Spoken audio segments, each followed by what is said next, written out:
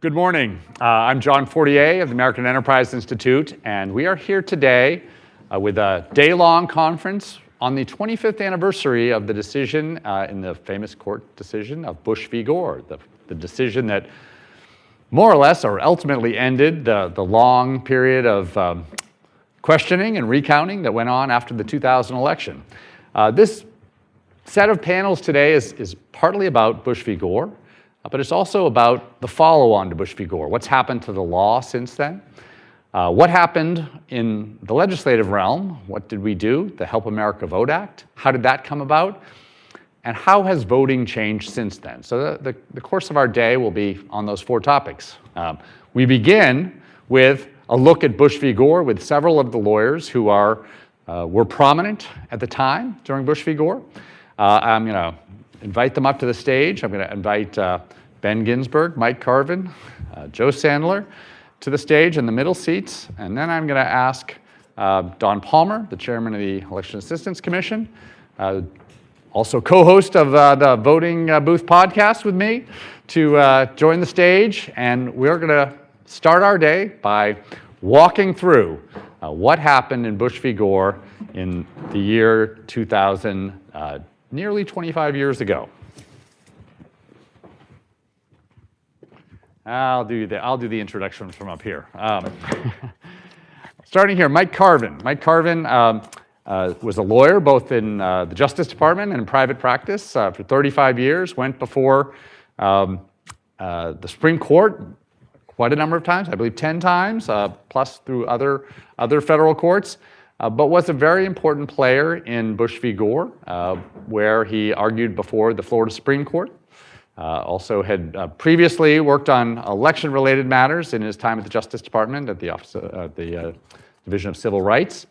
Ben Ginsberg, next to Mike, has been at various times the general counsel of the RNC, worked on many campaigns for candidates for George W. Bush and others, and of course was on the ground, and I think we'll hear, maybe is the one who gave Mike Carvin a call early on and brought Mike into this.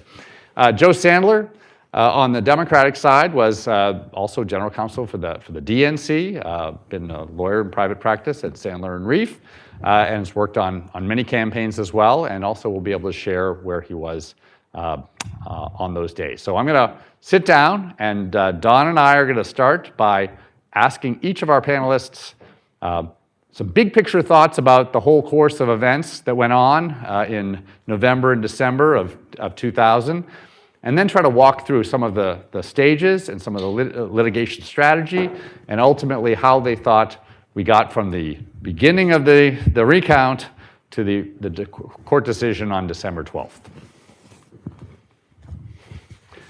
So I'm going to start. Maybe I could start, I want all of you to have a sort of general take of how you thought the whole process went. But maybe I can start with, I'm going to start with Joe and then come down the line here to Ben and Mike. And let's hear your general thoughts, but then I'm going to start thinking about the right away, Bush v. Gore, right after the election, and how a recount starts and how this started to become different than a typical recount. But Joe, why don't we start? Yes, I think that in big picture terms, it's difficult to overestimate how unprecedented all of this was, at the time. We were told a couple weeks out, the lawyers, the DNC and the campaign, that it was looking close, and to think about a recount. One of the top strategists said, that's crazy. It would have to come down to one state. It has to be within a quarter of a percentage point to even be in recount territory. What's the chances of that would happen? Although we thought there was a possibility in Missouri, because that was tight at the time. But, on election night, after, the senior staff had convinced the vice president to turn his car around on the way to making a concession speech because of the narrowness of it.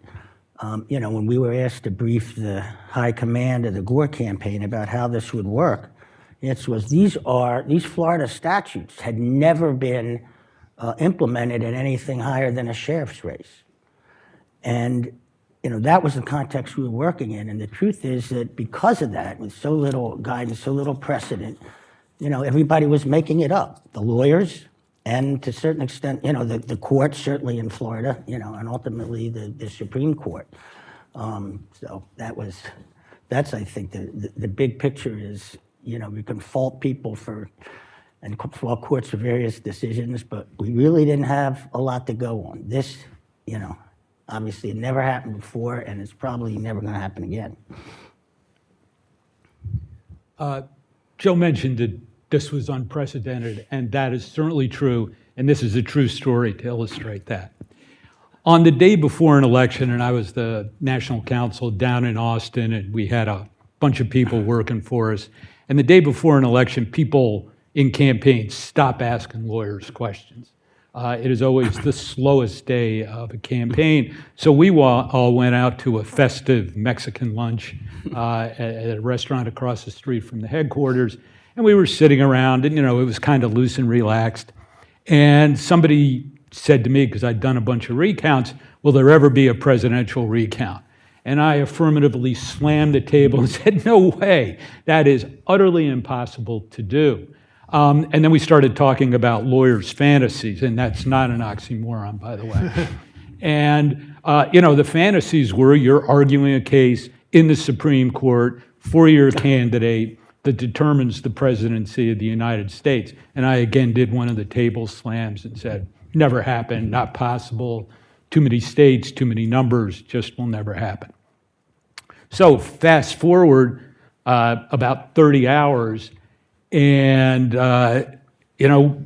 Fox calls Florida for George W. Bush at about 1:30 in the morning, and we all go out to Congress Street in a cold, freezing rain and are celebrating like crazy. But it's taken a really long time for the concession speech to come up on the big screens. And eventually, a reporter gets the microphone and says, Al Gore's withdrawn his concession. And so that is absolutely the ultimate kick in the stomach moment when you think a recount, holy cow, for the presidency of the United States, that is unprecedented. So because it was so unprecedented, it was a good thing it was a political campaign because political people know how to get big things done really quickly.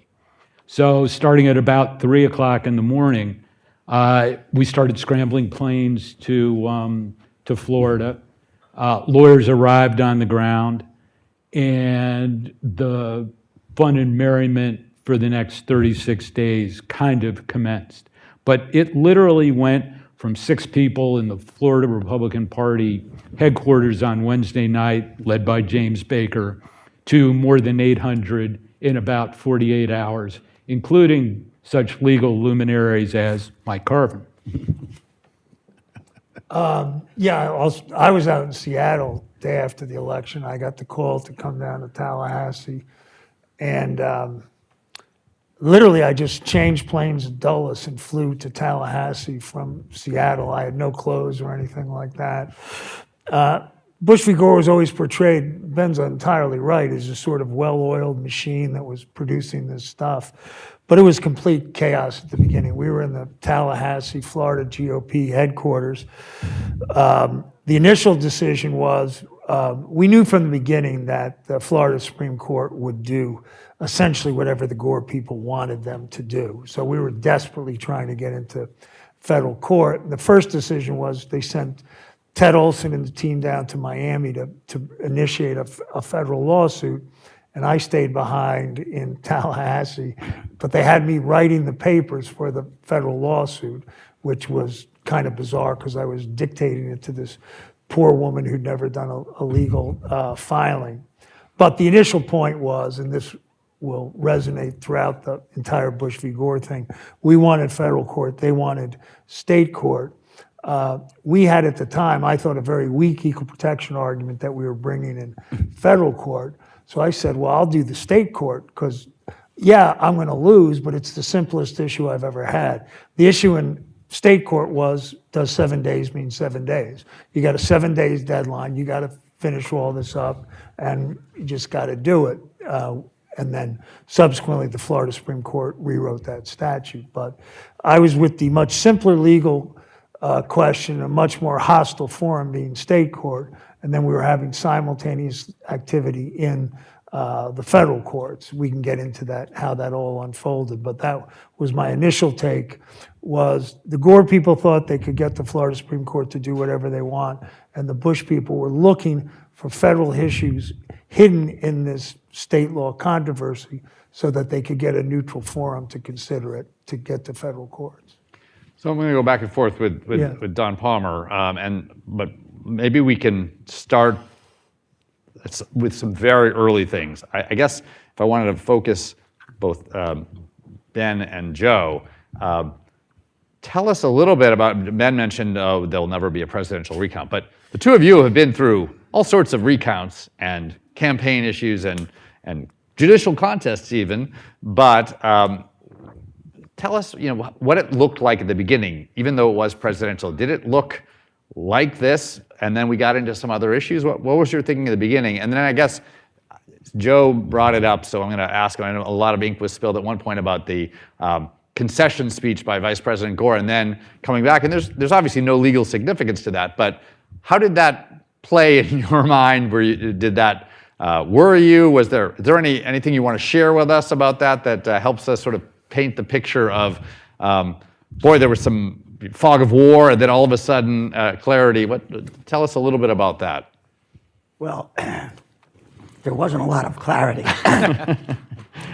for a while. Yes, I mean, basically after, the vice president called Governor Bush, withdrew the concession, and then we basically took Senator Lieberman's plane out of, that had been returned, the charter for the campaign, and got on it, and it took I was one of the first 3 lawyers, and myself, my partner Jack Young, and Ron Klain, who had been the vice president's chief of staff, and headed down to Tallahassee, and then they took a bunch of the political folks, other group, down to Palm Beach.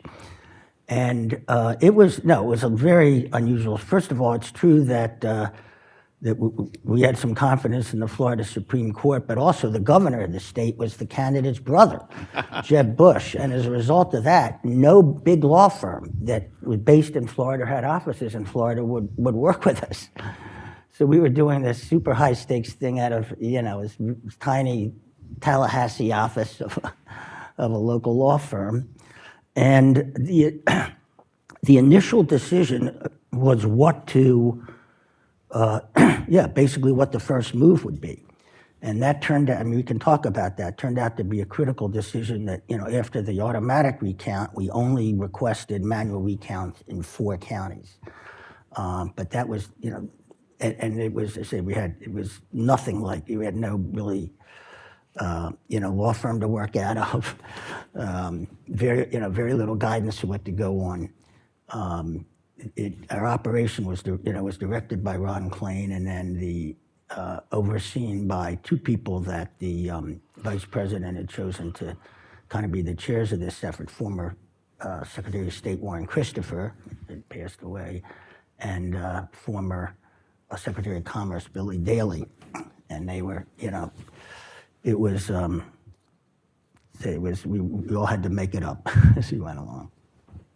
We'll talk about that decision. Well, when the vice president withdrew his concession, that, as I said, did start the scramble. And, there's kind of that feeling where you think you've won a game and all of a sudden you're going into overtime. Mm-hmm. But you quickly have to concentrate on the fact you need to win the game in overtime. And so we did scramble. The Secretary Baker and all of us got to Tallahassee on Wednesday afternoon. 6 people sitting in this cinder block conference room, no big law firm to work out of. And I can't say enough about Secretary Baker and the way he organized the effort based on all his experiences. And so right from the beginning, we knew that we would need a number of things. We would need lawyers with appellate abilities for the Supreme Court and Florida Supreme Court, litigators in both federal court for the reasons Mike said, but state court, because there would clearly be lots of actions there. We also knew we needed people to go into the counting houses in the various counties, logistical people and communications people. So it was a large organizational effort that took place in the last 48 hours. I think one of the things that animated and really illustrated my perspective in this was that I got on a plane in Austin at 10:30 or so on Wednesday morning and flew to Florida and was sort of doing seminars on the plane about here's what happens in a recount. But we landed in Tampa, which was the first of our stops, and there were all sorts of messages about the Gore folks were only asking for recounts in 4 counties, their best counties. Their mantra during the recount was count all the votes, but they were only doing that in 4 counties. And those 4 counties were the most democratic counties in the state with partisan local election boards. And the rule of thumb for recount lawyers is good jurisdictions get better in recounts and bad jurisdictions get worse. And so we took that to mean that the gloves were completely off, that many of the sort of norms of previous state recounts we've been involved in were not going to be present in this, especially given the stakes of the presidency of the United States. But it was we're only going to recount in our 4 best counties that I think was animating for us. And our position in all of that was, well, we're ahead, so we don't really want recounts. Decision's in. You only have to win an American election by 1 vote. And so the Gore folks were completely within their rights to ask for a recount. I think anybody would have with the margins being that small. But only in the 4 best counties was a real key moment. See, there's an automatic recount under Florida law that took place first, narrowed the margin to about 300, and then we requested the manual recounts in these 4 counties, Miami-Dade, Volusia, Broward, and Miami-Dade. Right. So I'd like to follow up a little bit. I'm listening to the recount for an election official. Recount, there's a lot of stress, but in talking with each of you individually, compressed timetables on briefings, different issues to either Florida Supreme Court or the federal court. Please talk about that a little bit and that some press schedule to try to get through a recount, and then the obviously the litigation that's taking place. And Joe, just to follow up. Some of this is fog of war, but what was the decision just to go to 4 instead of asking for, just the entire state? And obviously there's some tactics potentially, but why the 4? Because that was sort of the seminal decision that sort of created the sort of controversy that I predicted at the time the Supreme Court would come out. But go ahead. Yeah, no, it was a seminal decision. It turned out, in hindsight, to have been a mistake.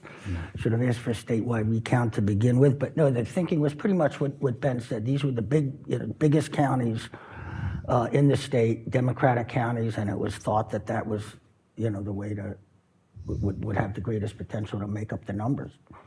And both of you must have worked in Florida a little before, but you brought up that some of these things really hadn't been fleshed out other than at the very local level. But did you have much of it? I mean, were you learning Florida election law on the fly? And especially this issue of being able to request in individual counties, which was not in place when you became state election director, Don, but certainly was the law at the time.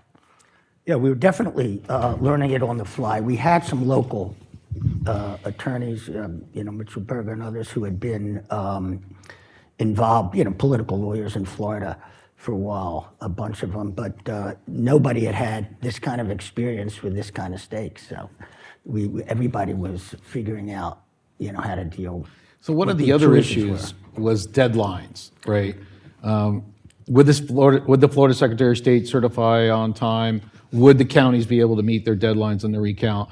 And inevitably, there's counties that are failing to meet that deadline. So how did you all approach that? And obviously, the Florida Secretary of State had a position. Talk about that issue and that coming up on the Electoral College sort of major deadline out there. Well, I had done the recount with Connie Mack and Buddy Giles, I guess. Okay. And so I did have some experience with Florida recounts and what it was like. I mean, to give you an example, on about the Thursday after the election, people were yelling about the butterfly ballot and how illegal that was. But it was an issue in that previous recount, the sections of Florida law that said both parties examine the ballot the Friday before the election and sign off on it, and the ballot is used. And it was specifically to stop the sort of sour grapes arguments that came over the butterfly ballot. So while we certainly went to court to talk about it, we were pretty confident that that was a false flag issue and not to pay too much attention to it. In terms of scrambling for the deadlines, you had to scramble for the deadlines. And the whole notion that a court could rewrite the deadlines seemed pretty foreign to us. And the Gore folks asking the Florida Supreme Court to delay the certification deadline struck us as a pretty obvious vulnerability in the way they were approaching things. So, Mike, you came in very early, maybe not quite as early as Ben and Joe, but soon after. And I know from other conversations we have, including that will be on our podcast, The Voting Booth, that you were thinking about going to federal court early on, and you had maybe a very early version of a equal protection argument that might be there. Talk about that a little bit, and especially if we're talking about this Florida state law that, like many states, there was a decentralization. Different counties could do different things, and this particular law allowed challenges in certain counties and not. Were those all the types of things that were going into your thinking about what an equal protection argument would look like at this very early stage? So again, the basic premise was Florida Supreme Court is a bunch of lawless partisan hacks. They don't really care about 7-day deadlines. They'll do whatever they can to extend the vote and help. And we're talking about the four most Democratic counties in the state. So again, my goal, obviously at the beginning, was trying to convince them 7 days means 7 days, but was also to inject these federal issues at the same time. There's this case called McPherson versus Blacker, where it says that what the legislature does determines the rules for a recount in a presidential election, or how you run the rules in a presidential election. And counterintuitively to some people, that means that if the legislature says X, even if the Florida Constitution says differently, the legislature's rules prevail. So my first goal in the losing argument that I thought we would definitely lose given the audience was to make sure that they relied as heavily as possible on the Florida Constitution, because that's a judge's normal instinct. But we thought that would fall into our McPherson trap and get the Supreme Court something to review. The other issue was this equal protection issue, which I'm jumping ahead here, I think started out as a very weak argument, and the Florida Supreme Court turned into a great argument. What I mean by that is we were arguing, look, there's no standards, uniform standards throughout the state. This has got to, you can't just leave this up to chance. And I said, it's a great argument, but the minute a court starts conducting a recount, then they will supply the uniform standards for all the different counties. So this equal protection argument is not very good.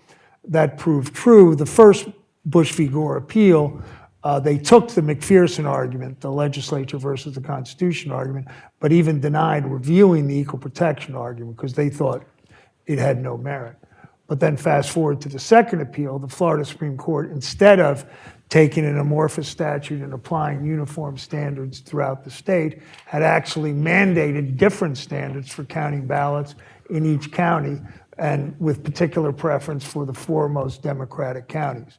So they took what I thought was a very weak equal protection argument and turned it into a very straightforward one, which is you can't have one rule for Democratic counties and another rule for Republican counties, and that's what the Supreme Court has not only authorized, but mandated. So that was our general approach going into the first thing. And then I suppose I could tell you, before I even sat down at the argument, and I'll just talk about the time deadline, sorry to digress too much, but everything was under an insane deadlines. And my favorite story is that we got the Gore brief on noon on Saturday, and we needed a responsive brief in the Florida Supreme Court on noon on Sunday. Unfortunately, Florida State was being played that Saturday night in Tallahassee. So you're trying to write this brief, there's bands, drunks, everybody going, none of whom care about who the leader of the free world is going to be. Everyone who cares that Florida State just won a big game. So anyway, we get to the Supreme Court the next day, and I got a note, still don't know who it came from, saying they've already written I think Ben might have an idea. They've already written the opinion. They're going to extend the deadline till 5 days, till Sunday at 5 o'clock. So I knew before I ever stood up that we were going to lose, which again emphasized the need to get a federal issue there. The other related deadline issue that we were always worried about was the real, let's assume they haven't certified a winner by the date of the Electoral College, which was December 12th. Yeah, that was the safe harbor. That was the safe harbor, 17th, I think, was the. The 12th meeting. was a safe harbor, I believe. Yeah. 12th is safe harbor. In any event. And so I was very worried the Florida Supreme Court was going to say, can't we go past the Electoral College deadline? Anyway, the boys got up immediately and they said, when's our last day to decide this? And he said, whatever the date was, December 12th, the date of the Electoral College. And then the Florida Attorney General got up and he agreed. So my toughest, or the job I was most focused on, was get them to agree that it had to stop when the Electoral College convened, had basically been solved by the time I stood up. Let me put a little caveat on the equal protection argument. The whether to move forward with an equal protection argument, as many of the major decisions were hashed out before Secretary Baker's desk by about 14 or so lawyers, a little bit of a revolving cast, but those lawyers went on to be Solicitor Generals and Supreme Court justices and lower court judges and great lawyers. So it was a real collection of folks. I was a much more strong advocate for equal protection because in recounts, what goes around comes around. And I was part of the McIntyre-McCloskey recount in 1984, where we lost in part because the Democrats were asking, and a court granted a number of some relief on equal protection grounds. So I had seen equal protection work in recounts, and what was going on in Florida was counting similarly marked ballots differently. And so that was a natural, I think, to me, based on recounts, sort of a Well, let me natural. clarify. I was never at all opposed to advancing the equal protection No. argument. I just didn't, and I thought it would really lay the template for what eventually did happen. I just didn't think it had come to a cognizable violation until the Florida Supreme Court had really done a lawyer's dream for us, which was not only allow these discrepancies, but sort of mandate the discrepancies. And I mean, boys in the Supreme Court, Justice O'Connor's first question to him was, you're telling me there can be different standards county to county? And he said, table to table, there can be different standards. And at that point, I turned to Doug Cox and said, we just won this case, because they had made it such an indefensible position in my mind that the equal protection argument had turned from quasi-amorphous into rock solid. And of course, that was a 7-2 Yeah. decision by the Supreme Court. It was not a divided Supreme Court on the equal protection. And then maybe we just, again, state as some of the earliest Yeah, times. sorry. No. I think this is what we want. But for Joe and Ben, if you think, early on, the equal protection argument was, a little more vague, general, and didn't have the meat on it that it might have later. But things like the fact that Florida law allowed you to challenge individual counties. Is that something you saw in other places? Was that odd to you that to say, well, Florida, it's kind of an odd thing in Florida that we really are only going to have the right to have some recounts in certain places rather than others?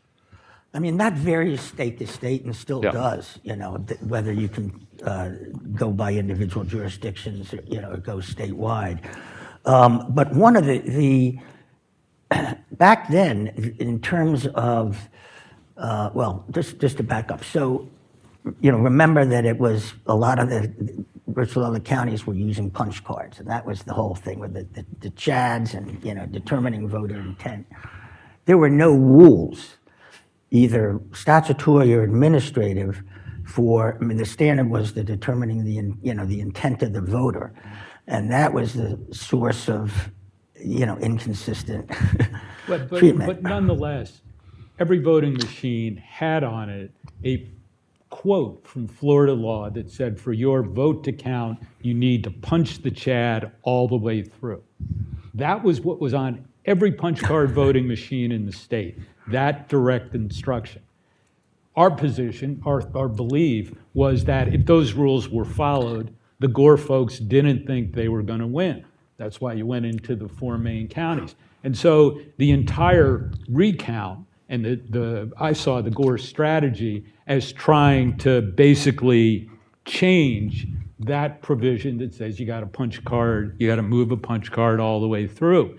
And so trying all the counting in the particular cases, all designed to sort of vitiate the standard that was printed on every voting machine, every punch card machine in the state. So I guess this is where the pregnant Chad, and this is where with the magnifying glass in those 4 counties, you basically have it a recount on voter intent, and this is why post Bush v. Gore, a lot of states have now, all states really, what is the voter intent prior to a recount?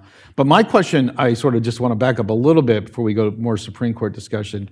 Late arriving ballots from the military and overseas, and again, Ms. Stanford, I'm not picking on you, but this was obviously an issue that arose where it could have made a difference. Do we count or do we not count ballots that may have arrived late of the military? And at first, there was opposition to that, and eventually that relented. Was that a decision? Is like, look, this is just not going to change the final tally, or was it? Could it have made a difference? And it was just it was just too much politically to oppose that. To be honest with you, it was a principled political decision by the vice president of the kind that it's kind of hard to imagine, in the current environment.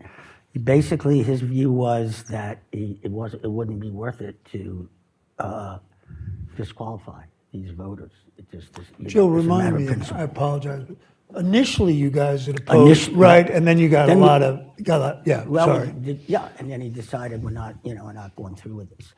I will also say that, and this gets lost, there were 40 lawsuits in those 36 days, roughly 40 lawsuits. And the butterfly ballot issue, just to remind you, it was in Palm Beach County, and basically it was a situation where, because of the arrangement of the ballot, people thought they were voting for Gore and actually punched it for Pat Buchanan. And it took a while to figure out what was going on. After that, ultimately the decision was made by the Gore campaign not to contest the results in Palm Beach County on that basis. And the reason was because it was thought there wouldn't be a viable remedy. We're going to run the presidential election for one county. Comes down to that. How would that work? So we didn't sue, but somebody else did. Which we didn't President control. had been set in the Mac Childs recount and the Mel Martinez governor's race before that. Right. And That you signed off on, the Democratic officials signed off on the form of the ballot. before the election. This may be anecdotal, but I want to confirm it with Ben. I think at some point we sent it to a bunch of second graders, the butterfly ballot. And what I was told was every one of them correctly voted for Gore. So it really wasn't all that confusing. Well, the way this surfaced, The puckish advance guys came up with that one. I mean, we heard about this on election day. And people say, well, people were voting the wrong line. I mean, what are you talking about? We don't have lines in Florida. That's New York. You know, This will be my last personal anecdote. My mother actually lives in Palm Beach County, and she was an election person. I go, were they confused by the ballot? She goes, they're confused by where the entrance is. You're talking, there's never going to be highly cognitive voters in Well, my county. there was a lot of seniors. She meant to vote for Pat Buchanan, Yeah, but yeah, ended yeah, up voting yeah, for Al Gore. Yeah, I mean, that's what we figured out was going on. There were a lot of seniors, and to be honest, a lot of my community, Jewish seniors, were voting for this avowed anti-Semites. Like, maybe they didn't really intend to do that. But this issue got a lot of political traction. It was in the media, and you obviously had fellow travelers who were interested in this issue. But maybe I mean, I think your point about the lack of remedy is obviously the right one. But in a way, did you feel like it was causing you problems that this was in the media, or was it a good enough political issue, or was it kind of confusing, something that you didn't want to take your legal strategy down this route while people were talking about it in the political sense? Politically, it was a very sympathetic issue. It was confusing to voters. I mean, it's no secret that Florida has a lot of seniors. And now being a senior myself, 25 years later, I can identify with that. And you know, clearly there was a systematic problem in terms of the intent of the voter being reflected politically. Sort of on principle, it was notwithstanding the the instructions and all that, it was a sympathetic position, but we looked at it very, very carefully and decided that there wasn't any way to deal with it legally. We never thought it was a real litigation issue. We thought it was a PR issue. Yep. So when Don mentioned when we get to this question of deadlines, we hit it several ways. Counties that couldn't meet their deadlines, then the certification deadline. But when you needed more time to count and you were asking courts for more time, did you feel like you were getting yourself into some difficult legal territory by blowing past the deadlines? I think Mike to summarize what Mike said, that this is when you started to feel like the courts are taking responsibility for crafting a new remedy and maybe making the case for both the McPherson v. Blacker and the equal protection argument sort of stronger on the Republican side. Where you needed the extra time, it was what you were asking for, but did you worry that that issue of the deadlines was going to come back to bite you? Sure. I mean, they're worried about all of that. I should say that even though it's thought that the Florida Supreme Court was Democratic-leaning court, the whole legal landscape in Florida, if those of you who've been lawyers who practiced in any rural or exurban county where it matters like what lawyer you have, who knows the judge. I mean, even at these high stakes situation, it was like that. A lot of it was politicized. Who we drew at the trial court level in Leon County, which is where Tallahassee is, and some of these other trial courts. It was it was politicized. But we made the argument. We thought that in these extraordinary circumstances that there should be a mechanism for reflecting, being able to count every vote and accurately reflect the will of the voter. That was the principle. It's interesting. We felt there was certainly a political tilt to things, Governor Bush notwithstanding, in that in asking for the recount in only 4 counties, those 4 counties were all very Democratic counties, and the people in charge of counting in those counties, at least in 3 of the 4, were tilted Democrat. It's also worth remembering that the Florida Supreme Court was all appointed by Democrats. 1 justice, 5 of them were appointed by Governor Childs. 1 of them was appointed by Democratic Governor Graham. And the seventh was a joint appointee of Childs and Bush as he was coming in. So that was a court that we felt was absolutely going to do the bidding of the Gore campaign. That got proved out after the two trial courts in Florida, two separate times, ruled in our favor, and then it got reversed by the very partisan Florida Supreme Court. And so it was natural for us to take things up to the US Supreme Court, which was less Republican than the Florida Supreme Court was Democratic, but nonetheless, we needed a fair shake after the Florida That was Supreme Court. it's important to recognize, well, two things. There was always this issue at the heart of our case, which was counting 4 counties out of 63, whatever it was. I was like, that's like doing a recount in a local election and counting 4 precincts, which happen to be the most Democratic precincts. No one would think that makes any sense whatsoever. And then, of course, the time constraints. When they came in and reversed these trial courts, it said, look, there's no problem here with what's going on in the recount. The Florida Supreme Court did 2 things. It said, go ahead and do a recount. And it under enormous time pressure, which the counties were never going to be able to do.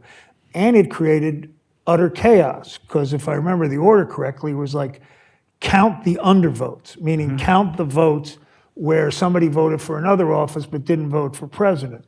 Well, I think the Florida Supreme Court was just fundamentally confused. I think they thought you'd go to a county clerk's office, and there'd be a pile here called undervotes, and then a pile here called overvotes, and you just go recount those. What they didn't know was you have to rerun every single vote, and then compare your current undervote count to the first machine-produced one, and then maybe plunge into this nonsense about trying to discern the voter's intent. Correct me if I'm wrong, Ben, but wholly apart from the Supreme Court shutting this second wild effort by the Florida Supreme Court down, I think a lot of counties had already thrown up their hands, Volusia County, right, and said, we have no idea what we're counting. We have no idea how to do it. This is utterly standardless, which again exemplified to me the way the Florida Supreme Court had turned a somewhat generalized, somewhat weak equal protection argument into a brilliant argument that nobody can run a railroad this way. Yeah, and we're here today on exactly the 25th anniversary of the day that recount was mandated in the Supreme Court. Florida Supreme Court. The Florida Supreme Court ordered the recount, and on today it was the U.S. Supreme Court that halted it, that stayed it. You know, we spent 5 hours starting at like 7 o'clock on Friday night, the day before, arguing before Judge Terry Lewis that you had to have some standards in this recount. And Judge Lewis' position was, I got to follow what the Florida Supreme Court told me, and there are no standards here, so we're just going to do this sort of impossible recount that Mike described. And so what you would have had the U.S. Supreme Court not come in was real chaos on the ground. And we were talking about the equal protection issue. What would have come out had we had to litigate the recounts was a really sort of distressing inconsistency in the handling of similarly marked ballots, because we did have piles of evidence of ballots that looked exactly the same being counted differently, with a pretty strong correlation to the partisan leanings of the election judges in those counties. And that inconsistency would have really created a massive amount of sort of not only confusion and chaos, but also I think would have been an indictment of the US election system at its most crucial time. And the good news is that a number of states and the federal government through the Help America Vote Act, but Jeb Bush in Florida was an example of how to fix an election law to deal with many of those problems. So a positive legacy of the Florida recount was being able to take steps to see a vulnerability in the system that did get thrown in the spotlight by the closeness of the election and actually make the system much better. And just to footnote that, sorry, but look, I hear deadlines, you got to get your brief in, or you got to get your paper in college. And I'm like, people who are insistent on strict deadlines are just kind of persnickety anal people. But there's a real reason you have a uniform deadline, which is every county gets their votes in at the same time. If you allow for politically identifiable counties to see what the other counties have done and know exactly how many votes Gore needs to win, you create tremendous incentive to do what Ben said we had documented was going on, was to slant the rules in a way that got them the desired political result. So one of the points of a uniform deadline is to take away that very strong temptation for partisans to invent rules that will benefit one candidate or another and get to a particular number. So I think that coming out of Bush v. Gore, obviously there was the Help America Vote Act, and there were some additional standards. And so my question generally to the group is, what after this litigation? I still want to talk about the Supreme Court a little bit, but after the litigation, what did you take away from it? It's like, look, this is for the good of the country, for the good of the states. This is sort of the election reforms we need. You mentioned deadlines, right, or uniformity. Is there anything else that you took away from the recount that said, look, we've really got to improve some things here? Well, yeah, it changed everything, the way we Democratic Party approached election. First of all, with respect to the legacy for election administration generally, I completely agree with Ben. The result was, reforms in the states. A lot of them, of course, just abandoned punch cards, went to optical scan, and for the optical scan, there can also be issues of voter intent. With halfway filled oval and the same instruction, fill this oval in completely. Well, guess what? People don't do that. But the states adopted standards so that this issue would be avoided again. And the truth is, even though it's hard to imagine in the current climate, the fact is that the legacy of this was that the U.S. had the safest and most secure election system in the world. You may not, agree with that, but that's, in spite of the current president casting doubt on this and that, and mail-in voting and it's fraud, and the truth is, as a result of the, legacy of this thing, it was. It had a very positive effect, as Ben pointed out. The other thing from the standpoint of the Democratic Party is that, and this gets back to the butterfly ballot, we introduced or began to professionalize the business of voter protection, meaning essentially educating voters about how they're supposed to vote, what they're supposed to bring to the polls, resolving issues in real time at the polls, because we realized, and the butterfly ballot was an example, had we known this, 7:30, 8 o'clock in the morning, somebody went to Kinko's and made a flyer to tell people about this and passed it out at enough precincts in Palm Beach County, it would have changed the history of the world. Can I pick up on something that Joe just said about how the recount did show that U.S. elections are safe and secure? Afterwards, the reforms afterwards. But what was interesting about it was as contentious as the vote was.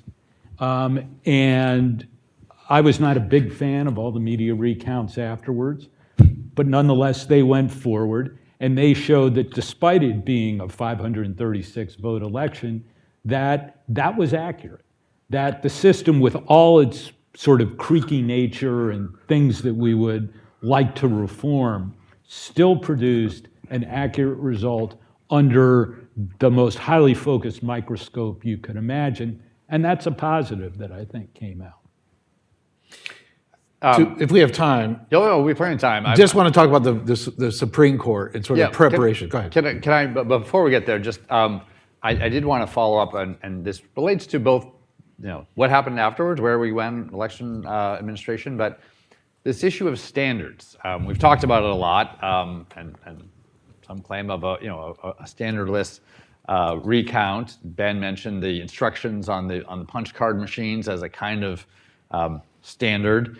But when you went into this, did you think Florida was much different than other states, that Florida had just a standard list place, or was it a broader problem across the country that if you really looked under the microscope, in a lot of places you would have said, there's a lot of local discretion about these things, we find this, or was Florida different, Ben and Joe? Florida, each state is different, right? We celebrate our fierce federalism in many different ways. What was true about Florida, and I think was true about a lot of states that did get corrected in the subsequent years, was that the recount and contest laws were really written for more local elections, for smaller elections, really for legislative elections, because, the big statewides were really much less frequent. And so it wasn't so much that the laws were bad, it's that they were aimed at something really different from the scrutiny of a presidential recount in the outcome determinative state.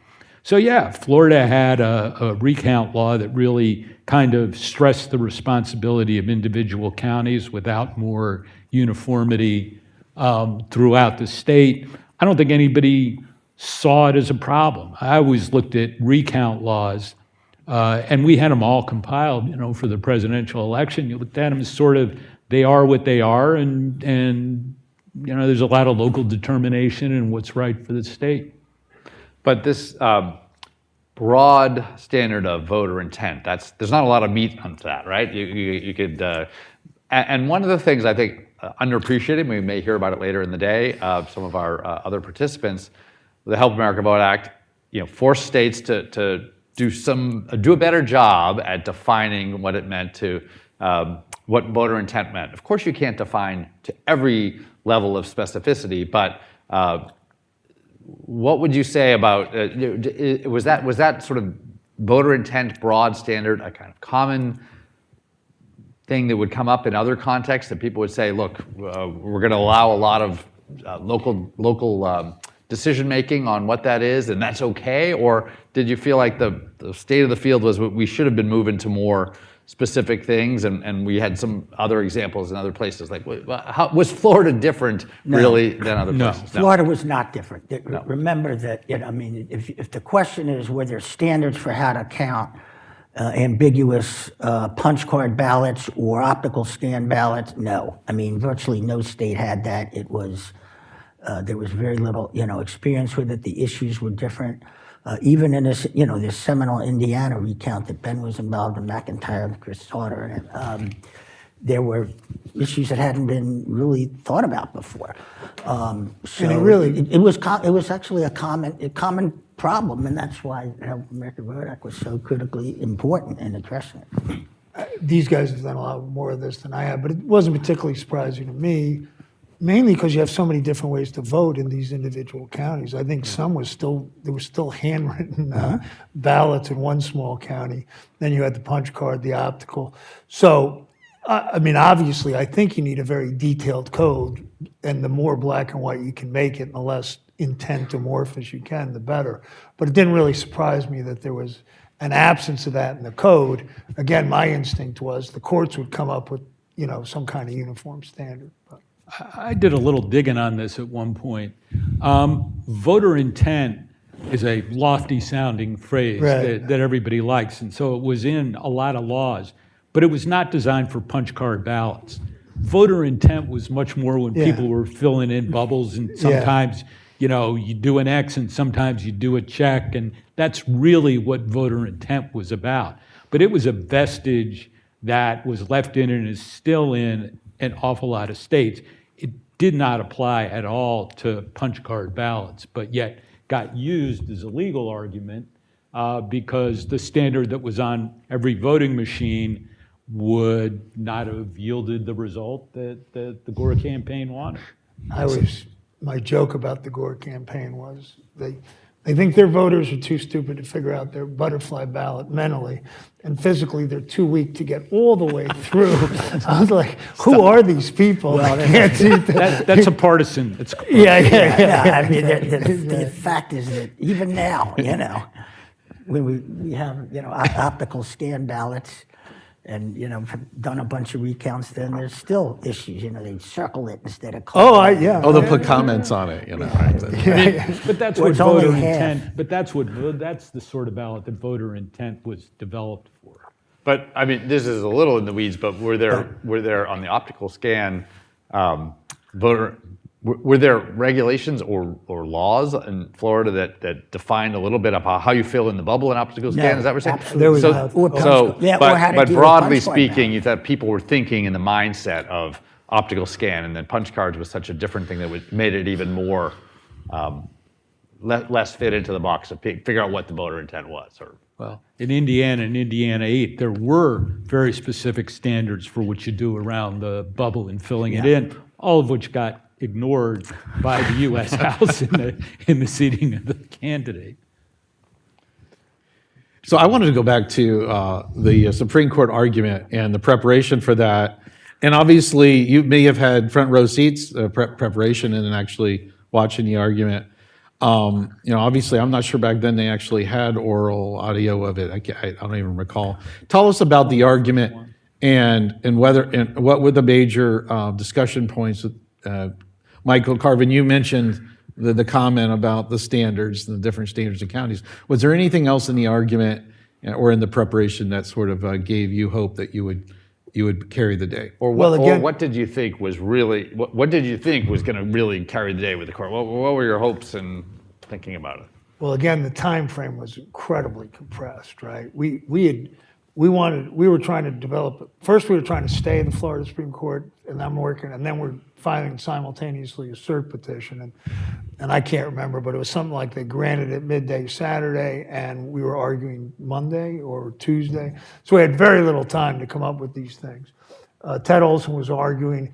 He had, I won't even call it a moot court the night before. It was kind of a 2-hour strategy session with us about what should emphasize. And there was some discussion, but again, by that time, the McPherson legislative argument, although still quite good, had, I thought, taken a definite second seat to the equal protection argument. So we all agreed that, go in and hit that they're not just allowing different standards, they're mandating them. And then, as I say, when O'Connor asked boys, can you have different standards from county to county, he said, from table to table. That just crystallized what has been, I always want to remind people, was not a 5-4 decision, it was a 7-2 decision that you just can't conduct elections that way. And other than that, I don't know what big issues. Oh, we went back to the whole electoral college thing. Do you need to certify by the time the electoral college was there? And I think Ted was going to take sort of an avoidance, yes, you certainly should, but wasn't going to get into a lot of detailed colloquy about what would happen if you didn't meet it. Technically, they didn't stop the Florida Supreme Court's recount, and Gore could have argued that this could go forward, but I think given the ridiculous time constraints, they decided to let that pass. One other important factor about the U.S. Supreme Court argument was this is really Bush versus Gore too, that the Friday before there was a Palm Beach County, Bush versus Palm Beach County. Palm Beach County versus Harris. Yeah. Right, versus Harris, about the conduct of the recount and the rules that the Florida Supreme Court had come up with. The U.S. Supreme Court issued a 9-0 per curiam decision asking the Florida Supreme Court for the legal justifications of what they had done about the time deadlines and taking over the role of the legislature. 9-0 per curiam. The Florida Supreme Court never responded to the U.S. Supreme Court. Now, I'm not nearly the Supreme Court advocate that Michael is, but I do believe that ghosting the U.S. Supreme Court does not help you. And so by the time the Bush versus Gore itself was set for oral argument on that Monday, the Florida Supreme Court still hadn't responded. And so I think that was part of the background of this. We made much of that. I mean, I just want to convey, they tell the Florida Supreme Court, explain your first opinion. They put that in their outbox. Then they rewrite everything and launch this massive thing that we're going back to the Supreme Court. And we said, instead of doing their job that you told them unanimously to do, they decided not to do that. They decided to create a whole new constitutional crisis. So, yeah, at least at an atmospheric level, it was very helpful that Florida Supreme Court was sort of giving the U.S. Supreme Court the finger. So, Mr. Sandler, what was the strategy on the Democratic side? And So, I mean, I think we knew what we were up against. It's a very important point. This is the second time this, Right. contest had gone before the U.S. Supreme Court. And the first time they had addressed this deadline issue, and it's like, would you really have anything in place 6 days before to take place, the safe harbor? And I think we knew what we were up against. And the other thing we were up against, it was obviously a critical factor, is there was, we realized there would be a felt need among the justices to put an end to this. Because, you can't have, this is, the most important country in the world and have the presidency vacant, and certainly the destabilization of the society and the country was intolerable. Can I ask a question, just because I've always been curious? Don't answer it if you don't want. The first argument was done by Lawrence Tribe, a very famous Harvard law professor. Then you switched to Boies for the second argument. What was the thinking, or do you know what the thinking was behind that switch, or was that? There was discussion about that. I don't recall exactly what what was behind that decision, other than was. Because I will say that was the other difference between their way they conducted the recount litigation the way we did. As Ben pointed out, Jim Baker was a tremendous leader, and he basically did all of our press. I didn't know if he felt comfortable having Warren Christopher do that, but they had Boies doing most of the press conferences about the litigation. So we would stop every day at 5 o'clock, because we were always trying to figure out what they were doing, go watch the news, and then Boies would tell us what we're going to see over the next 48 hours. It was a tremendous advantage, and I didn't. We thought separating the lawyers from the spokesman was a good idea, but anyway. Thinking again, looking just before the decision, you mentioned the McPherson v. Blacker argument. Some would say it's we've broken the deadlines, we've ruined the original scheme that the legislature wanted to have in place, and then the equal protection argument. Did you understand the breakdown of the judges in advance the way they came? You had the 3-judge concurrence, obviously 3-justice concurrence, which was the McPherson-Blacker group, and then there were the Republican-appointed judges, and then an even wider 7-2 on at least on the question of equal protection. Which justices were you looking at? Did you feel like that the equal protection was the sweet spot for finding the ones you needed? Back then, you were always worried about Kennedy and O'Connor, right? I mean, Worried about Kennedy and O'Connor. They were the only ones who were susceptible to the lawless pleas of the other side. And this was look. O'Connor and Kennedy were sort of state legislatures. I always thought they'd take a kind of a more practical kind of, this is a crazy way to win elections. The more formalistic justices might be more attracted to the McPherson, but Kennedy and O'Connor would be comfortable with saying, well, however you do it, you sure can't do it this way, which was really the only victory we needed so late in the day. So I was feeling relatively confident. I got more confident as the argument went along, because it was clear that O'Connor and Kennedy were not at all happy with what the Florida Supreme Court had been doing.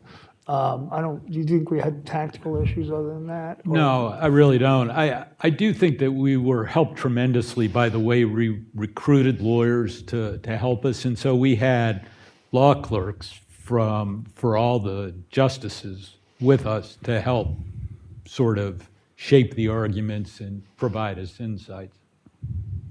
And Joe, did you have any thoughts on? No, we had Supreme Court law clerks too. Everybody wanted to help, but no, I think that Mike had it right. I think again we knew what we were up against, that the equal protection argument would have appealed to some of the swing justices.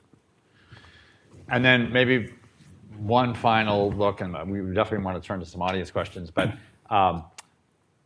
the decision comes down, just some reaction. What happened? And give us a little bit of a flavor of the hour and the 24 hours after the decision comes So, down. Ben, correct me if I'm wrong, came down to like 11 o'clock at night or something like that, very late.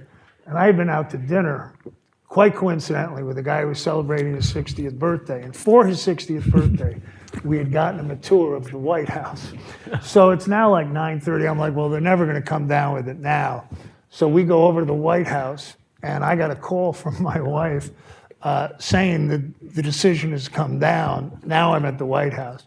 So I very obnoxiously started, measuring the drapes in the White House. Said, oh, good, we're coming in. But I don't know if you remember, they were all confused about what this opinion actually meant. So I ran back to my office. I couldn't get the opinion. One of our associates, Rachel Brand, her husband was clerking for Justice Thomas. And the reporters were all over the place about what happened. So her husband's name is John. I just called her and I said, I know John can't discuss this, but is John happy or unhappy? She goes, he's very, very happy. And I'm like, okay. So I know how this all came about. Yeah. And then there was some 12-hour indecision about whether Gore technically could have gone back to the Florida Supreme Court and said, keep going. It was a very thin, and I think, I'll ask Joe, but I think the decision was just a bridge too far at that point. But we did sort of wait to see. Oh, and my final point, I will say, things had gotten obviously very contentious during the debate, but I thought when Vice President Gore ultimately did concede, I thought it was a very gracious concession speech, and we were happy that helped defray some of the obvious insane partisan bitterness that had preceded it. Yeah, I mean, this, again, the vice president made a number of decisions truly, again, it's hard to imagine, and what's so cynical now in this age, but did make a number of decisions on principle, and the military ballots was a critical one, obviously not challenging the butterfly ballot in Palm Beach, but there wasn't any debate. He realized this is it, peaceful transfer of power. We rely on, the institutions. This is the Supreme Court. It was the last word, and there wasn't any doubt in his mind that he was going to concede, and that was it. Well, I was in Tallahassee, flown to Washington for the Supreme Court argument, and then we all went back to Tallahassee on that Monday night. So Tuesday dawns, the court had had the case for 12 hours or so. That was a fairly tense, agonizing day. Some people went bowling, which was a pretty good way to pass the time. But we were kind of glued to TV sets. Don Evans, who is the campaign chairman, and I decided that the best way to get the decision out quickly was to leave the headquarters and go get our shoes shined, where we'd be out of touch. And that's when the decision would certainly come down. That proved to be a failed strategy. We all went out to dinner at a Tallahassee classic called the Silver Slipper. Bacon wrapped shrimp and prime ribs with ketchup were the specialties of the house. Had a TV brought into a small room to watch it. It was Secretary Baker and probably a dozen people. No decision during dinner. We go back to the headquarters probably at 9, 10 o'clock. There are reporters in the bushes, photographers in the bushes with long lenses trying to get pictures inside the headquarters, Really? which we saw, closed all the blinds. People are pacing around, and all of a sudden we get a call, the decision's coming out. And needless to say, people went a little crazy. And nobody knew what the decision was, and it was coming over a page at a time from the Supreme Court. And so we divided it up among the Supreme Court clerks to try and figure out what had happened. At the same time, we were watching the TV and sort of reveling in the reporters in the bitter cold, fumbling with the pages, trying to figure it out. People were flipping channels. One network would say Gore won, another network would say Bush won, another one would say who the hell knows.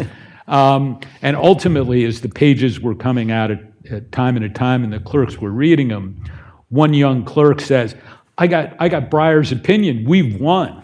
So that young clerk was Ted Cruz, by the way, which was a certain historical irony to it. And so that, of course, created a celebration until we kind of realized what Mike just said about the 12-hour possibility. Everybody went back to work, spent 2-3 hours at it, and Tallahassee was fortunately a college town, so there was still a bar open at 1 in the morning. That was the celebration. So I'm not sure if you're going to be an advertisement or a caution for the Tallahassee Chamber of Commerce here, all the comments I've heard. Back then, it was just a strip mall, with a state capitol in the middle. All right, I want better people now. to be ready to ask questions. We'll have a mic. I do have one last question. Obviously, this was a fire drill of all sorts, and you had to get to the finish. But did you start thinking not about election administration? I'm going to talk about that later, but about the state of election law and what we learned from this case? What were your thoughts in the days after? Just now, what have we created? What sorts of precedents have we created? Is this something that is going to have effects broadly? So, what were you thinking, rather than just the decision, but about kind of the precedents that have been established and whether they were going to affect election laws in other places? Look, the Bush v. Gore opinion was greatly criticized by Democratic supporters. And one of their pitches was this will revolutionize. They were criticizing it for being so narrow and just applying to this one case. And I said, well, that's true, because these are a very narrow, specific set of facts. It is a relatively limited holding, which is, as I've said a million times here, you can't have one standard in one county and an entirely different standard in another county, particularly with partisan implications. And that's all they needed to write. I viewed that as sort of black letter equal protection law. Whatever your views of the equal protection clause, you can't have mandatorily arbitrary and contradictory rules in place to count votes. So to answer your question more directly, I didn't think it would have a huge impact on future election law, because I thought this fact pattern would be relatively sui generis and wouldn't come up a whole lot. Other than for the beneficial, which eventually led to HAVA, heads up for all the states, it's way, way better to have your election rules in place before you have the election and you're making it up, and at that point which way you decide is going to have a partisan effect.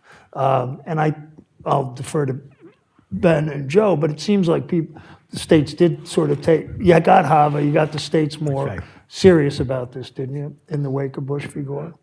Yeah, but it took a while. I mean, I got to confess that I wasn't thinking about those issues in the immediate. I mean, I'm not sure I was thinking later, about a month much later, 2 clearly. months later, no. But there was. I should emphasize that was after I had recovered. These are my thoughts, very hungover. So yeah. Well, there were a lot of people who didn't even have the time to recover, let alone think about election issues, because there was a transition and there was an inauguration, and then there was the first 100 days. So that was a period with a lot of issues, and election administration won I'm on. going to interrupt one more time, because Jim Baker sent me this very nice note afterwards talking about everybody that worked on Bush v. Gore thought they were going in, and Baker wrote me this note. He goes, I liked you the best because we were the only two people in Tallahassee not looking for a job with the Bush administration. But anyway. Some truth to that. But that whole, it took a while. Honestly, part of the impetus to start thinking about those issues again came from Jeb Bush and the Republicans in Florida, who did want to improve things. And then when the momentum started for HAVA, which, like all legislation, took a while to germinate, we started thinking about it again. But the immediate aftermath, there's no thought about it. Right. No, that's fair. Joe? Yeah, and I mean, two quick points. I think nobody thought this was a precedent that was going to, itself change election law, but there were two lessons from it. First of all, clearly that states had to change the way they ran elections in terms of the voting systems and in terms of the standards, which is kind of the origins of HAVA, and then also change the way we as a party dealt with election administration, and the imperative to identify these issues before the election, as Mike says, work with election administrators, have an operation in place to deal with voter problems leading up to and on election day in real time. And we've been trying to do that ever since.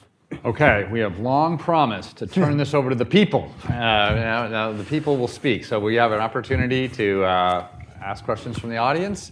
Jae-Hun Lee has a microphone, and so if you identify yourselves, we can have you speak. And Dan Wallace, you weren't doing anything in 2000 of this related, were you?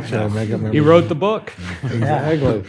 Yeah, I'm reliving a very painful time of sitting in front of a computer for 15 hours a day. I have a couple of questions.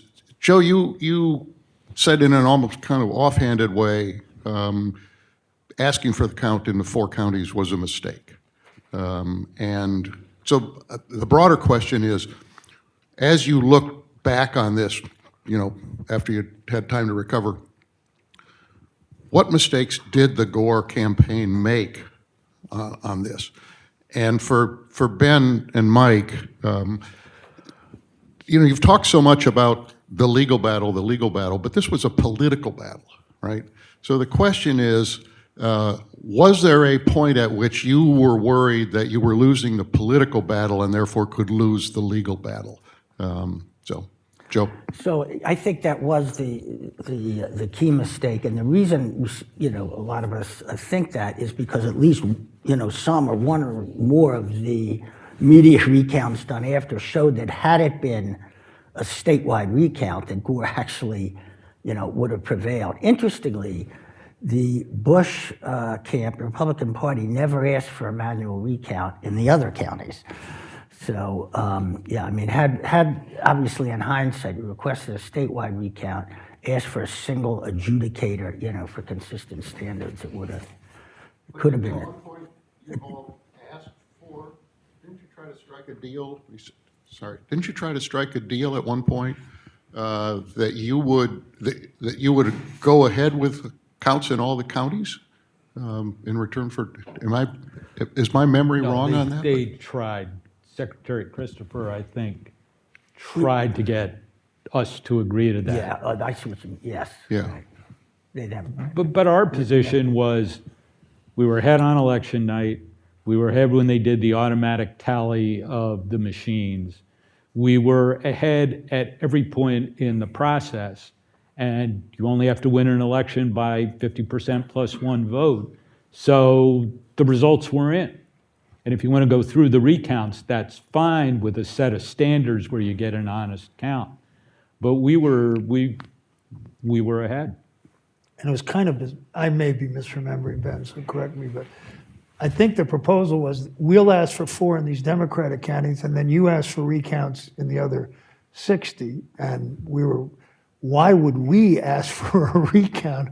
And for the reasons Ben just said, we like the results. So I always thought it was a non-starter. But And did you have thoughts about what if the recounts that were going on had pushed Gore ahead by even just a few votes? I mean, the political dynamic would not have been good for you. So our worry about the political side of things was really based on the county. I mean, I think you and I had a conversation in the middle of this where I think I said something like, they're only counting in the Democratic counties. We know what they're doing in there. It's consistent. Somebody's flashed the steal sign, and we're going to lose it.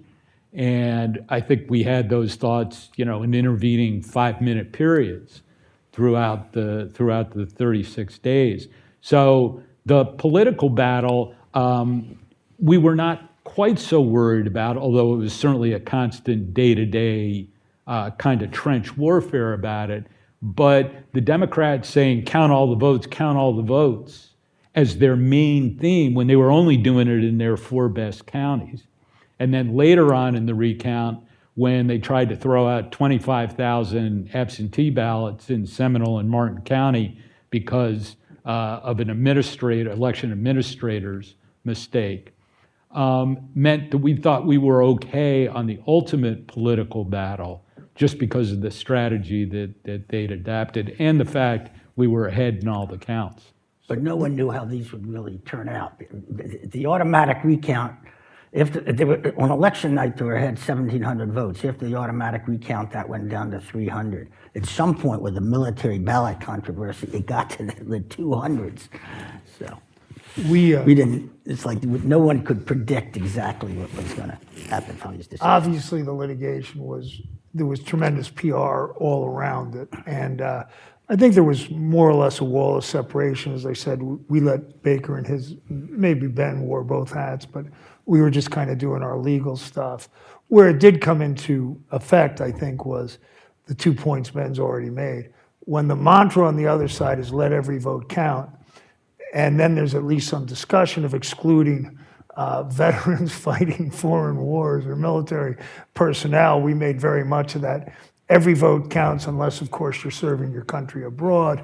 And then they tried to get all these absentee ballots and said, every vote counts unless it helps unless it helps Bush. So to that extent, they interacted. And you're always trying to shape that.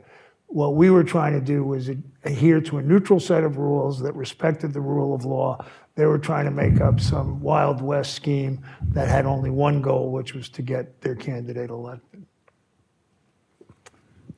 Okay, maybe we can go to Rebecca Green. I'll let you identify yourself. Thanks. Yeah. So I have been writing a little bit about partisan parity requirements, like the one that Ben mentioned, where before the election happened, both Republicans and Democrats had to sign off on the ballot. And so I'm interested in hearing more about the mechanics, because the consensus has been that you have these 4 counties, the recounts aren't going to be fair in those counties. But am I right that at the actual recount tables, Florida law required that you have Republican and Democrat at each table? In other words, can you talk about the mechanics of why that adversarial system wasn't reliable and why those counties couldn't be counted on to conduct recounts with sort of both Republicans and Democrats in the room? Because the way it worked is that you had a Republican and Democrat representative at each table. The election officials would say, vote for Bush, vote for Gore. Either one of the partisan observers could object to it. The objective ballots went up to the county counting boards, which in 3 of the 4 counties were Democratic dominated. And I think, Dan, your book talked about Broward County and the way there was sort of the lawyer who was involving the county was actually somehow had a political ethics issue that was never resolved or known about. The 4th county was Miami-Dade, which did it in a somewhat different manner. But the answer to the parity at the tables was it wasn't parity. Yeah, there was parity at the tables, but the ultimate decision was still made by partisan folks. There were watchers, canvassing but there was a board, yeah. majority. Yeah, but for the one party. watchers Yeah, could right. object. Yeah, So there was right. one from each party watching, but I have one story about that, which is, so we go to the Florida Supreme Court, they extend the deadline to Sunday at 5 o'clock, and Palm Beach County still can't do the recount in time for the second deadline. And there was a judge, do you remember his name, the guy in Palm Beach County that was sort of the Rosenberg, maybe? main guy? Anyway, John Bolton, who subsequently gained notoriety for other reasons, was our guy sort of sitting next to the judge the entire time as we're going along. Anyway, it's coming on 5 o'clock, and Harris at that point tells us, she had this very anal retentive lawyer who says, we're like, okay, well, you can't count Palm Beach. They can't finish their thing. And they said, we're stopping. But she said, well, they haven't officially said they are stopping the recount. And they have to officially say that for me to throw out their votes. So I called John, who's sitting right next to the guy, and I said, just casually mention to the judge that he hasn't made it explicit that they're stopping. I see John lean over and go, oh yeah, we're stopping. So that was all Harris needed to throw out the Palm Beach County votes. But So now to tell the second John Bolton story of the panel here, I have a book on the Electoral College, and the edition that came out after Bush v. Gore has this picture in Palm Beach of I forget his name, and magnifying glass. He's looking at the ballot. Yeah, yeah. And there are two observers behind this, a Republican and a Democratic observer. The Democratic observer, I don't know who it is, but the Republican guy behind him, it's John Bolton. Yeah, so there John we go. was, And the world has changed. John was our guy in Palm Beach. Okay, let's see. We had, okay, let's go over here. And there's a microphone coming. If you could identify yourself. And Hi, I'm Lenny Shambon. Two recount stories first before I get to my question. One, on the first night in Broward, I was a recounter, and the way you got identified was somebody in a trailer handed you a slip with, like, I think it was a yellow piece of paper with no markings on it at all. And I went in to be at a recount table, and I'm pretty sure that I remember correctly that the Republican equivalent to me on the other side of the table was a Democrat. Then when I recounted, I think in Palm Beach County, sitting behind the people holding up the cards, you couldn't see a thing as an observer. It was impossible to see what those cards said. So here's my question, which goes to the military ballot issue. In retrospect, given the ruling on when to count a received mail-in ballot or military ballot, knowing that this is now a question before the Supreme Court, what would your views be on the right way to deal with receipts or postmarks of ballots after Election Day? Given the Mississippi case now before the Supreme Court, well, I'm not going to give you a clear answer on this. Article 1, Section 4 gives the states the power to set their own election rules. So I think that's black letter law. As a policy matter, seems to me we've gotten in trouble in later years with delayed election results and ballots coming in late. So that as a policy matter, I think ballots should be in on Election Day. People are worried about not giving sufficient opportunities for people to vote, extend the number of absentee ballot days on the front end, so you've got the opportunities, but a deadline is a deadline. People need to meet deadlines. You know, you can do it on Election Day successfully. People will miss deadlines even if you do a California 2 week after Election Day deadline. And the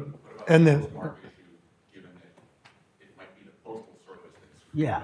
So you've got, Well, you've also got a problem now because the Postal Service, as I understand it, has actually changed what the postmark means. It's not necessarily day received anymore, but day it's processed. So that doesn't matter for commercial mail, but that would have a great implication for what we're doing with postmarked ballots received after Election Day. remember, receiving them after election, I don't know, California takes a month to tell you who won a close congressional race. Pennsylvania takes forever. California will probably never be a swing state, but Pennsylvania, the entire world could be waiting for them to certify the initial result because they extend this so far out. That said, I think I would make a sui generis exception for military abroad, given the difficulties with mail and, you know, being on the battlefield and all of that. So I'd have more liberal rules for them than a domestic voter. yeah. I guess, I mean, technically in this case, the Fifth Circuit did decide one way. They don't say that all ballots would need to be in. It's there could be federal exceptions, right? There's a federal exception in HAVA that allows ballots to come in later, but they argue that because of the federal single election day law, that the states themselves can't make their own exceptions. So we'll see how that goes. Okay, let's go back to. I guess I know Charles, you had your hand up for a while. No, your hand is back down. Are there any others? Doug Lewis. Was there any consideration? Oh, here we go. Was there any consideration that the Supreme Court, because of the gigantic nature of the issue, might have punted and given it to the House to decide the election?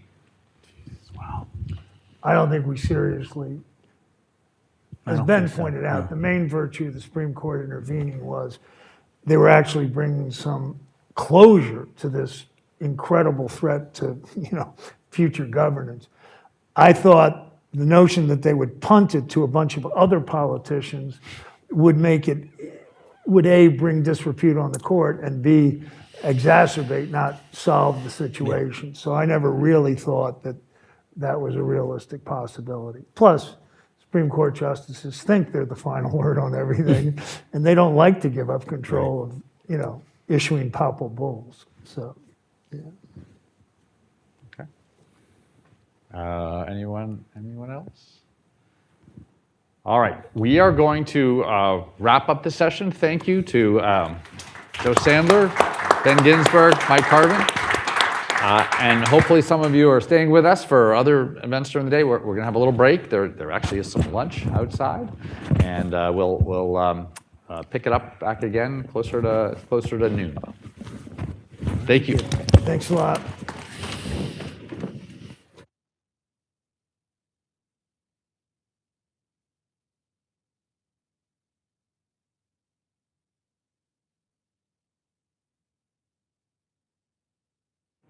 Rebecca can start, of course. I think we should. I can start. Yes. I can, okay. Yeah. Well, Don can moderate, but you can go first because I'm going first? Yeah. What am I going to say? You say things about. Oh, would you rather have I'd questions rather, asked yeah. of Why don't you you? introduce Yeah. Rebecca? Okay. first, Yeah. I'd Okay. rather. Okay. I All right. I'm not prepared to really launch into anything. In the All right. topic. All right. We'll do questions then. We'll Please, kind of. I'd rather not hold forth. Perfect. Okay. Good. All right. Welcome back to our day-long session, starting with the Bush v. Gore case, which we heard a lot about. The course of the rest of the day is to talk about what's happened to the law and what we learned from Bush v. Gore in the legal sense, and then to look at the Help America Vote Act with changes we made in election administration, and then how those changes have played out. You will note, once we get a little further in the day, we've switched the order a bit, but for this panel, we're looking to talk a little bit more about what Bush v. Gore meant and what the follow-on has been to that. And I'm going to be here on the panel talking a little bit about some things that I've been working on. You know me. You know Don Palmer, who's my co-host at the Voting Booth podcast, as well as the chairman of the Election Assistance Commission. Both equally important. And then, but our great pleasure to have Rebecca Green of William & Mary Law School. And Rebecca is an expert on election law and a professor there, but also runs a program which really has a very important role in election law in Washington, D.C. Many people who've gone through Rebecca's program have come to Washington, D.C., work as election lawyers, practicing election lawyers, not just academics. She has some of the best election lawyers in Washington who will go down to Williamsburg and teach at that program as well. So really it's an incredible institution. I could say more. I know she's going to talk about some of the things she's thinking about, but one other thing I want to highlight, because I think it's important for thinking about Bush v. Gore, as well as some of what she'll say, is that Rebecca also has been very involved with thinking about how courts deal with election law. And with the Center for State Courts, which is near Williamsburg and in Williamsburg, has organized some moot courts and some educational materials for judges, and getting at the issue of how are judges who are often faced with election administration issues somewhat out of the blue, not necessarily in their expertise, how we get them to be educated and make sensible election administration, election law decisions. So thank you for coming, Rebecca. And I'm going to turn it over to Don to just ask both of us some questions. So, Rebecca, let's start with you. You've done a lot of work, like moot courts and obviously election law, really designed towards a judiciary or for judges. Yeah. And as we just heard with Bush v. Gore, you can be a judge focusing on a plethora of other things, and then all of a sudden, you may decide the leader of the free world, right? And how you apply the election laws. And I think that if I'm reading your research correctly, sometimes that's lacking, that experience for judges. They're not really prepared for this, and sometimes they make the wrong decisions. How is your group, how has William & Mary sort of addressed this to sort of raise the level of awareness of election law? And you even have taken potential position that maybe the judiciary is not the proper place for these decisions to be made. Go ahead, Rebecca. Yeah, so My program is uniquely focused. So it's a joint project of the National Center for State Courts and William & Mary Law School. And we have this very narrow mission, which is to try and help support members of the judiciary who are hearing election disputes, with the sort of founding premise being that election law in the states is very complex, and number one. And number two, it's like lightning, you don't know where it's going to strike. So it's very difficult to sort of ex ante, prepare judges for what might come down, because the issues are so arcane, and again, you don't know really where the problems are going to arise. And so it creates a huge challenge, because most people who study election law usually study sort of what's happening at the federal level, whether it's federal constitutional law or federal statutory law, for the sole reason that it's very hard to study state election law because it's so varied and different. And so it's a real project to think about how to educate judges when you don't know where lightning is going to strike and you don't know which issues are going to arise. So we've taken the position, or sort of our goal really is, one, we created a manual for judges that takes them through the different election disputes, sort of chronologically through the election process, so pre-election, election day, and post-election, that tries to kind of lay out, here are the main procedures and remedies, and here's how the cases arise, and here's what state law variation looks like, just to give them a roadmap for how to sort of read into deciding an election dispute.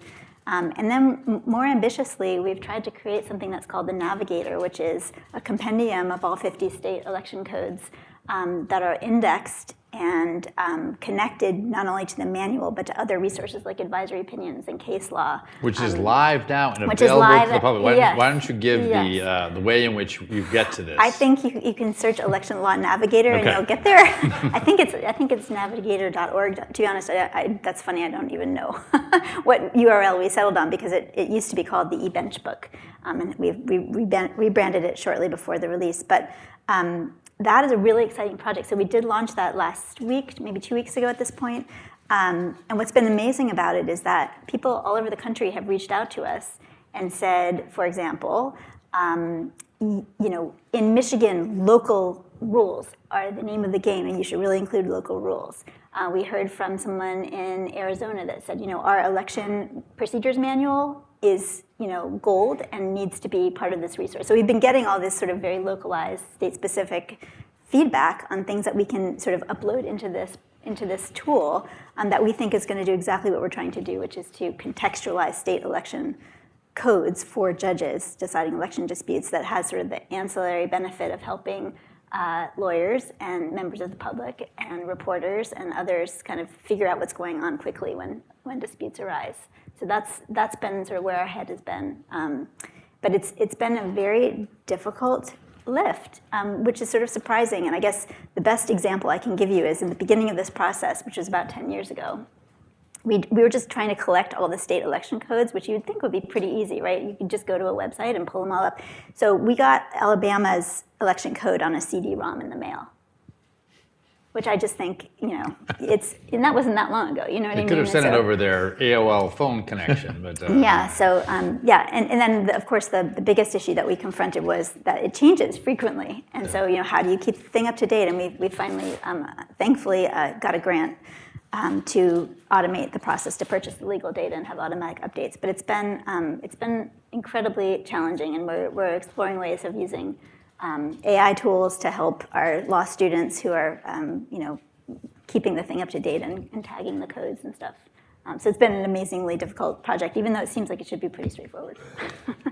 So Dawn asked you a little bit about the question of whether it makes sense or always makes sense for courts to be making these decisions. But I hope you'll address that. But I want to go back just a little bit and add something else that you've done, which maybe was a prelude to your guides for judges.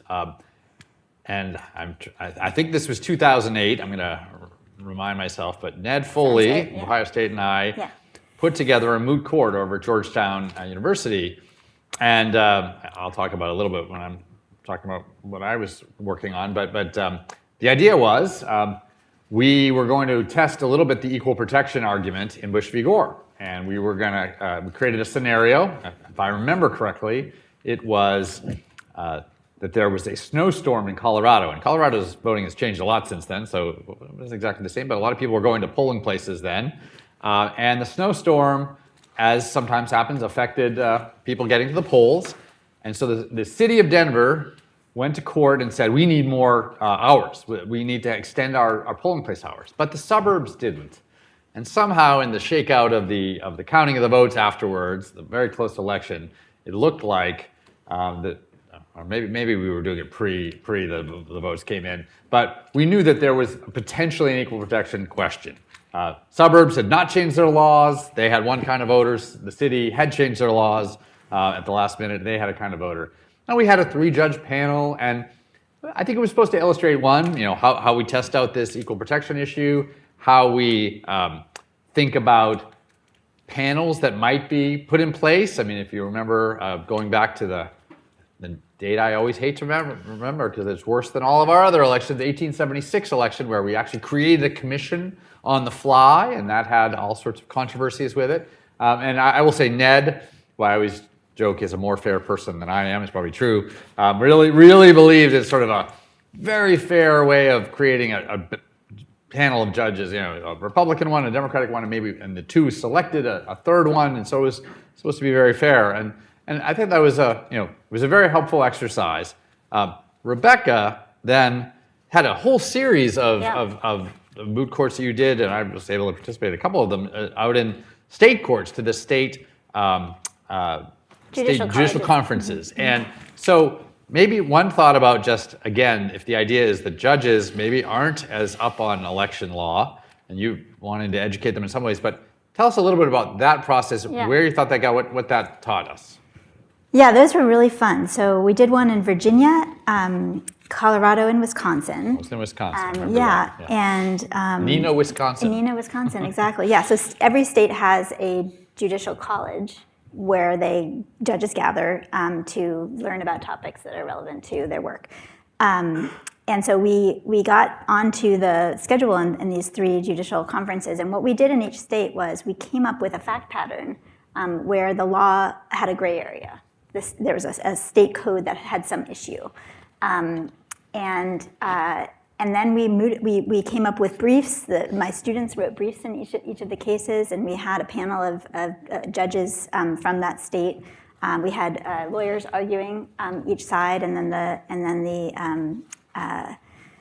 the discussion after the moot was over sort of talked about the various sort of problems in trying to resolve claims when you have very vague statutory commands. The role of courts, the role of lawyers in that circumstance, and then what kinds of remedies are available, and how should judges think about this type of litigation. And they were really well attended. People, the judges seemed to really appreciate it. But the problem with it is that it was incredibly labor intensive, because it just took a lot of time to come up with these fact patterns and really do the moot justice. We actually did another one in Williamsburg we did an election security conference. I can't remember if you were there. Were you one of our judges? Yeah. And the issue that we came up with was, as I recall, the state Secretary of State wants the federal government to come in and help with the security issue, but the local election official doesn't, and it's not clear in the state code who has control over whether or not that the local systems can be accessed. And so we mooted that one. I think you were one of our judges. But anyway, I think moots are really an interesting way of raising awareness. But they're less relevant in a world where there is so much litigation happening.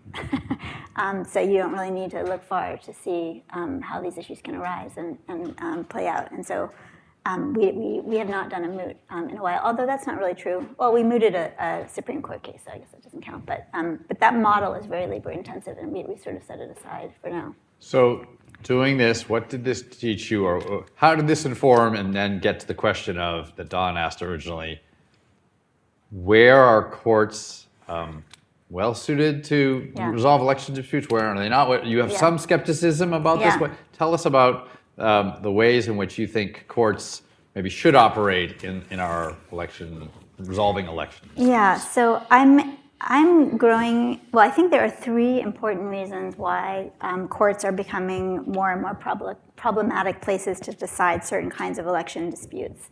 So number one, there's, as everyone here I'm sure knows, there's been this very long-standing tension between when the political process should resolve an issue and when courts should resolve an issue. And so that goes way back to redistricting cases in the 1960s, but it comes all the way up to today. If you think about a case like Moore versus Harper, looking at the power of courts versus state legislatures, there's this ongoing tension about whether or not and when courts should get involved. And so there's sort of that whole specter of a problem. And then secondly, I think litigation is really tough on litigants because it's expensive. You don't get a decision. There's tons of procedural hurdles. Oftentimes you don't get a merits ruling because there's some technicality that gets you like standing or something where you lose out. So not only is it long and expensive, but it also isn't necessarily always able to deliver an answer for a plaintiff who might be concerned about how elections are being run. So I think that makes courts a difficult place to resolve election disputes. And then finally, we've seen a real, I'd say, shift in the motivations for plaintiffs to bring election claims. I think Justin Levitt called it a tweet with a filing fee. This idea that it's sort of like a communication strategy to bring a suit to try and raise the profile of your organization, or to raise money, or to make headlines, or even to get as a GOTV strategy, to get out the vote strategy, to get your voters riled up. And so that's not what courts are supposed to be there for. And I think it's having really negative consequences for our political dialogue, and also the pressure that it puts on courts' independence and legitimacy. And I think that it kind of raises this idea that there's a real problem with our elections, when in fact a lot of the litigation that's being brought is sort of disingenuous in terms of pointing out actual issues. So that's my soapbox on why courts are problematic places to resolve election disputes. So I think you laid out all the issues on litigation and a lot of the negatives. For a citizen or a plaintiff or potential plaintiff, what's the alternative if not going to court? What is the alternative? Yes. So this is a paper that I just just put up online that's called "Administering Election Disputes," and it happens that at least I was unaware, but I think a lot of people were unaware that the Help America Vote Act requires states to set up complaint systems that allow for the administrative resolution of disputes. So it's very constrained to only certain kinds of claims that arise under Title III, but there's no reason that a state couldn't set up an administrative complaint process for a much broader set of issues, and in fact, many states do. So this paper surveys, so in 2004, the federal government commands states to set up these administrative complaint processes. Every state has. And there's a surprisingly wide variation in how states have responded. Some states have very sophisticated and useful administrative dispute resolution processes. Other states, it's very bare bones and it doesn't seem to be happening. But what I think is really interesting about the states that are doing it well is that there's a 150-day deadline for coming up with a resolution to somebody's complaint. Lawyers aren't involved. And in some states like Minnesota and New York, you're actually getting a reasoned explanation of the outcome of your complaint. So you're actually getting a point by point. Here's how the law works. Here's why the complaint you raised either has merit or doesn't have merit. So in some ways, it's sort of much. If you're worried about sort of addressing people's concerns and lowering the temperature and kind of getting answers quickly, it can in some instances, if it's designed well, I think provide a real alternative to court that's much more effective. Can I get Don, you to step out of your moderator role for Oh, a no. second? Because Oh, no. you say not everybody knows about this. Well, Don Palmer, you knew about this because you were the state election director in Virginia after you were in Florida. And of course, this was post-HAVA, so you did have a process in place. Maybe you could just tell us a little bit about how it operated and weigh some of the factors that Rebecca was mentioning. Well, I hope it's one of the best practices. That was going to be my question. What are some of the best models? Yes. Praised on and Virginia for their I don't know if it high is or not. standards, yeah. What we did in the Commonwealth of Virginia was we set up we wanted to have a dispute resolution. Like if there was a complaint from a voter, and we accepted things a little bit more outside even HAVA, I would you say. did, yeah. Right, you can. And so whatever the voter's complaint was, we would do some research, and sometimes it was about a locality, an issue in a locality, or with the State Board of Elections, and there would be an inquiry or an investigation, depending on how much time we had, and there would be a recommendation.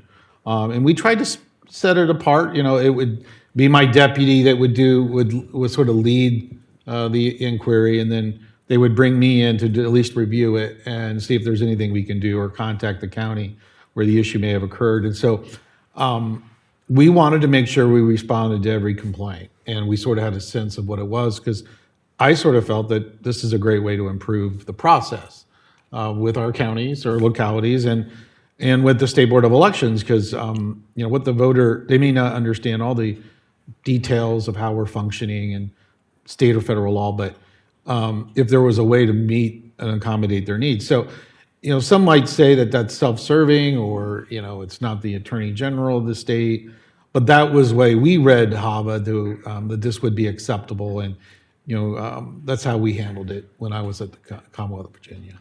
So the answer is your deputy, Justin Reamer, was the... Yes, and I handed it off to my deputy, yes. Some exactly. props to Justin, who was a recent guest on our podcast and is now the head of Right. But maybe more seriously on this question back to Rebecca, what do you think about issues that are the pre-election, post-election divide here? Yeah. Courts, maybe this alternative dispute resolution is probably, I guess I'm going to say, it's a little better suited for some pre-election things, not for quick on-the-fly decisions about whether to count this ballot or not. It wouldn't have been something we would have used in Bush v. Gore, but say a little bit about that. But on the other hand, some people get asked, well, are courts really great places to do on-the-fly, very quick? They're not experts. They're not election law experts. We have other countries that have more specialized election courts. Maybe they know more about election law. If you imagined a judge or a set of judges who barely do election law, rarely these things come up, and then all of a sudden, under a tight deadline, they must make a decision that could be very determinative of the outcome of the election. So weigh those factors for us. So I've been trying to give thought to sort of scope issues and where administrative dispute resolution might be more appropriate and where it wouldn't be more appropriate. And I definitely think that when it comes to mechanics of how elections are run, having a very robust administrative complaint process that allows people to bring concerns well before election day makes a lot of sense, particularly because of the short timeline to resolve them. You can actually fix a problem that arises or ease a concern well in advance of election day. I think a category that does not belong in administrative dispute resolution is sort of questions of constitutional law, state or federal constitutional law. So a lot of the voting rights claims that you might see, I think, if you don't want administrative bodies or administrators interpreting constitutions, for example, or protecting people's constitutional rights. And I don't think that line is very clear. I don't think that when you're challenging the way an election is run, often voting rights issues are obviously at the core of it. So it's a hard line to draw, but I think sort of mechanics versus constitutional is the way I've tried to think about it. And then in terms of pre- and post-election disputes, I actually think that there's quite a bit of room for administrative dispute resolution in post-election contexts. And there are some states that agree, like in New Hampshire, for example, the Ballot Law Commission is the go-to place, as I understand it, for election contests, and their decisions are not reviewable by courts. So there's some states, at least that one state, that takes it to an extreme. So I think partly for the reason that you described, that you have you've sort of picked out a panel that is reliably either adversarially neutral or otherwise selected for their expertise. sort of before the election, if something comes up, this is who we want to resolve the problem, and you take away a lot of the forum shopping and those kinds of issues that you might otherwise see. So I think that there are some benefits actually to having, and I also think courts would much prefer to stay out of it in some respects. So I think that there's room for exploration. There certainly has been a lot of experimentation in the states that I think is going under the radar in ways that are unfortunate. I've got two things. Well, let me start with there are models in other countries of election-specific courts. Yeah. And there are some state analogs to a degree, or appointments of judges who have more regularity with election law cases. What would you say about that? I mean, Mexico famously has this, but what's is that a good model we should be looking to? So I've been working with a couple of former IFAS employees who are thinking about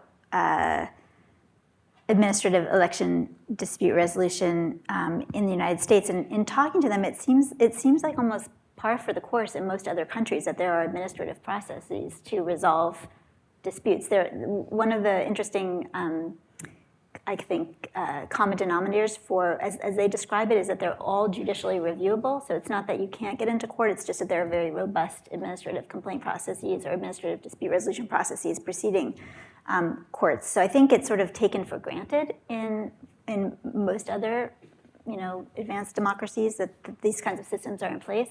In terms of the election court idea, I know that people like Ned have been talking for a long time about look to Mexico, look to these other countries that have these designated courts, and I do think there's value to having expertise and sort of an effort to create a neutral body that kind of stands at the ready when disputes arise.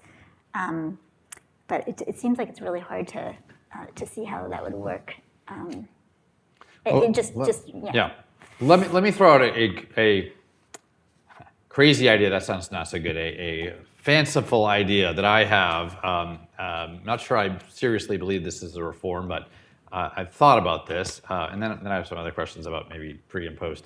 But I always wondered whether it wouldn't be a good idea to have, after each election, a kind of audit, a kind of legal audit, that you would have a race that was not close, that nobody cared about the outcome of. It wasn't going to change.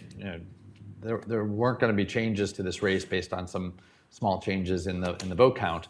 But to go and litigate some of the questions that we don't get answered. I mean, we often will go into an election, and there are some states here today, we still would say, we're not really sure if we're supposed to count envelopes that came in that were not properly dated or properly signed. And we don't know the answer to this. We have a law, we have some disagreement as to how it should be implemented. You'd think it would have to come up at some point, hopefully for a small and important race, but maybe there'd be a way of doing a kind of legal or judicial audit where you have appointed counsel for each side of a race that doesn't matter, the city clerk's race that was decided 80 to 20%, but to litigate some of these issues as to, well, should you sign the ballot or not, or what happens if the ballot's not signed, or what happens to all these things? What do you make of something like that? So I love that idea. See, maybe it's not so fancy. I don't think it's so crazy, because I feel like, and everyone in the room is probably familiar with this phenomenon, but all kinds of things come up every election, but as soon as it's over, you're on to the next thing. Whether it's legislators who are sort of now in office, they're not thinking about election mechanics anymore. And to some extent, election administrators are also just breathing a sigh of relief and getting ready for the next one, or taking Although there are the vacation or audits that whatever. will take place. Right, yes. So I guess I think it'd be really interesting for an organization like the EAC to start gathering those kinds of data points about where were the gray areas that arose in that election, and and where and honestly, part of the idea behind the Navigator project was to try and identify gray areas in the code by getting sort of state election experts to weigh in on what the code meant and see where the disagreement was. That was sort of an original effort. But it does seem like probably after each election, if you asked election administrators, where would you have been nervous if the election had been close, there would be answers to that question. It's been close if it was close. Yeah. One of the things about the Navigator, I observed it firsthand, and just to give a semblance to the audience, it really is using a little bit of AI. And in the previous discussion we had, we talked about, well, what about all the recount statutes around the country? And these were some of the best recount statutes. You could have it on the screen and you could see the sort of differences and where the recount statutes are.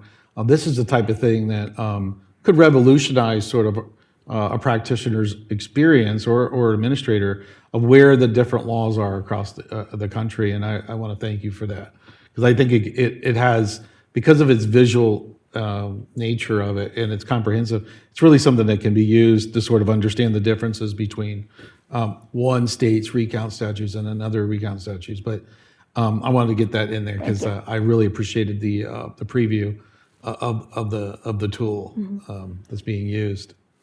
Good, I'm glad. Yeah, yeah. That's the compare tool. So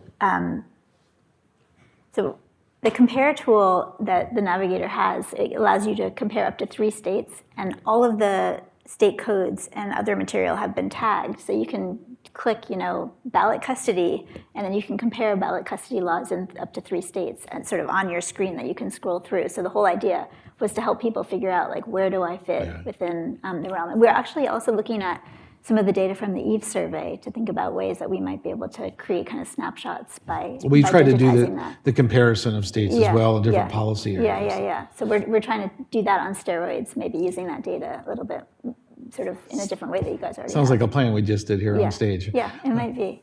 One of the things that probably the audience is probably thinking about is, we talked a little bit about the perceived lack of knowledge of election issues and how you're trying to help judges across the country with that. Just talking today about 25 years ago, there's a perception that the courts can sometimes be biased or partisan.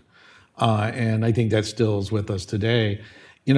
Based on your experience, you probably talked to a lot more judges that are involved in election disputes. How do you, what would you say about that perception?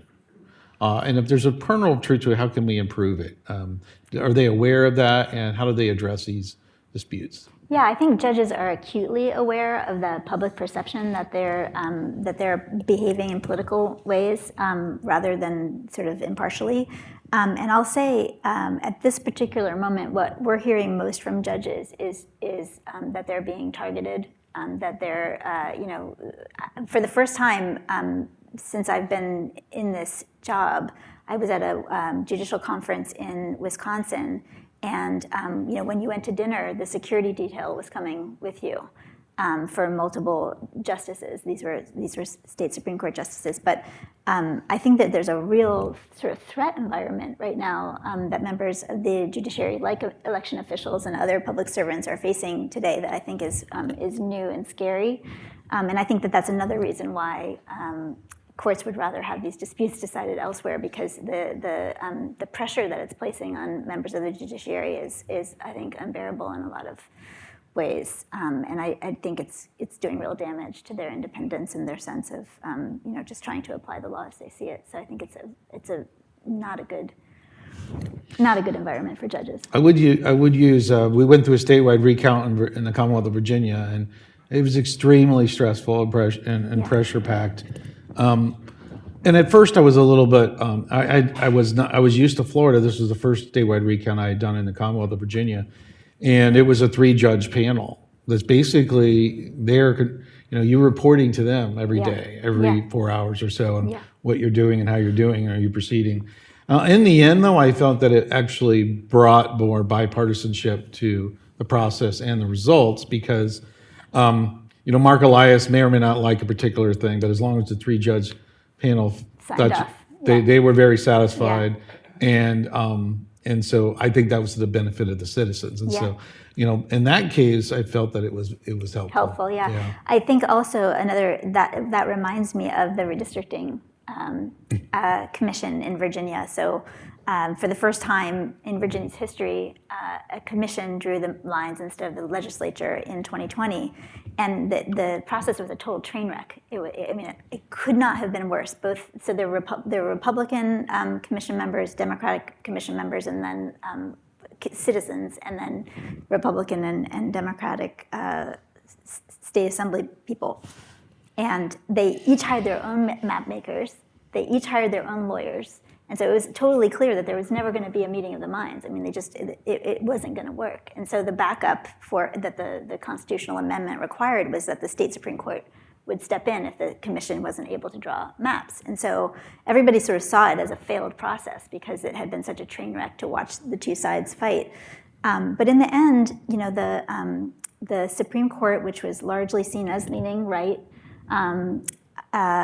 ended up vetting the special masters that each side proposed and sort of challenging ones that it viewed as too partisan and selecting two that were sufficiently neutral, and then overseeing an incredibly transparent process that drew maps that, for the first time in modern history at least, and maybe even before, modern history since the 1960s, not a single court challenge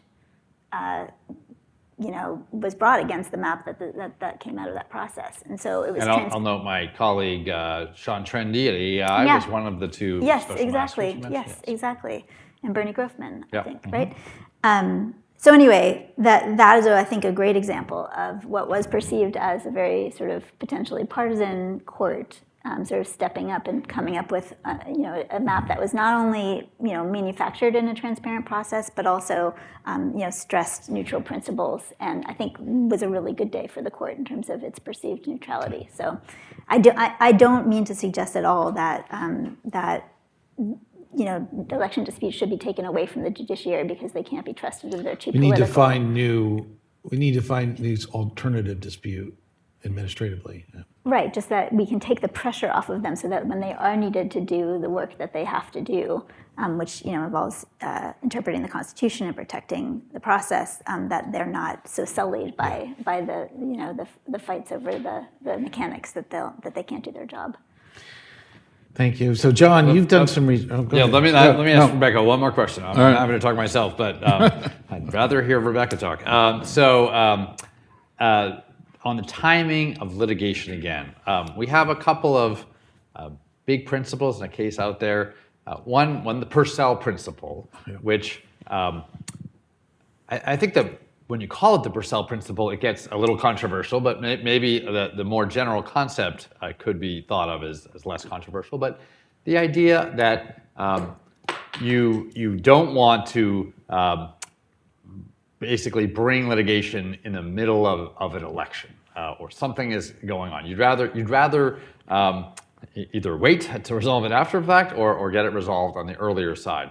As I say, I think the controversies are often in the details of is the court applying this properly? But one year thought about that principle. But there's a case out there, and I have to admit I'm forgetting the name of the case, and the court hasn't decided it yet. But it was just argued, and I think I could hear how the oral argument was going. But it was maybe as a corollary to that, wouldn't it be good if we could sometimes resolve some of these election issues before the election happens, where a typical case in controversy, you have to kind of wait till it plays out to actually make that decision. And sometimes that means after the election where, maybe we're throwing ballots out that were cast in a way that the voter didn't know, and wouldn't it be better if we could at least have some standing to make some of those challenges at an early stage and not make some of these decisions with a Purcell-like principle. So what do you think about those two? And maybe you'll remind me of the case.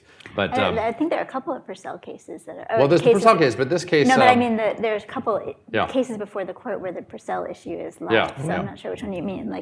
I'm interested to see if it's going to be part of Calais. But, I think there are already sort of pre-Purcell. There are already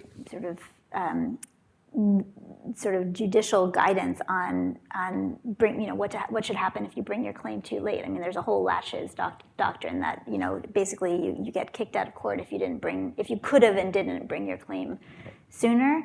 There's also the exhaustion doctrine, which I looked into a little bit more for this paper that I just wrote, which is that a court can kick out a claim if there is an administrative process that hasn't yet resolved it. And so in a model where you have a state that has a very vigorous administrative dispute resolution process, you could imagine that I guess litigants would be sort of put on notice that they better start early if they want to exhaust their administrative remedies before they have access to courts. So that could alleviate some of the problem. I think the Purcell doctrine in federal courts is pretty muddled. It's not. A lot of the invocations of it at the Supreme Court have been done on emergency dockets, and so we don't have much meat on the bones a lot of times for why they're ruling how they're ruling. And then I think it's worth noting that in state courts, the Purcell doctrine comes from a federal case, so there's no state analog per se, but there is a greater willingness on the part of more state courts to hear cases and not kick them off. But there's actually a whole spectrum, as it turns out. There's a great paper on state standing doctrine and Purcell. But in any event, I think it's not a good model because it's so all over the map that I think that it makes it very hard for plaintiffs to be on notice about when to bring cases, other than the doctrines that are already in place, like latches. I don't know, kind of a garbled answer. All right, I have one more. What if Bush v. Gore happened today, legally? Thinking about what we know and how courts acted and how the parties, were going to do it. How would it go? Have we learned a lot? Are we still in the same place legally? What would a scenario coming down to one state, which was closely contested, what are the kinds of things that judges might be doing that they were or were not doing 25 years ago? I don't know if I know the answer to that question, but I Well, I mean, I think I'm just assuming that. Well, if Bush versus Gore hadn't happened and it was happening today, I actually, while you guys were talking in that last panel, I was thinking that I think we probably would not have butterfly ballots left. In other words, I think that it's probably the case that there would have been an impetus to update voting machines otherwise. So in other words, I guess I'm thinking that a Bush v. Gore style recount would happen with better technology today. Do you disagree? Well, I think that the one thing you found, and look, it was really reassuring. The previous panel really said, look, in the end, the process actually worked. Right. Right. The results really didn't change that much. Right. And so even today, let's say we've been through, the new versions of voting machines. Is that, for example, there was a 10,000 vote margin and less than 10,000 in 3 statewide or 4 statewide races in Florida, and the results barely budged. I mean, the results really don't budge, and recount attorneys will tell you unless you're looking at maybe less than 200 ballots, maybe less than 100, you really don't have a reasonable shot at winning. Right. Right, because the results are pretty solid. So it does seem, that's sort of what I was getting at. It does seem like the technology is better today, although it's hard to say how much better or how much worse it would be if Bush versus Gore never happened. But I think one of the things that's so different, and this isn't really answering the question about sort of how the courts respond, but I think that the information environment is so different. I think there was a recount in Virginia, and maybe it was the Obergefell one, I can't remember, but there was just the sheer communication that was happening. I think it was a blogger was collecting information, and there was just so much more information sharing. And I think during Bush versus Gore, you were, as a member of the public, you were largely in the dark on the sort of mechanics of what was happening.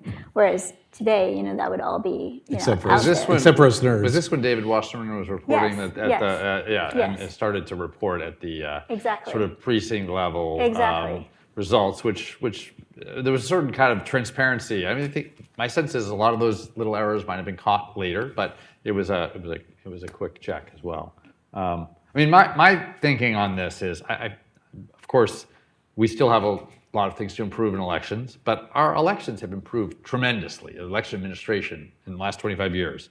That doesn't mean we couldn't find some things to argue about and some disputes, but it's proved.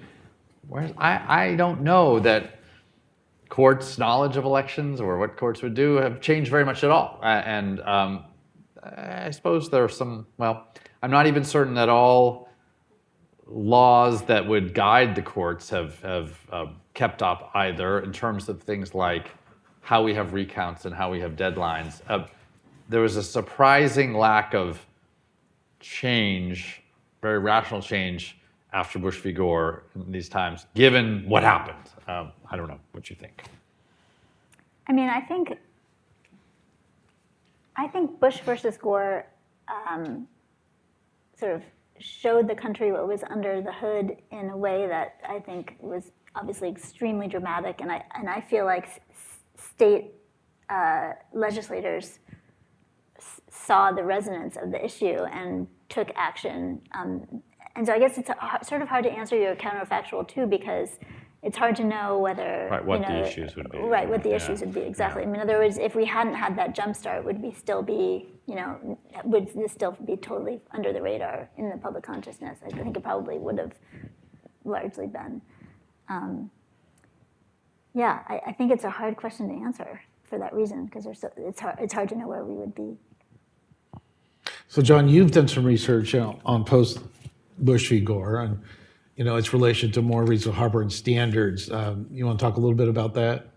Sure. I guess, and following on some of the conversation we had this morning, if you think about the Bush v. Gore case where you had the three-judge or three-justice concurrence, which was as was described on the panel, was sort of the McPherson v. Blacker argument, the stronger argument that said, what if state courts in this case, came in and changed the election law, changed the election scheme? The legislature was supposed to put that in place. We're supposed to honor that. We're not supposed to change it. We're supposed to just follow the law. Somehow courts have done that, and that opens up the door to sort of a federal remedy to say, look, we're gonna kind of rein those state courts in to go back to what the the state really meant in the legislature. Obviously, that was not the opinion. That was the three-justice concurrence. But then, secondly, the equal protection argument. And I thought, especially hearing Mike Carvin's discussion of the evolution of that argument was helpful in this way.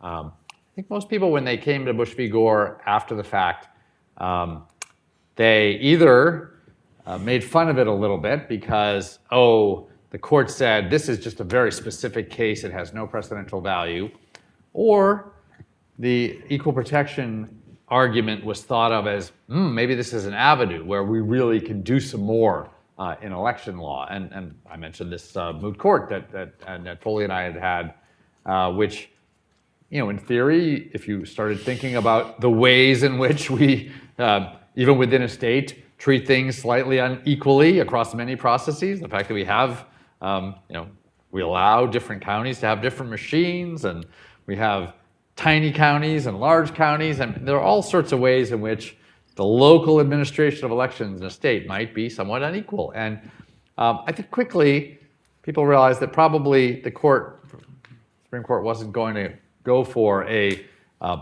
wide-ranging equal protection argument that just affected all these things. But hearing the evolution of this, I think maybe partly just trial under fire, wasn't well thought out, was it went from being this kind of amorphous equal protection thought that they might use at the very beginning of the recount process to the more narrow question, which I think is what Bush v. Gore really did stand for, and how they more seriously distinguished and said that the case was somewhat limited.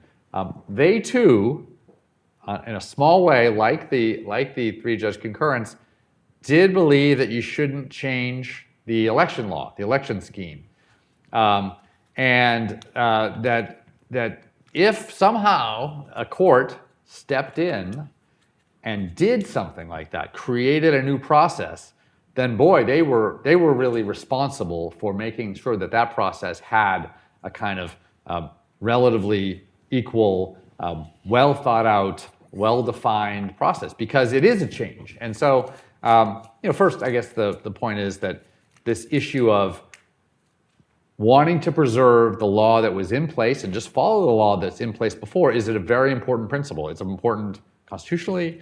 It was important in the original Electoral Count Act, the one that we've now replaced, but gave certain protections for votes that were followed. If you follow the law and the law that was in place, you got to later have your votes protected when they were counted in Congress. So I think this principle of keeping the law in place as it was before, and the worry, again, this was in Bush v. Gore, a more Republican worry, but the worry that, state courts are going to be activist and they're going to actually change the law, and we need to think about ways in which to limit that.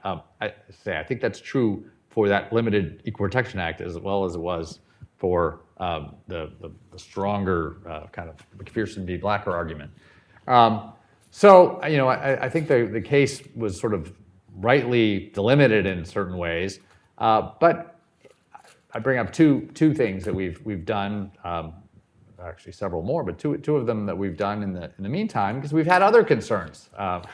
One is thinking about the case of Gore v. Harper, which the even more extreme version than the Supreme Court is going to come in and enforce the law as it should be in the states, what the state meant to do, is that the state legislature can actually come back and after the fact come in and reinstitute what it believed it should do, appoint the presidential electors. In Gore v. Harper, it was more of a broad case. This involved redistricting, but that somehow resurrecting that argument again, that the state legislature could actually reinforce what the law was in place.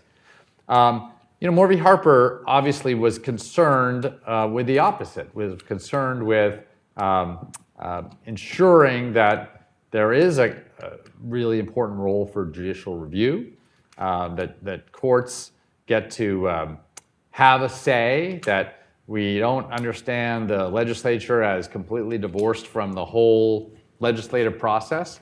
But noting the problem, they sort of left themselves a little bit of an out when they say, well, except when perhaps they've really gone too far. And I know Justice Thomas made a little fun of that in his dissent.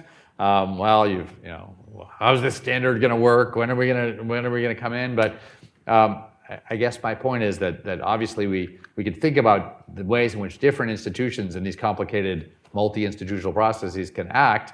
The Bush v. Gore, we worried, some court worried about activist courts distorting the original law. Well, what if the state legislature is actually kind of coming in and doing the same thing, and we should worry about that. But so the court, I think, went in one direction, but still had to leave himself one out. And the second place I think that this has come up is in the Electoral Count Reform Act, where you do have a change that we made in the way we are thinking about the process of electors getting appointed and casting their ballots and then ultimately having those votes counted in Congress.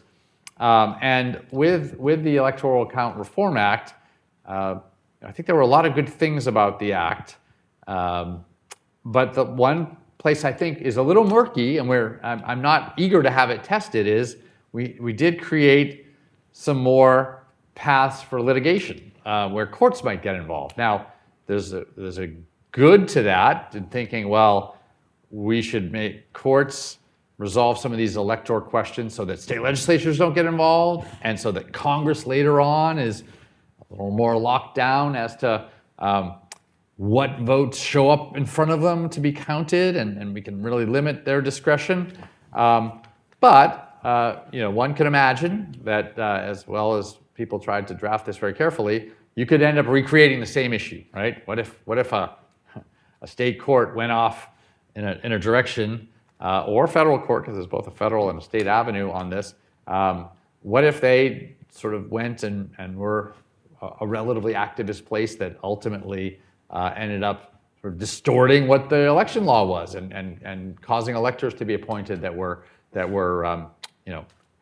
that were not really what the original law would have intended. Does that absolutely limit Congress? I think it's good, very good to guide Congress or to hope that nothing ever comes before Congress where Congress ever has to decide anything. I think that's the benefit of these types of laws.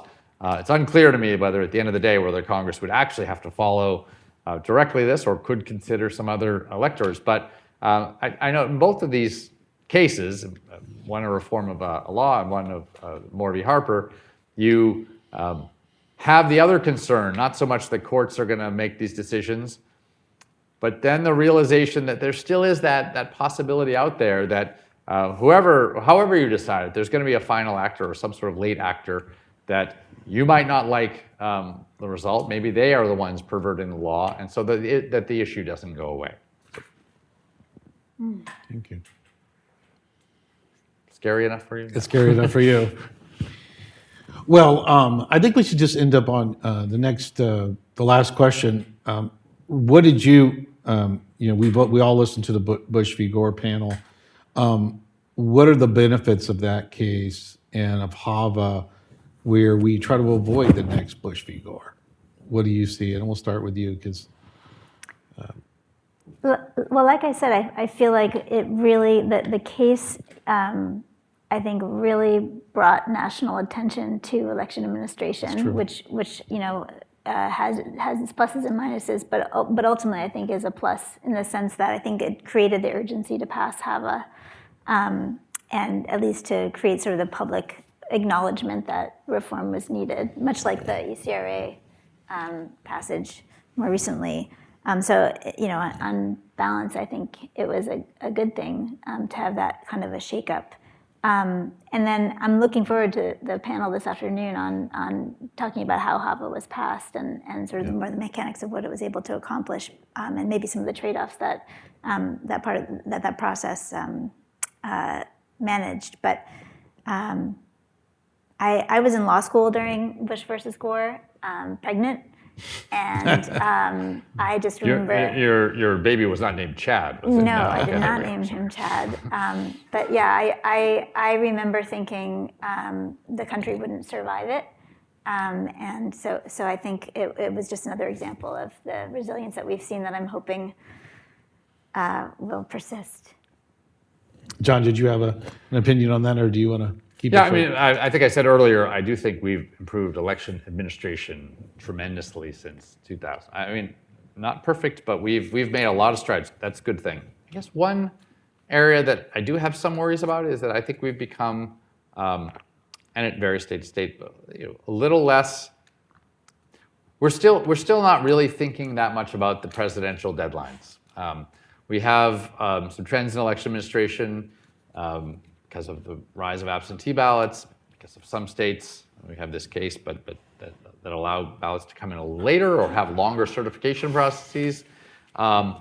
And if, again, one of those states happened to be a swing state and it was a key state, these deadlines are still pretty tight for the presidential election. I know we saw, if you remember, there was a Minnesota Senate race, the Coleman-Franken race, which happened some years after Bush v. Gore, but however you think it should have been resolved, it was resolved very slowly. I mean, very carefully. I think people made some effort to really look into it and really think about this, but ultimately the seating center happened in July, after 7, 8 months, and obviously that we don't have that time frame. I mean, really, we shouldn't have that time frame on a Senate election because you'd like to have that person seated on January 3rd. But on a presidential election, you really don't have that luxury. You don't have it on primaries and some other things. And so, if we really were to face a kind of election that was decisive in a lot of ways, and we happen to be in a state where, boy, the scheme and the election setup and the legal deadlines, the way they run elections, don't really fit that well into the period of time you have to resolve a presidential election. That's maybe where I would worry.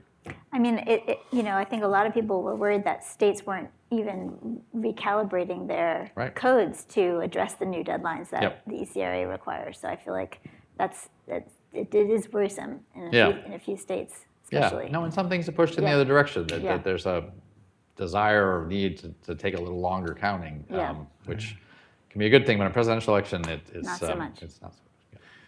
So we can open it up to questions from the audience if there's any questions. We have one over here. We have a microphone.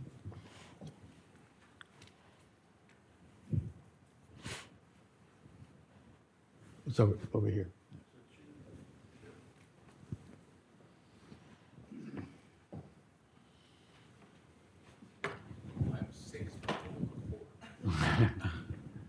So first for Rebecca on the Navigator, this is intriguing to me, having tried to build that same database for battleground states, elections laws in 2004 and 2008. How did the Navigator get around the problem of states outsourcing the publication of their codes and then running into private publishers' copyright claims? Have you had trouble posting those codes? Yes, so we did originally have that problem, and then there was a Supreme Court case where that was fixed. In other words, where I think they held that states could not copyright their codes. But that was a problem before that happened. And then, the legal data world is nuts. Like, you would think this would be very straightforward, but it isn't. And what we ended up doing was finding a legal data provider called VLEX, which now is called Clio. It's this is crazy. The market has consolidated and deconsolidated several times, but we found a legal data provider that we believe provides the material that we need. Although it's amazing. So we tried, one of the projects that we have is to try to use docket data to figure out how often election litigation claims are filed.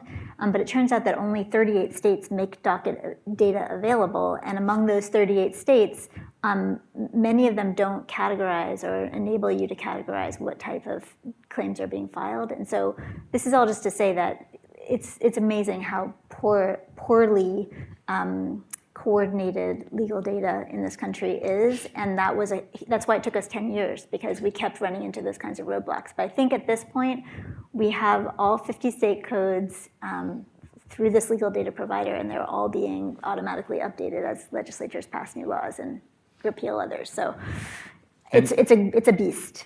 And if I remember correctly, in earlier conversations, you correct me if I'm wrong, but right now you can go get the 50 state codes and feel like it's up to date, but you're also hoping to add functionality where you look at some of the more historical codes. I'm sure that's even harder to do, but is that an Yes. aim, and is that when can we expect that? Yes, so it depends on what data the states provide. Okay. So in some states that data is available. You can look at historical codes. And we're doing all kinds of things. Like actually Judge Lewis from Bush versus Gore took a look at it, and he was like, what would be really amazing is if you could if you had a tool that enables you to figure out whether similar phrasing existed in statutes in other states. And so AI is really good at that kind of thing. So we're looking into ways to do that. We've got a prototype of that that's pretty exciting. So there's a lot of different kind of bells and whistles that we're thinking about building in. And I think it's only going to get better from here now that we have sort of the base in place. So if we want to relitigate the 1876 election, We could go for it. soon enough. Exactly. Sorry, Eleni has more questions. So these are sort of all related. For the judicial audit, or getting a way to find solutions to our processes within states, I was a little bit troubled by judicial audit because you're going to have a case or controversy issue that judges are going to say, we're not doing it. Okay. But in terms of the states generally trying to get a hold of, to wrangle in their localities, are you seeing a trend where states are being more insistent that there be uniformity within the states? And then second, with the dispute panels, are they treating their rulings as advisory opinions in those individual cases, or are they actually trying to set up a precedent base?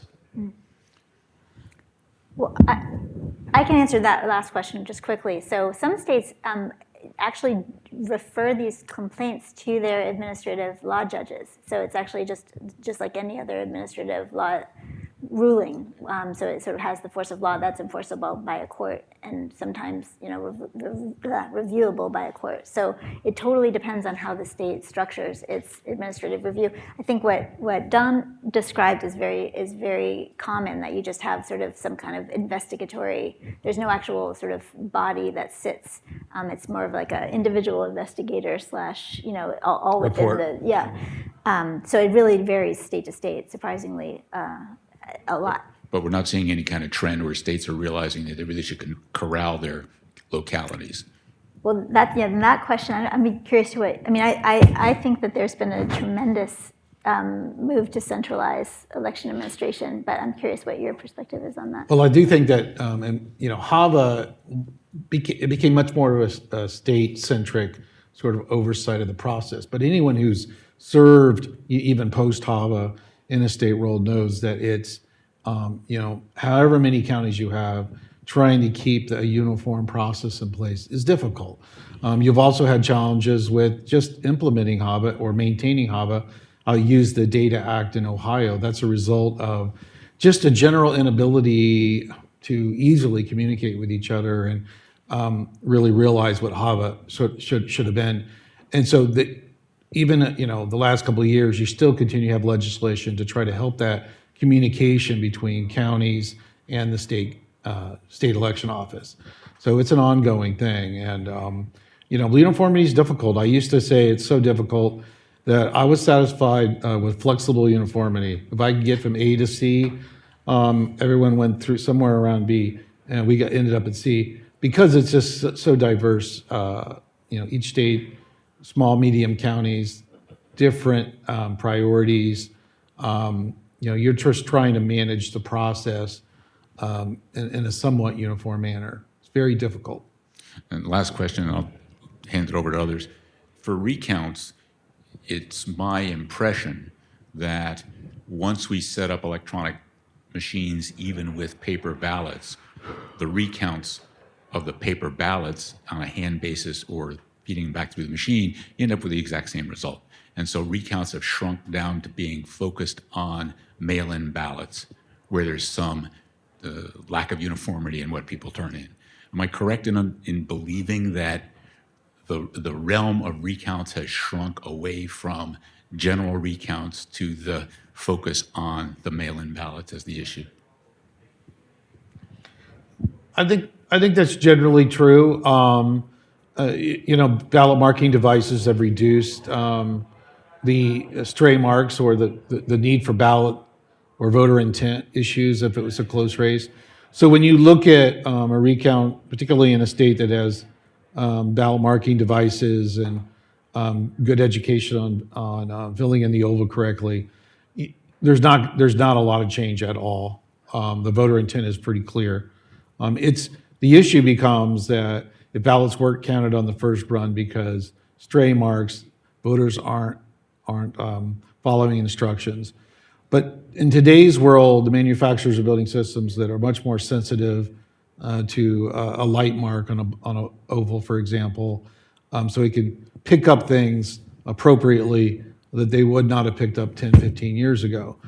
So technology, and a variety of reasons, is that recounts, there's not going to be much change with the ballot totals, and recounts are becoming a little more predictable, and there's not going to be dramatic swings one way or the other. So I'll add to that, though. I do think in some ways we are actually, the set of ballots is widened a bit.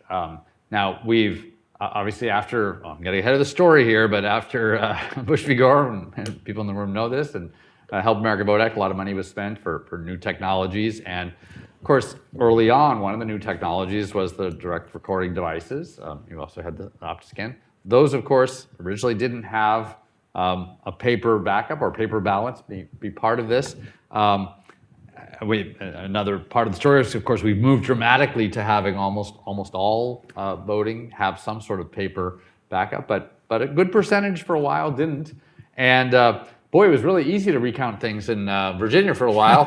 You just said, let's just count up all what the machine totals are, and there it is. And so it was one of the quickest recounts you could have. That was our war game, actually. Right. Yeah. Now, I mean, you can of course say, well, of course there might have been problems behind the scenes, but in terms of the actual way in which they're recounted, we have more ballots that we're looking at now.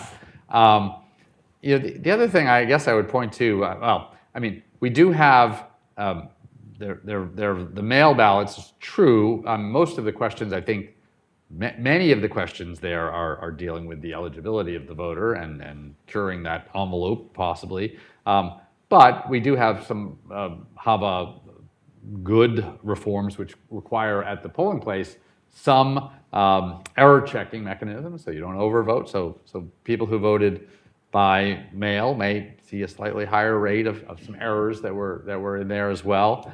And you do have, again, things like curing of ballots, which was not really much of a thing 5 years ago, 10 years ago. We didn't have ways of getting in touch with voters. So again, that's not, that's potentially delaying these things, but it affects a sort of set of things, provisional ballots also.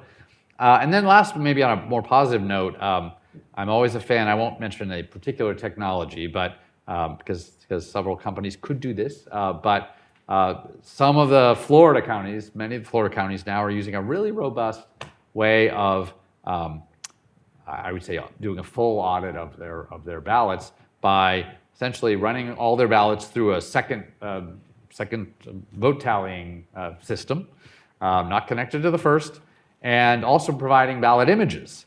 And I think the beauty of it when it works the right way is that if you're a candidate and you have some sort of recount issue, you're actually able to look at all of the ballots on images and say, well, in fact, they'll even sort it for you. Here are only the 125 that you would even care about because they're all fine except for these ones here. It also gets to the issue of getting all the ballots into one place, which is not an easy issue on some of these statewide recounts, or they're in multiple places, but centralized, and where are the ballots and how do they get counted? So I think there are some tools that are moving in that direction, but we're looking at a lot of ballots now because almost every ballot has a paper ballot. So theoretically, we are looking at a wider range of things.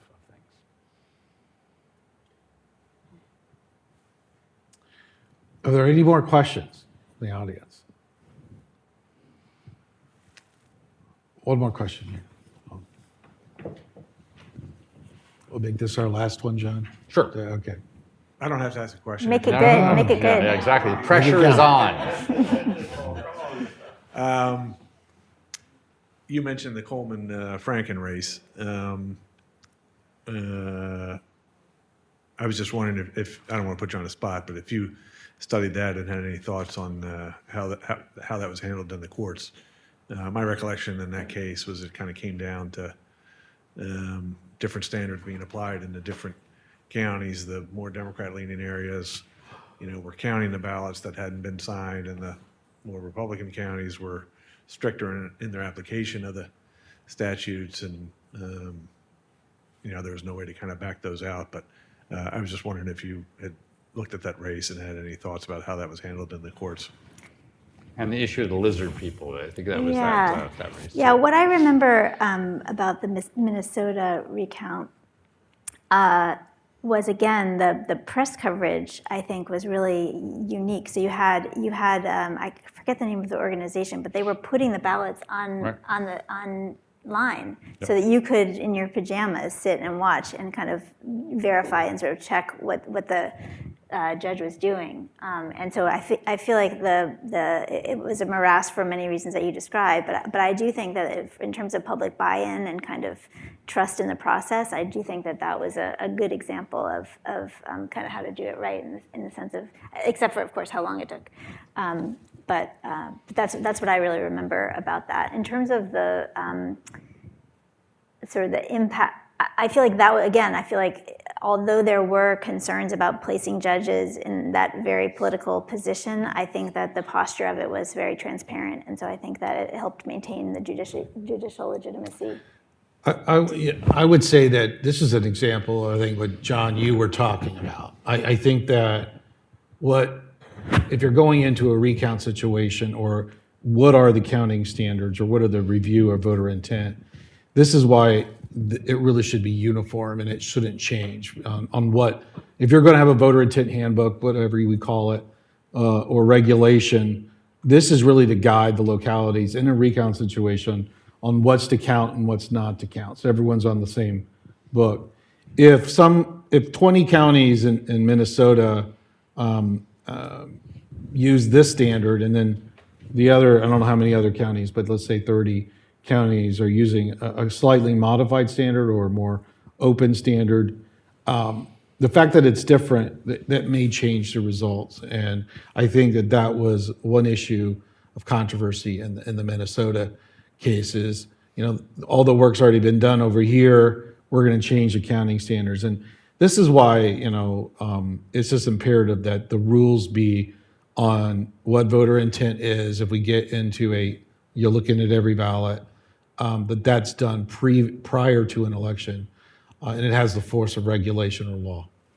Yeah, and I mean, I do think there obviously were issues, and many of them had a partisan valence to them. I mean, among other things, there were certainly issues of ballots that we could look at again, maybe we were supposed to or not supposed to, but then some ballots that had already been kind of opened and thrown into the pool, there's no remedy for them. So there's a lot of ways in which you could say, well, certain counties were doing some things, and that was unfair. I went out there and talked to some people afterwards, and again, I was impressed by how they thought that, given that they were, whatever you thought of the specific decisions, they were trying to sort of work through a long process so that they would be fair. But they didn't really seem super concerned that they were taking 7 or 8 months. The one thing, though, I think that was in the background, which we didn't talk about, and we don't have to. I'll just flag it. We don't have to talk a lot about it. But in the case of the Senate race or in the House race, the final arbiter of these races, as Paul knows, because he's sat in a couple of these committees that would be the places that you'd be doing this, is the Senate for the Senate races and the House for the House races. And because of the Senate especially, and with the filibuster, the idea that you couldn't have one party ram through a decision in a Senate if you wanted to, there was a little more, I think the state could slow down a little bit because they didn't think that if they were going too soon, it was going to potentially cause problems in the Senate. And we'd had some Senate races long ago in New Hampshire, for example, where you essentially had to rerun the Senate race because you weren't able to seat the person because you couldn't agree. So that was floating around in the background that I think maybe, the combination of things, I think, it caused people to say, well, we're going to take a little longer to resolve this because otherwise the Senate may come to a decision we wouldn't like. Well, thank you, Rebecca, for being our guest today. We really appreciate it. Thank you, John, for your input on that. And right now we're going to take a break, I believe. Yes, good. Is it 15 minutes? 15 minutes. Okay. Yes. Welcome back. We are here for a couple of presentations. We're going to do them back to back rather than all together as one panel. But this is the stage of the conference where we are going to talk about how the Help America Vote Act has played out. Now, if you have been following us all along, you'll note that we're a little out of order because we started with Bush v. Gore, and then we talked about how some of the law and the case of Bush v. Gore has played out. And the natural thing to do would be to talk about how the Help America Vote Act was developed, and then end with how the Help America Vote Act has played out over the last 25 years. But for some scheduling reasons, we're going to flip them, and we're going to talk now about the Help America Vote Act, an important act passed just in the couple of years, or thought about in the couple of years after Bush v. Gore, and that did so many things to reform election administration. I have with me for this first part of the panel Charles Stewart, known to, I'm sure, almost anybody who's interested in election administration, one of the leading scholars on election administration, a professor at MIT, has headed the Caltech MIT election program, heads the MedSil program now, which looks at election science, and is widely published and involved in too many things that one can imagine. But I'm going to turn to Charles, and Charles is going to make a presentation. Charles is going to have more data than the rest of the conference combined, and tell us a little bit about what's happened since we passed the Help America Vote Act to election administration. Great. Thanks, John. It's a thrill to be here. Yes, I will have some data. I'm a political scientist, so I have to have some slides, and so we have some slides. My remit is to, as John said, to talk about elections since HAVA and basically what hath HAVA wrought. But I also thought it would be useful to kind of set things up because I think one of the things that I find significant is I review kind of the history of election administration in light of Bush v. Gore, in light of HAVA, is that HAVA and Bush v. Gore to some degree set elections in America on new directions. And some of the speakers today to panels have gotten into those, a lot of those areas, especially in the law, but also in administration. But it's also the case that there were kind of organic developments in election administration that were happening at this time. And Bush v. Gore and HAVA, kind of, the analogy maybe I should use is sort of like they became almost like the black, no, I shouldn't say black hole, the star that a comet goes by and its trajectory ends up being deflected by the gravity of the large celestial body, but it continues on its way. So a lot of things that were happening continue to happen, but they unfolded in different sorts of ways. And so I'll get a little bit of a, so I've titled these slides Election Administration Before and After HAVA. I've given some pictures here to symbolize all of them.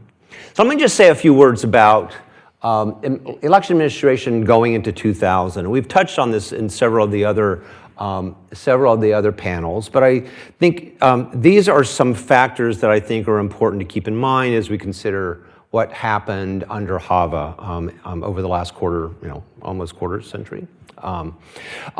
First of all, going into the 2000 election, there was, I would say, the main story in election administration, election policy, was 25, 35 years of expanded access to elections.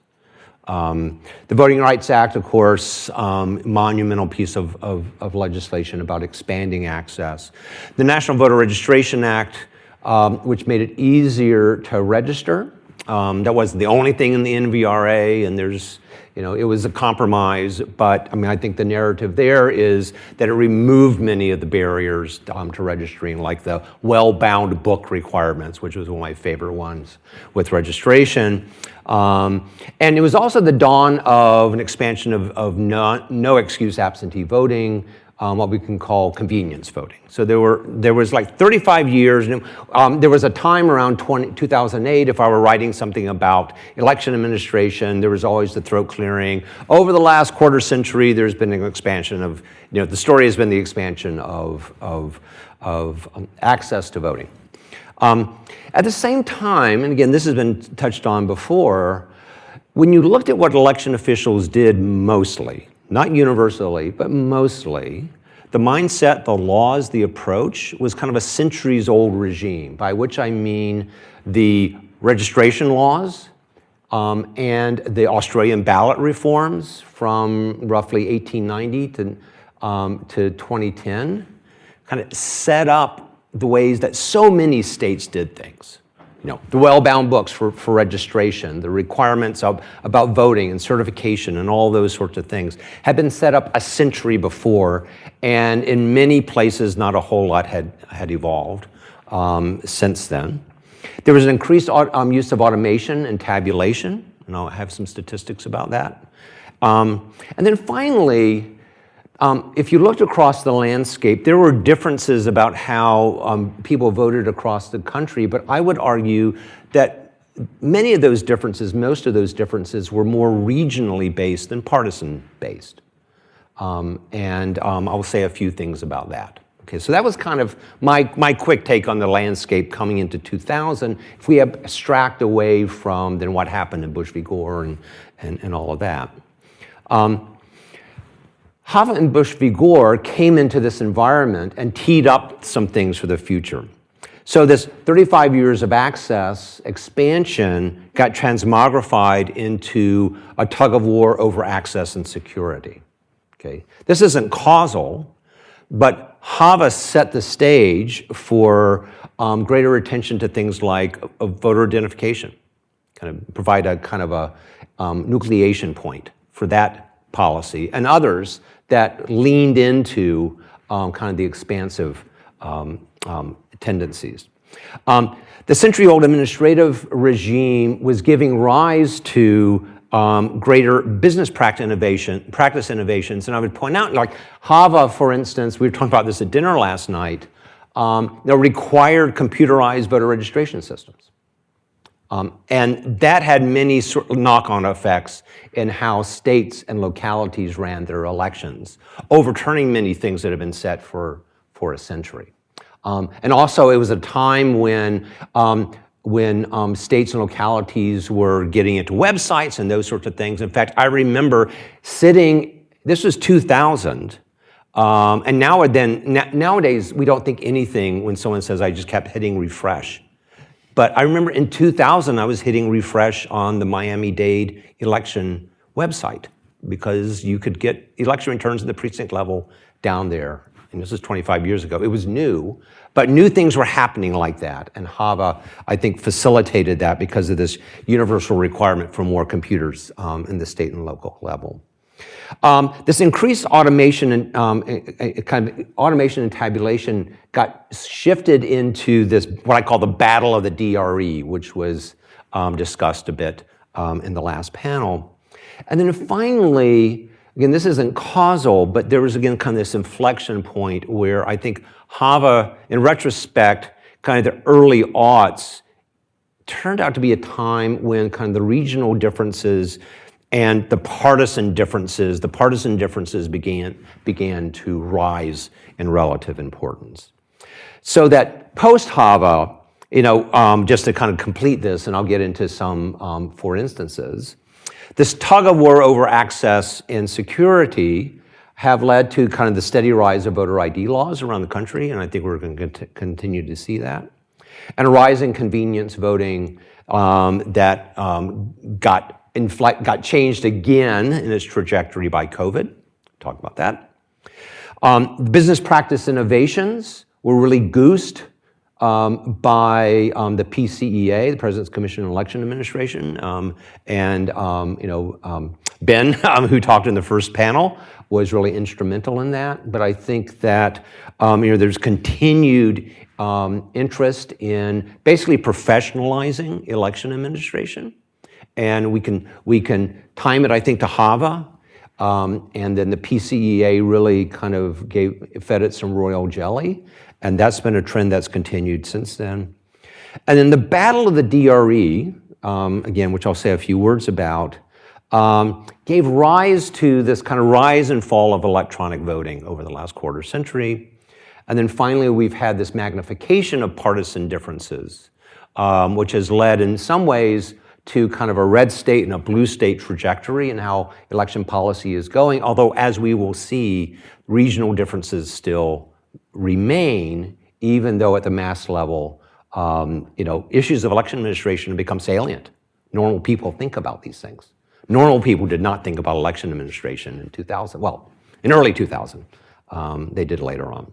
But first, the decline in lost votes. So this is a bit of back padding to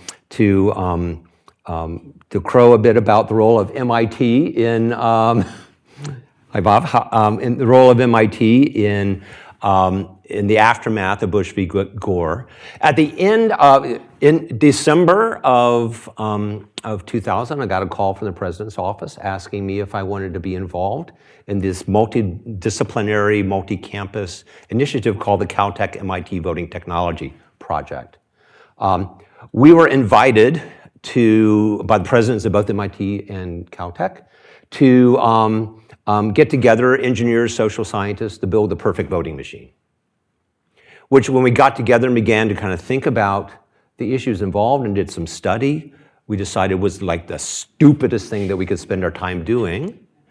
And as we learn more, especially the engineers, learn more about the problems of voting, immediately recognized that election problems in the US were system problems, that gadgets were related to the problems, but the problems fundamentally were about processes and people, and those were the things that really needed to be addressed. We issued a report in the summer of 2001 called Voting, What Is and What Could Be, and we tried to quantify something we called lost votes. And the idea behind lost votes is imagine, play a little game, mind game. Imagine all the people who woke up on election day, and 90% of the people voted on election day back in 2000, and they did everything expected of them. So they read the directions and they pushed as hard as they could on the chads. By the way, it was much harder than you think to follow the instructions. I have to note that. You could follow in the instructions and not know that you had not followed the instructions. So the second graders maybe. Yeah. I don't believe the second graders, the story. So in any case, if you woke up and you did everything that you were asked to do, and you believed you had done everything you were asked to do, how at the end of the day, and you would cast your ballot and you had gone home, at the end of the day, how many of those people would not have had their vote count in the final tally? Lost votes. And we relied on a lot of data that happened to be sitting around that nobody had ever analyzed. And we came up with this estimate that of the 105 million votes cast in 2000, there were between 4 and 6 million lost votes. Many of them, 1.5, almost maybe 2 million, were because of machine problems, ballot problems, those sorts of things in polling booths. But there were problems with registration mix-ups. We haven't talked, if you made a list, I removed a slide about all the problems in Florida. And there were other problems in Florida revealed. Bad purges, people not on the voting list, those sorts of things, okay? So 1.5 to 3 million people who had problems because of registration mix-ups. They would show up at the polls, thought they were registered, and they weren't. There were problems with polling place operations. Lousy poll workers, not many, but a few and enough. Long lines, those sorts of things. And then problems with absentee ballots. I've redone the calculations using the same data and the same methods. And in 2004, with more than 50% increase in the voting number of votes cast in 2024, the number of lost votes has fallen by between half and 2/3. And a good number of those are because of better machines, but also because of better registration systems, provisional ballots that we have now, better polling place operations. The PCEA, kind of dealt with issues of operational issues, almost like the logistics of voting on election day. Things have changed. They're still not perfect, but things are much, much better. So I do have to say, if we ask what is the consequence of HAVA and the Bush v. Gore, just to reinforce something that was said earlier in the first panel especially, our elections are much better to the average voter now than they were in 2000. Okay, so a few things, a few details. One of the reasons in which we recovered a lot of lost votes is because we got better, we don't have hanging chad anymore. We don't have pregnant chad anymore. We don't have those sorts of things. One of the measures of lost votes in the polling place was something called the residual vote rate. And basically a residual vote, this is a term of art, but it's the sum of overvotes and undervotes divided by the total number of people who turned out to vote. And in 1988, 1992, up to 2000, that rate nationwide was around 2%.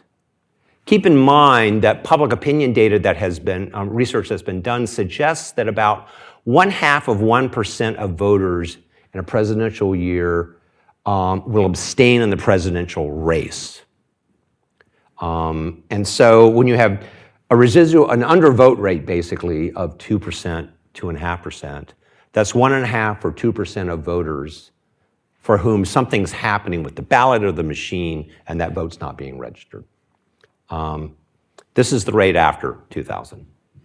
It's fallen down to about 1% since then, okay? So it's been cut in half, basically. There's a blip up in 2016.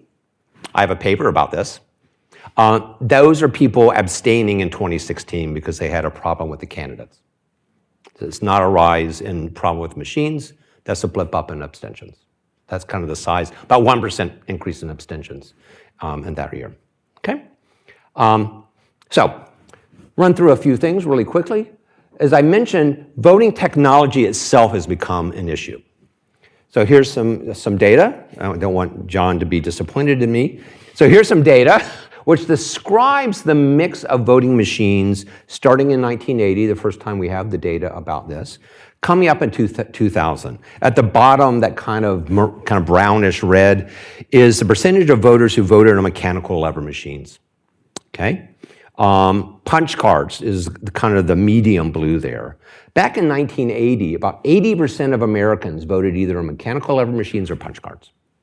If we move back further in time into the 60s, it was even more voting on mechanical lever machines. Moving into 2000, the mechanical lever machines were being phased out. Most places were replacing their mechanical lever machines with direct recording electronic devices. Some of them were replacing them with the new optical scans. The punch card users were also gradually moving into optical scan. Hand counting was being phased out, hand counting was being phased out. Moving ahead a couple of years, immediately after the passage of HAVA, the infusion of a couple $2 billion into buying new equipment, there was this irrational exuberance about DREs, a desire to buy the new stuff, and an expansion of the use of DREs. This in turn created a backlash. And the quick story I tell there, notice about 2 minutes ago, I said, up until 2000, there was kind of a natural evolution, paper to paper, machines to machines. If you punched into paper and you were accounting, got new equipment, you got scanned paper.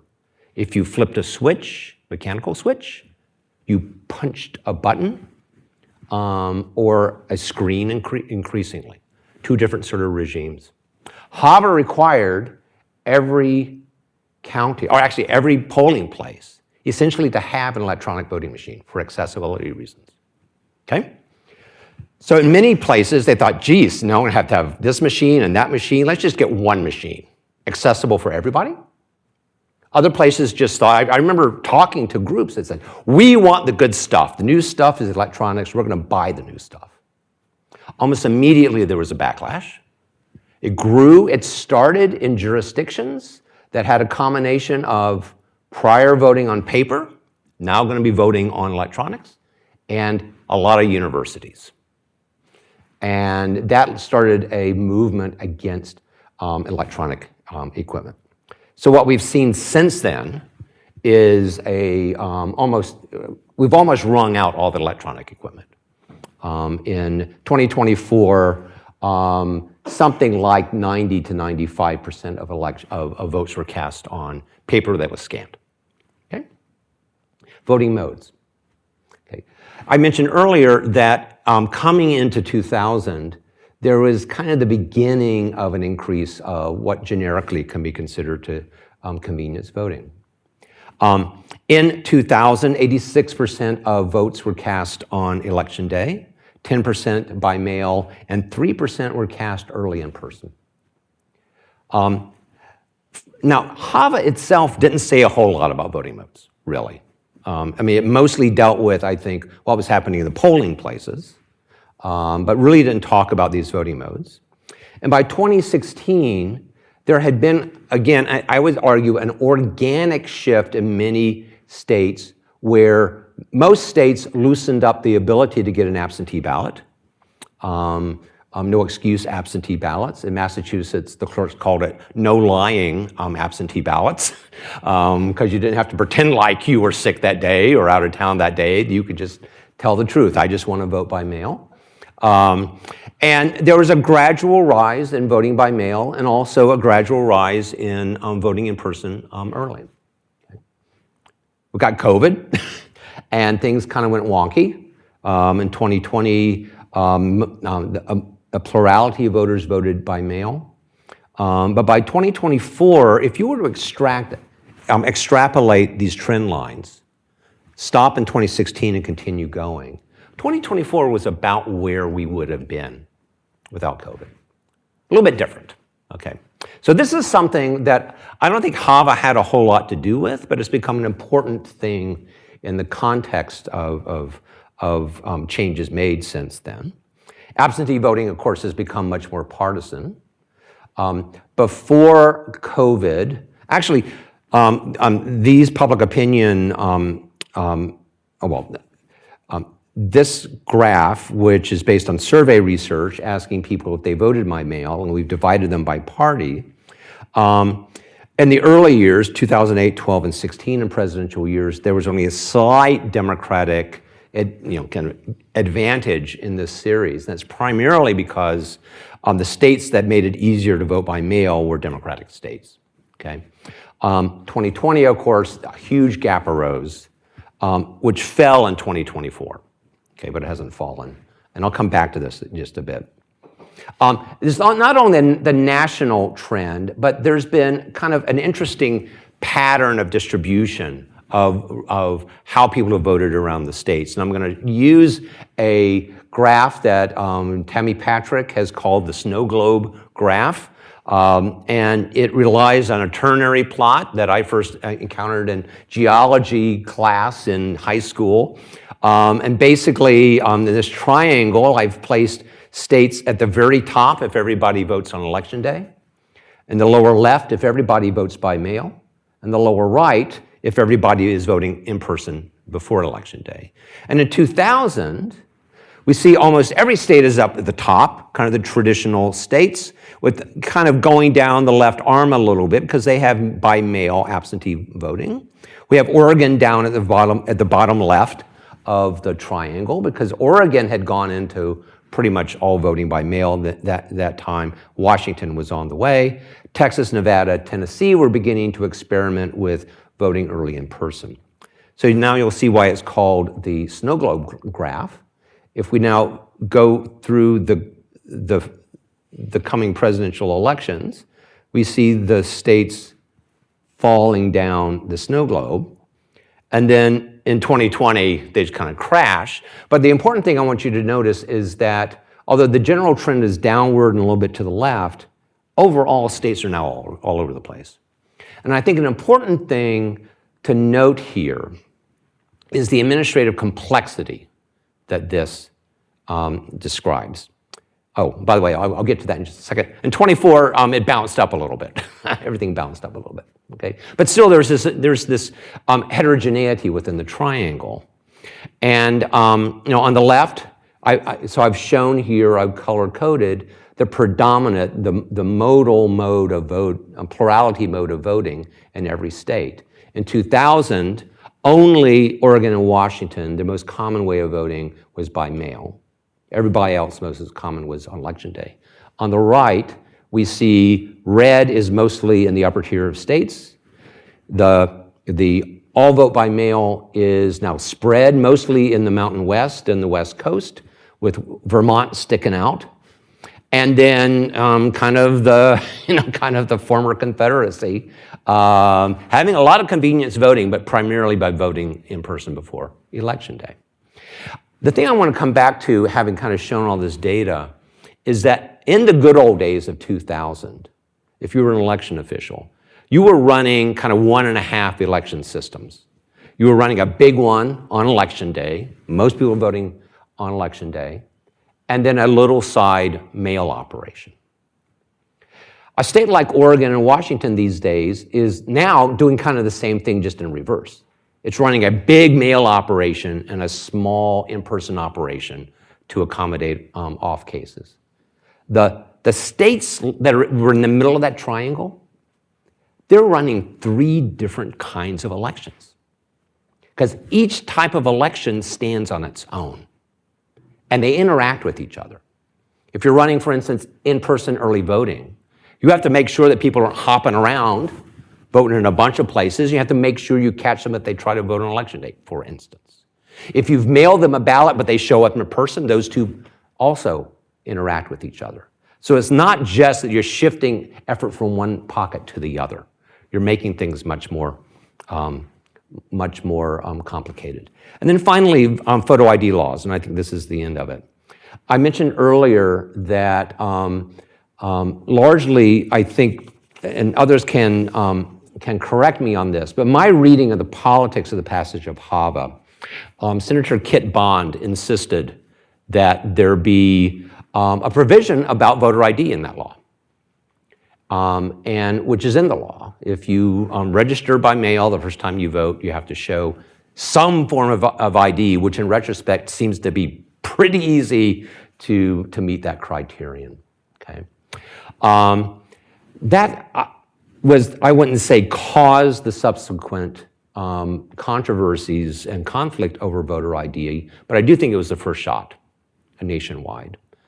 Picking up with 2008 when we started asking people whether they supported photo ID by then, about 80% of Americans supported this reform. Republicans have been supportive all along. Interesting thing I find is now Democrats are becoming very supportive. State by state, when I break these down by state now in 2024, a majority in every state favored requiring photo IDs. Okay? And Democrats in most states, with a couple of exceptions, a majority favored that. Okay? So that ID laws are now common. In 2000, only 14 states had ID laws at all, and none had photo ID laws. The first photo ID law, federal law would have been 2006 with Indiana, a photo ID law, and since then they have just grown. Okay, so about half the states now have photo ID laws, and all but a handful have some sort of ID requirement for all voters. So I'll just end there by just kind of repeating what I said at the beginning, that there's been a lot that's happened over the last quarter century. A lot of it some of it was caused by HAVA, some of it was influenced by HAVA, and some of it just happened despite HAVA. I'll stop there. Great. Well, we're going to, as I said, do this panel sort of serially with Charles first, and then we're going to have Don up here for the second part. So I have a couple questions for Charles, but I also want the audience to have some time. So maybe 2 or 3 little questions. One, and maybe to pat you more on the back, because Charles deserves many pats on the back for his work on election administration. You mentioned your work on lost votes, residual votes, and you showed the numbers. And this is, I don't think, the only reason for it. It can't explain all the difference, but we have seen the voter turnout rates in America go up since 2000. They've really been, many people complain about voter turnout, and I'm sure we could do better compared to Scandinavia and some other places, but we have seen higher rates. And if you look at the numbers, I think some of that can be explained by really is simply we're just not losing as many votes. Not that we're turning more people out to the polls. But we are seeing fewer people making errors, fewer people having problems with their registration, and therefore getting their votes through. So fair enough point? Yes, I would. I know it's a small question. I'll make it a slightly larger answer. Okay. The first one, as an aside, by the way, because whenever a question about turnout comes up, there's the comparison which you made about the U.S. against the rest of the world. And I think it's important always to note that that difference goes away if you compare our population of 35-year-olds and older to the rest of the world. It's basically the same. And so the deficit is among young people, just as something to kind of think about. As with respect to the reduction in lost votes because of better machines and those sorts of things, keep in mind that the number of people voting in presidential elections has gone from 100 million to over 150 million. The number of kind of recovered lost votes is in the range of a couple of million, which is nothing to sneeze at, but it's not the dominant number. So other things, and other things are important. And I actually think this is something directly or indirectly that is related to Bush v. Gore. Another slide that I removed from the presentation.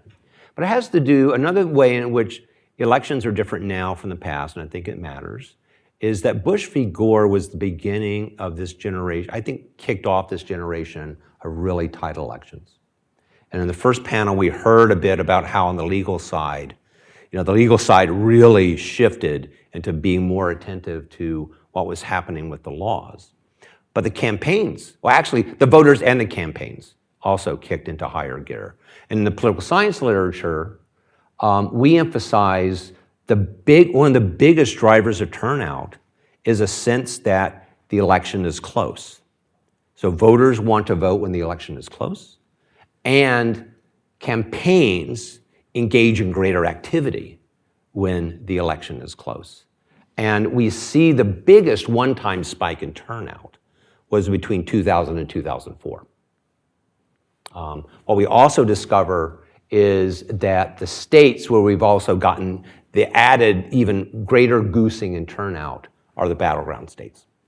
So it's a combination of things: campaign technology, greater competition. So for better or worse, the current kind of highly polarized, close electoral system, I would, putting on my kind of pure political science hat, is driving greater turnout. And so in that sense, it's very similar to other times we've had politically polarized close electorates, such as the 1880s, 1890s, and the 1850s.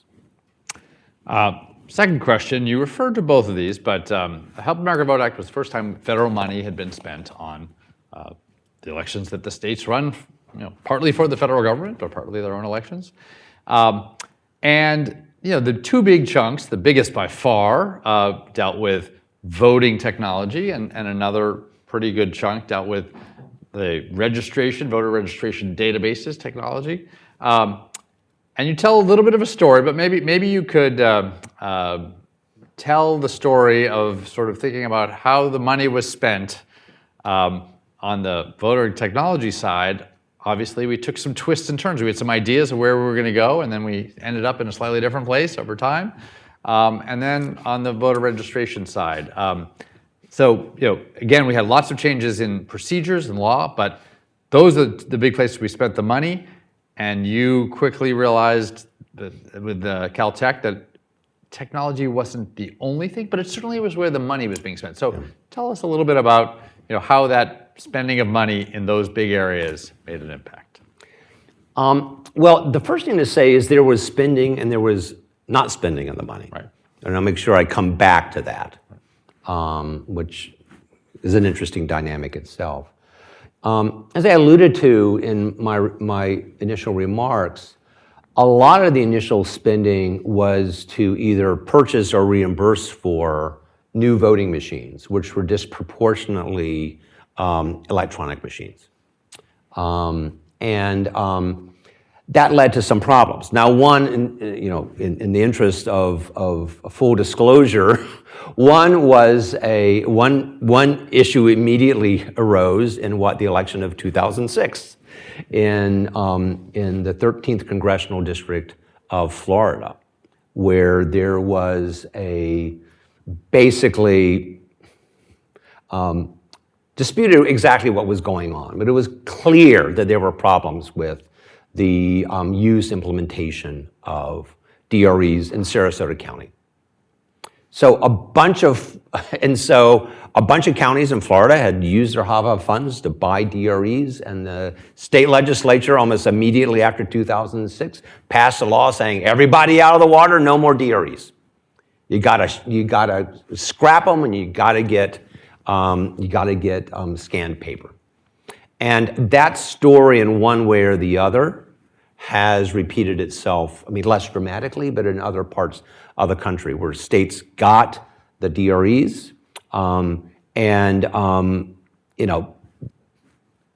they were more expensive to acquire, less expensive to operate, but more expensive to acquire. Probably as many would not have been bought without the HAVA funds, and as I suggested, without the HAVA kind of accessibility requirements, there's a lot of places that wouldn't have acquired them anyways.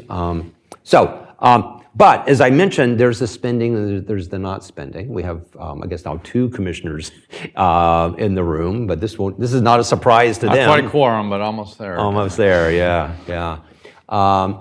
That a number of states held on to it. Some could say they hoarded the money, which, by the way, is exactly the sort of behavior that we see in all of public administration, in the same fiscal climate that election administration is in areas of public administration where budgets are tight, where budgets are insufficient, found money tends to be saved. And that's something I think to be thought about moving forward with HAVA. But a number of states held on to that money, either to kind of wait for the right time to buy the equipment, or because they couldn't figure out what to do. Some of the use was very creative. Again, LA County, for instance, utilized California's HAVA money to develop a very innovative, kind of an amazing DRE system, which alas, and then California went and started mailing ballots to everybody. And so you really can't use that system all that much. But there was some creativity from the money. And then, some states, there are still some, some states have chunks of money still sitting there to be used. On the voter registration side, the thing to note is that, a lot of states ended up using HAVA and other money to kind of get into the computerized voter registration business. That was a quarter century ago. I don't know about you, but I've bought a couple of new laptops in the last 25 years, maybe even more than 2. And a lot of these states are using the same mainframe that they bought back in 2002, using the same Fortran program, kind of keeping up with things. And so, we're in a position now where, the life cycle of the machines bought in the early days of HAVA have turned over a couple of times. I will point out that Louisiana, I don't think anyone from Louisiana is here, they still have the machines that they were using in 2000. And if you wonder why I don't have any more hair. I once took a tour of New Orleans election facility and saw those machines. And my Lord, they're quite something. They're still using those. But in any case, there's now machines that need to be replaced. Where's that money going to come from? There's election systems that need to be replaced. Where's that money going to come from? It costs millions of dollars to do these election registration systems right. And they have to be done right. Because we don't want to go back to the days of millions of people having their votes lost because of registration problems, and we don't want an election to come down to hundreds of thousands of people having to cure provisional ballots because there's been a problem with the registration system on election day. Okay, we're going to open this up to the audience. Again, we'll have a microphone going around, and I'm going to start right in the middle here with Paul. I was going to ask about the last point you raised, the provisional ballots. That was one of the most contentious issues in the construction of the bill.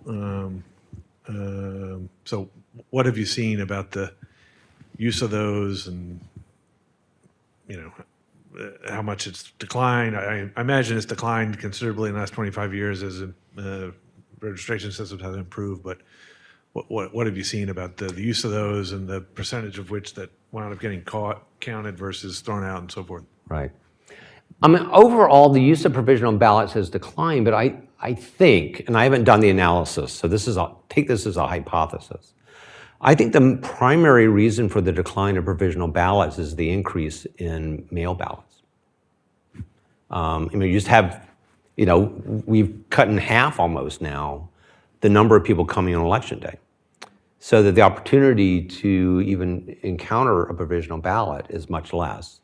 We do see a decline a bit, but not a dramatic decline. I think one of the issues that we weren't anticipating was that some states use provisional ballots, challenge ballots, there's a number of different terms for it, for the reasons that are kind of advocated by people like the Voting Technology Project and others to cure a mistake on the voter registration system, right? But a number of states, don't want to mention any by name, but let's imagine a state called Ohio.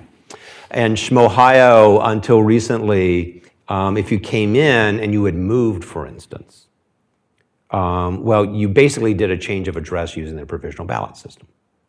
So there's also been kind of seconded into other choices. California, for instance, they implemented their election day registration system by essentially having new registrants cast a provisional ballot. And now they're actually accounting for those things separately, but the first election, they didn't. And so you saw this big spike in California provisional ballots. Well, that was because of people voting on election day. So there's been a lot of innovation kind of in the use of those laws. I haven't seen the research into that to kind of really account for that. It's not clear that states were really looking forward to using provisional ballots. I remember in North Carolina was used as one of the examples when HAVA was being drafted of a state that had provisional ballots. And I remember doing some research into the number of provisional ballots in the 2004 election in North Carolina, and there was one state that had tens of thousands of voters and reported precisely 0 provisional ballots. And I called up the election director, and he said, "Yeah, we don't like them, so we don't use them." So there's a lot of, as I say, principal agent issues as well in the use of provisional ballots. There were before 2000, and I think that we still don't have a really good sense nationally about how they're being used. Yeah. And you mentioned the fact that we have more mail ballots, so we don't have provisionals. But we've also seen a rise in the ballots cured, and those aren't exactly provisional ballots, but they have a similar character to them. They're envelopes that are not yet opened and have to be dealt with after the fact. So, okay, I'm going to go here to Leslie, but wait for the mic here. And I know I'm identifying, but maybe you should identify yourself too, for our larger audience. Hi, I'm Leslie Reynolds with the National Association of Secretaries of State. 3 quick thoughts. So the increase in the use of technology like electronic poll, so I serve as a poll worker in Arlington. Electronic poll books allow us to say to somebody, "Oh, this is not your polling place. Right. You need to go to, W&L High School or whatever." So I think that also helps to decrease the amount of provisional ballots, people showing up in the wrong polling place, and us being able to tell them where to go. Right. They can still vote a provisional ballot at our polling place, but we tell them it's not going to count. So, spend 5 minutes, go to the other place. The other question I have is we also have ranked choice voting. I have no opinion on ranked choice voting. I can tell. But so we have a lot of, no excuse absentee voting in Virginia, but in Arlington, the local races are using ranked choice voting. And so as a poll worker in a polling place, I'm constantly replacing spoiled ballots. So have they seen an increase in spoiled ballots for mail-in ballots that can't be replaced in time? That's a really good question. You've just suggested a paper to write. Hopefully for you, not for me. No. But maybe you can be a source. So on the electronic poll books, I remember one evening with Nate Persley John and me, and we were working on a draft of helping the PCA with their draft and getting into an argument about the values of electronic poll books. And I wasn't a fan. And one of the reasons is that I noted that in the context of line lengths, that that poll books, electronic poll books under certain circumstances actually took longer to check people in, depending on how they're implemented. For instance, in Florida, but I got the Orange County, Florida training and check-in on them. And they took advantage, this is a good thing, but it increased lines, where they had an interview that's sort of similar to every time I go into the doctor's office, right? And you go in, they say, is this your address? Is this spelled right? They kind of go through the whole thing, and so they were just doing many more transactions with voters when they were coming to vote. And so it actually hurt on the lines issue, which is what kind of, so there were kind of those types of issues, and that in many states, you're able to kind of get to addresses and voters pretty quickly using the paper. I think if we were to do systematic research now, given that there's so much, so many electronic poll books, so many states are using the kind of scanning technology to just kind of scan the driver's license and all of that. That's probably a good thing. And then, as you say, the flexibility, because some of the poll books, I don't know the one that you have, also have the ability to kind of, if not print the map, but kind of not only say you just go, oh, here's the address, this is how you get to it. So the functionality there is great. Ranked choice voting and spoil ballots. Actually, mail ballots and residual votes. I wrote a paper with Mike Alvarez at Caltech and one of his graduate students it's now about 10 years old. But we were interested in precisely this issue of the inability to correct, say, an overvoted ballot when you vote by mail, right? Because one of the features of HAVA was the requirement that you have a feature to spit back the ballot to the voter in a scanner if they've overvoted, and if you want to, also if they've undervoted. Well, you can't. That's one of the problems of voting by mail. It's one of the reasons I don't vote by mail unless I'm going to be out of town, because I'm a klutz and a slob, and I worry about that.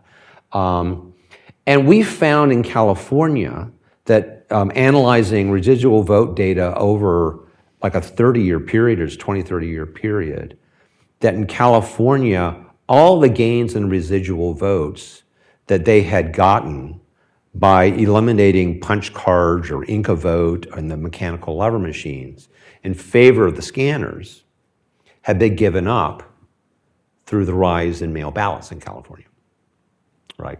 Okay. So, and you're paying. Now, there was a gain in convenience, and so maybe that was a reasonable trade-off. But we showed there that you're going to get some. The cost of convenience, especially mail ballots, is greater residual votes. Finally, I would just say I live in Cambridge, Massachusetts, where we've been voting ranked choice voting since 1941, and I think we finally figured it out. And I will note, I think our room is a little overrepresented in Arlington voters, because I too am an Arlington voter, and Don Palmer and I on our Voting Booth podcast had our great registrar, Gretchen Reinmeyer, coming and talking about ranked choice voting and how it was working out. And I know Charles mentioned this, there are a couple of other papers. Stephen Pettigrew has some work on this, and Lana Atkinson, all about errors being made. But I will note the anecdote, and I don't want to pick on her, because my wife is a very smart and accomplished person, and she, after we talked about, went in and managed to spoil her ranked choice voting ballot, just because, it's not familiar. What she did was actually quite sensible, if I could explain it to you. But there is some research that's starting to look at that issue. So, Lenny, and we get the mic coming.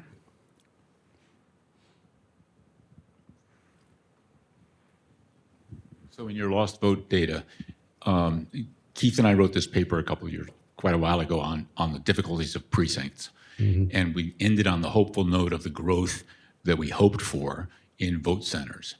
Have you analyzed the impact of vote centers on lost votes in terms of participation, whatever. I don't know anything about whether the Colorado model went nationwide or not to know whether this has been a good solution. That's a good question. As far as I know, there hasn't been the research that's analogous to what I just described in California. And again, I've now gotten 2 paper ideas from the Q&A. Intuitively, you would think that, because you have the same sort of, you have this kind of the access protections, and you have the ballot protections of voting on election day, that it should be a kind of a better experience with respect to lost votes, for sure. It's, and now, as the map that I showed at the end, toward the end, indicated, pretty much let's say the 5th and the 11th Circuit of those states are pretty much invested in in-person early voting. And I think there's some interesting work that can be done there with those voters. It could very well be that, well, in any case, I'm babbling now, but I think that's a good question. Colorado, of course, abandoned the old Colorado model because they're now doing it all by mail. But Texas, Tennessee, North Carolina, Georgia, they're doing a lot of it. It's a good place to look for it. And we could talk to Charles all day, but we're going to dismiss Charles from the panel, and we're going to bring Don Palmer up for the second half of the panel. Thank you, Charles. Thanks.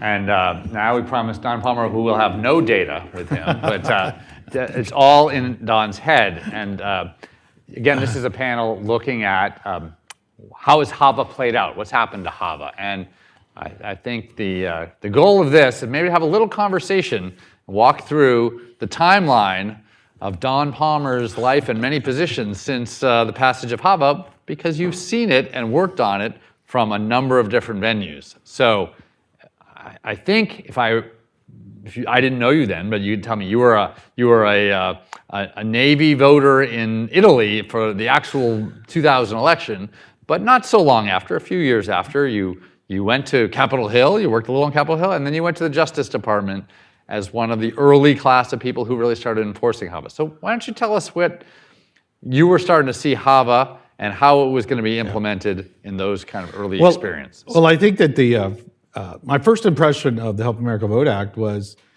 sort of as a voter, but I was working on staff on the Hill.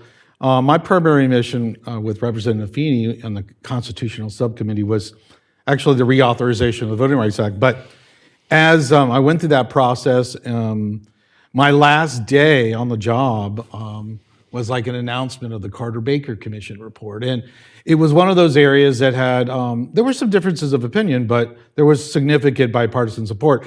And look, that doesn't happen with every bill. Very few, if ever. And so there was a press conference of the Carter-Baker Commission, and there was discussion about HAVA and the benefits of the, what were some of the steps that could take place post HAVA.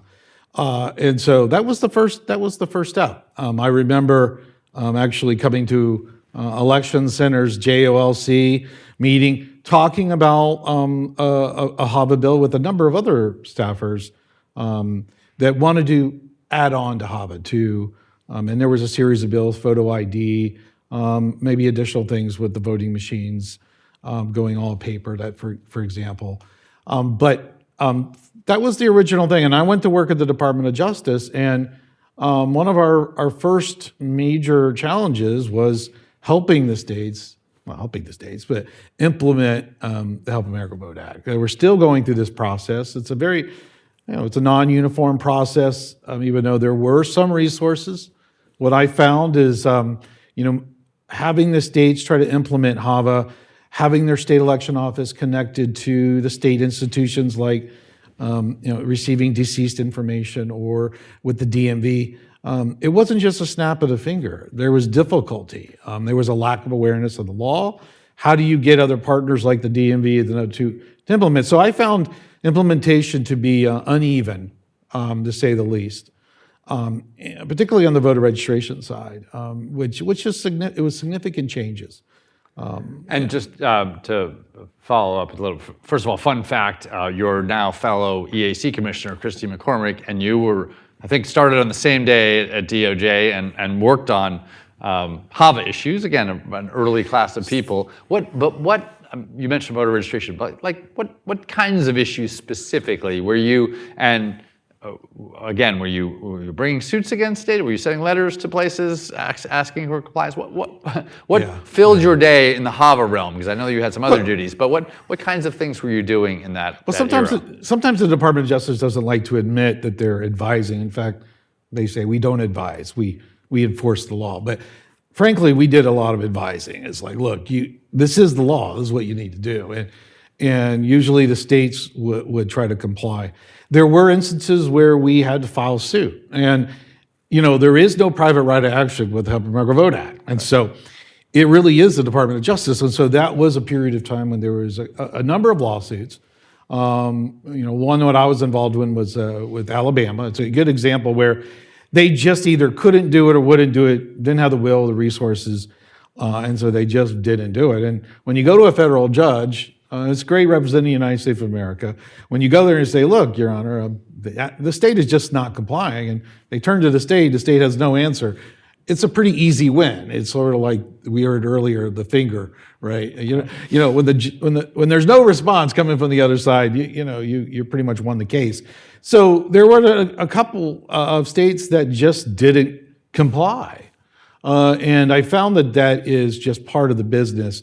We found some that because of the decentralized nature of like the state of Illinois, you have very rural counties and very urban counties. Some didn't have the technological ability to comply. And so we literally remember one instance where the Assistant Attorney General of the United States is coming down to the voting section and saying, why can't they comply? And the small clerk, it's basically himself is like, well, I don't have a computer. It's like, well, if we can buy you a computer, can you set it up with the state? Yes. Okay, we're not going to bring suit. It was literally that granular at times because is the money there, is the technology? And so that really, it helped me understand a bit what was going on in the states when it came to implementing the Help America Vote Act. So then you moved to Florida, the epicenter of Bush v. Gore, and you were the state election director. And this is 2009? So it would have been 8. It would have been right in the middle of the federal election. 2008. Yeah. And of course, HAVA had passed for a few years, but there was a long period of implementation. So tell us what you saw in Florida. Now, I know you know something from history and other things about what had been there before, but where was the state of Florida? What were you facing, and especially HAVA issues, things that had been started by your predecessors, things that you had to finish up, things that still needed to be done?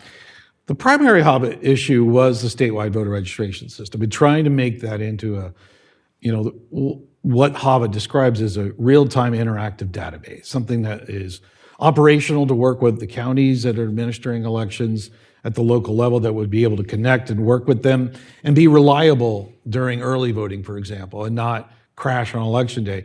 So that was the primary mission, our goal there. We did have the issue that Charles brought up in Sarasota 13. I walked into a situation where there were starting to be complaints about the DREs. And as you know, the DREs primarily was developed so voters with disabilities would have multiple options. And I know you don't know the exact numbers, but roughly speaking, how prevalent were DREs in Florida when you arrived? No, it was basically, with the exception of a few counties, it was the mode of voting or the machines that were being used. And so we walked into a situation in a presidential year, and the decision was made to go to the legislature and get money. And it sounds unbelievable today, but the Governor Chris essentially went in and got additional HAVA monies to basically replace all the DREs, with the exception of some of the accessible machines, for a number of years, and replace them in a presidential year, election year. And I know some of us were like, "Wow, this is living on the edge to make this type of change." But this is what the legislature wants. Let's just go to it. And that was the first time I was able to interface with the professionalism of the localities because, look, that's kind of scary, right? But it's like everything worked at clockwork. We had a plan. The counties were able to implement this, and it was seamless. I mean, I really did. So we made the transition to paper, optical, digital scan, and so we did that, and that was a big deal. And obviously, some of the other issues with electronic poll books, but generally, that's how we were dealing with those primary HAVA issues. And we were just grateful for the funding that was there to allow us to basically make improvements to our system in the state of Florida. And you didn't mention the state voter registration database. I always have a factoid that at the time of Bush v. Gore, only 7 states had a statewide computerized state registration database. Florida was not one of them. Right. And so many states were standing up, sometimes slowly, sometimes over time, sometimes it's a question of how statewide they really were. But tell us where you were in the time you arrived and how the journey continued. Well, that was an issue at DOJ, but also, what I observed from the state of Florida is that the larger states like the California, Texas, New York, and Florida, they had some difficulty because maybe it was because of how large the state was and the number of counties. But thankfully when I got there, we had worked through those issues. We had a database and we knew that we needed to improve it, but we had a database. Texas had struggled and still struggles because of the size, and I think it's 254 counties. So, but I think that over the years, and technology has allowed the states to fully implement that provision of HAVA, because that really is the goal, is that there's a fully functional, accurate voter registration database at the state level that's working with the counties from a registration and maintenance of the list to make it as accurate as possible. That really was the goal. And there were some technology challenges in the very beginning that at least that's what I sensed in dealing with the states. And, as you know, HAVA and the EAC were very much focused during my time on the voting systems and establishing that testing of voting systems. And so there wasn't a lot of guidance or work to, revolutionize the technology and voter registration systems, which I think there's some possibility as we have gone on. But that was the major focus. But at the state level, that's what we did with our voter registration system. And just one last thought. I know Florida does a fair amount of early voting in person. And the database today, as in many states, allows for more creative ways of voting, especially having a live connection to the database. It allows you to have vote centers, vote in different places. Where were you at that point in terms of thinking about how not is the list accurate, but how functional was the database for other purposes? Like, was that up and running, getting there? Or? Well, if you really wanted to revolutionize, you have to have a good database for the counties if they wanted to do early voting using the state. Sometimes you can do the local database. But if one big purpose of the whole, voter registration database is to make sure that one person votes during early voting and they can't vote again, or they vote by mail, and it helps deconflict. So everyone gets to vote once, and you record your voter history. It's a very, very secured, process with integrity. So the better the system is at the state level and the county level, the better the process as a whole is going to work. Otherwise, you're going to have some problems, right? And so that's what you want to avoid. And so, yeah. So were you working on it, or it was no, great it was perfect when you got there, or it was a process? No, it wasn't perfect. And in fact, I was laughing as Michael Carvin was talking about the FSU Florida game. There would be times I would go to an FSU game, and inevitably the call would come, the database is crashing, or we have this issue, and you feel helpless. It's like, okay, we got to go back to the office and see what the tech guys can come up with.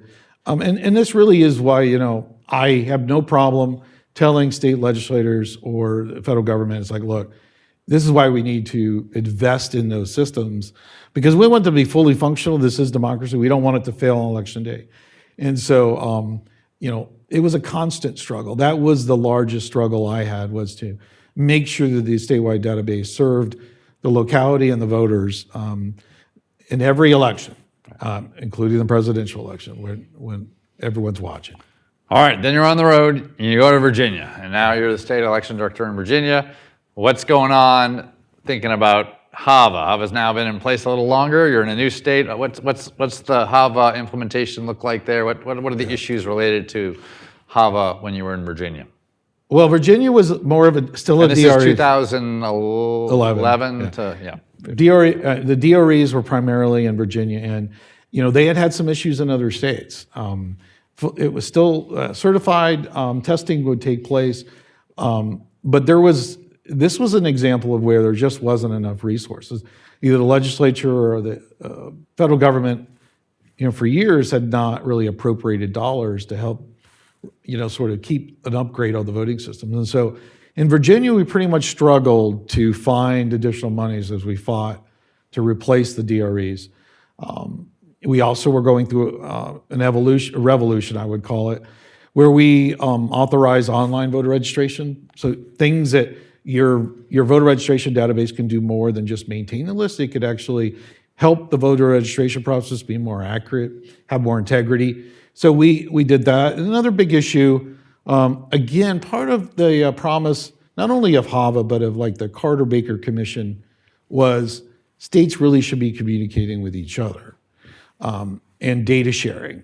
But the reality of it is there was no one model. We worked with different states individually. We worked on we joined ERIC. We were a member of that, as well as the Kansas consortium of states. So we tried basically everything to sort of share data with states, and it just reveals that that's a real gap, that there's not a nationwide system that helps us share not just data between counties and within a state, but sort of externally to other states, because we're a very mobile society. People move. The mobility of Americans is high, and so states benefit from having data flows come from other states. And so those were some issues that were going on at the time. We did deal with the issues of long lines. That resulted in the PCA and some of the work we did together at BPC. But Virginia, that was the big focus, implementing electronic poll books, online registration, data sharing between states. But our big mission to replace the DREs only occurred later in the next administration. You mentioned this. You were actually still at Virginia when the PCA commission was going on, and we were consulting with you. But then after the commission, we invited you and Tammy Patrick to come join us at BPC to think about implementing some of those recommendations. So we had a time where you had to think about a new set of recommendations, but there were still a lot of HAVA issues left. What was on your mind about PCA, President's Commission on Election Administration, as kind of a follow-up or amendment of some of the HAVA things? What issues stood out to you? Well, the issues that stood out to me is I really appreciated the analysis on the lines. I mean, I think that using technology to reduce lines, mitigate lines was important. And we did a lot of research on that, on how to help the counties and the states to do this. I think that there was a lot on data sharing in there that, again, it wasn't something that was brand new, but it sort of highlighted the fact that, look, to keep the rolls accurate and to avoid problems at the polling place, we need to find some method of sharing data. The biggest thing that, personally that came out of PCA, is because of my interactions with the Election Assistance Commission, was it took a look and said, look, the EAC doesn't have a quorum. The federal government, the Congress needs to, they need to reinstate commissioners to find a quorum, and we need to adopt the next generation of standards. So we can increase those standards, increase the security of machines, and begin that process. And so that is, that came out of the PCA. So that was some of the nuts and bolts that I took out of that personally. And you mentioned, of course, that HAVA, which created the EAC, the EAC then had no commissioners for quite a while, and the recommendation was, and now you and one of your fellow commissioners are here in the room, so I'm going to ask you, now sitting at the EAC, what kinds of HAVA issues are there, or what would you say is still relevant that's kind of come out of the passage of this act nearly 25 years ago that are still having issues and affecting the way we vote today? Well, I mean, I think the core mission of the EAC was to, I mean, if you go back, was, look, we want the EAC to create have a process to create minimal standards, voluntary minimal standards. We call them the VVSG, the Voluntary Voting System Guidelines. We want that to be updated periodically, right? And that really is there to design a system of testing with accredited labs that are audited. And that really is to design a process of testing and certification that's available to the states. As commissioners, Commissioner Hicks and I, and the other commissioners, Commissioner McCormick and Hovland, that is the primary national security purpose of the EAC, in my mind, is to do what we can to protect the voting systems. And there are a lot of other missions, as we talked about, providing best practices and in our clearinghouse, distributing grant monies. But I think that's the primary mission. One other thing that that we're starting to focus a little bit more on is other voting systems. Other election systems that impact. We talked about electronic poll books. Are they really secure? Are they as accurate as could be? Is there a system? We need to have some baseline security on those systems. Voter registration systems. Are they secure? Are they interoperable as HAVA and Carter Baker sort of envisioned? Are they able to communicate when there's data coming to them or between states or between counties and states? I described the issues in Ohio earlier, right? Some of these challenges should have been overcome, in my mind, 15, 20 years ago. And I'm a lawyer, I'm not an IT guy, but some of the technology probably wasn't there yet to overcome those challenges. But I take the accuracy of the voter registration list and that process as important as I do the voting systems. And so I'd like to be able to have a process where you can do penetration testing of voter registration systems. Are they as secure as possible for the voter? Is it inaccurate? Is it working? Is it working for the voter? And so those are some of the challenges we faced. I mean, we just heard that it's in the NDA to allow the EAC to do penetration testing of voting and election systems. And that's a significant thing that we actually amended HAVA. Despite some of the political differences we have, the Congress was able to come together and say, look, this is important enough from a security perspective that we want the EAC to continue to do this for our voting machines. All right, we have time for a few questions, and then we'll have a little break before another panel near the end. So I'm going to turn to the audience. If you want to identify yourself and wait for the microphone to come around. It's, well, I'll still make you identify yourself again, Lenny, but... It's Lenny Shambon, and I'm retired. I have lots of time on my hands. One of the things I vaguely recall in trying to get the state centralized voting system, or voting registration systems going, was the problem of top-down systems versus bottom-up systems, where the counties, from the bottom-up point of view, would load up their stuff, and the states really wouldn't have a good way to deconflict.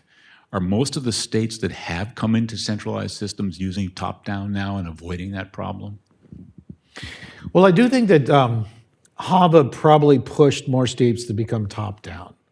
There's just many would argue that Florida, for example, was bottom-up, and a state like Ohio was bottom-up. And some of that's just the way things, the nature of the state, right, and the way they built their systems, decades ago. But I would say that I mentioned the Data Act in Ohio. Look, top-down, top-central down is much better when the state is sort of running that process, in my opinion. But I had to live with it in Florida, where it's a little bit of a hybrid. We would call it hybrid, but it is significantly bottom-up, and it's just more difficult from a bottom-up perspective from states. But they didn't. I say, the drafters of HAVA. They may have pushed it in that direction, but it didn't explicitly say it. So as with everything in elections, it's very decentralized. States do things differently. And so I would say HAVA didn't require it, but it really did push more and more states into that centralized role. And in some places, I think you might even have some arguments about whether a state is top-down or bottom-up. It is. It's an open question. All right. Going once, going twice. All right, we're going to wrap this panel, and we'll take a little break, and we're going to start again at 3:15, I believe. So we'll take a break, and we'll see if.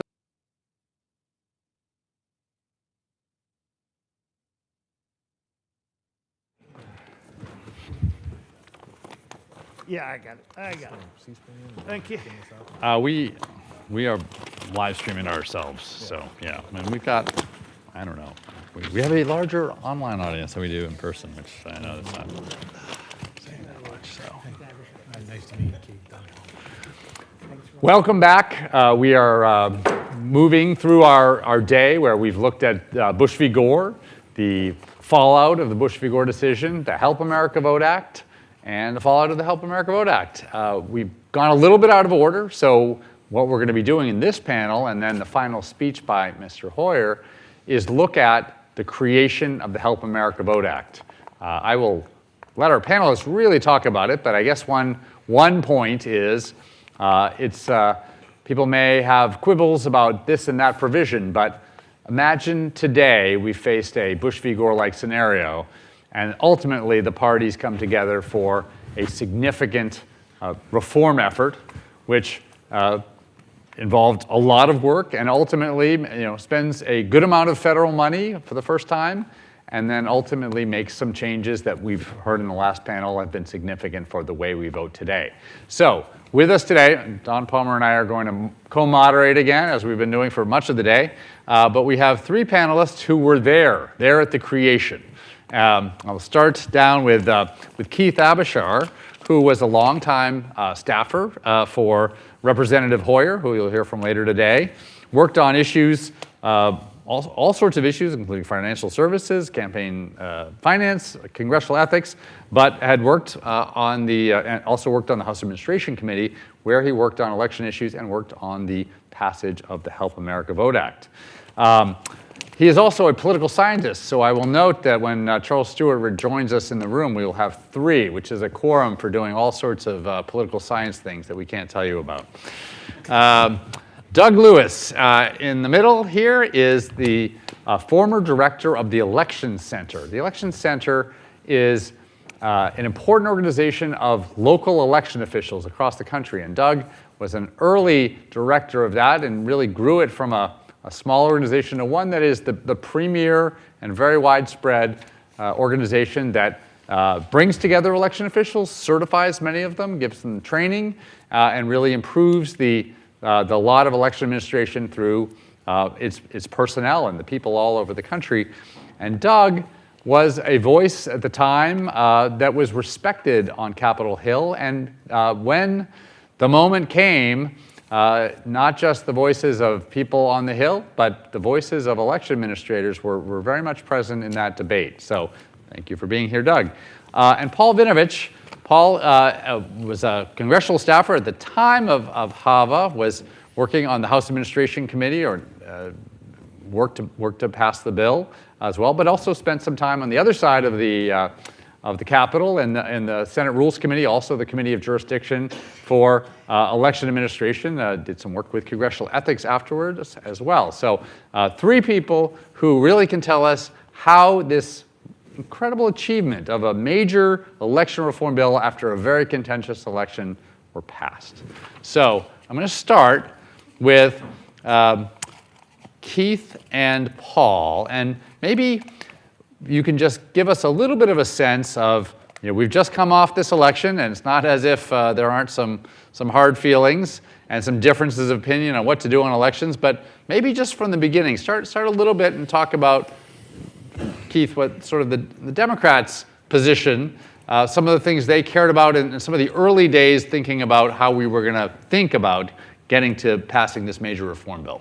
Yeah, I think, well, for starters, it was almost, 25 years ago, almost to the day, that Vice President Gore conceded the election. The Supreme Court ruled, in a fairly controversial decision, Bush v. Gore, that, no more counting, the results are in. So But Vice President Gore conceded. I think we all recall that as a fairly gracious concession. And as much as there were some bitter feelings, the country moved on, the Democrats moved on, the Republicans moved on.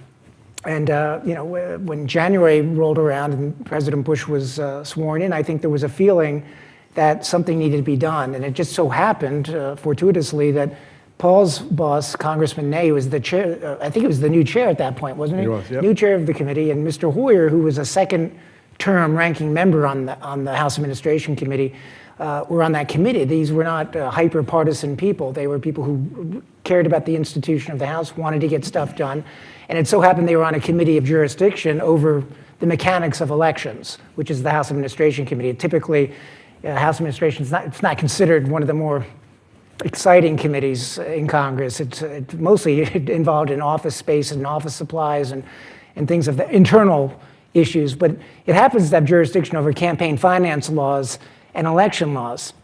So it was the perfect perch to work on improving the mechanics of elections, which everyone agreed. Whether you were a Bush partisan or a Gore partisan, everyone knew something was wrong with our election system. Mechanically, we're not talking about, Voting Rights Act and things of that nature. There's a separate set of issues. But the mechanics were clearly broken down by 2000. I mean, you had lever machines that were in New York State that had been, or at least New York City, that had been used since the 1930s. You had, obviously, butterfly ballots and chads and things of that nature in Florida. And you had all sorts of just antiquated systems across the country, old paper registration systems, things that instilled no confidence on either side of the aisle, in either party. And so we just happened to be lucky. We had two leaders of the committee who were less partisan than they were substantive and wanted to fix the problems.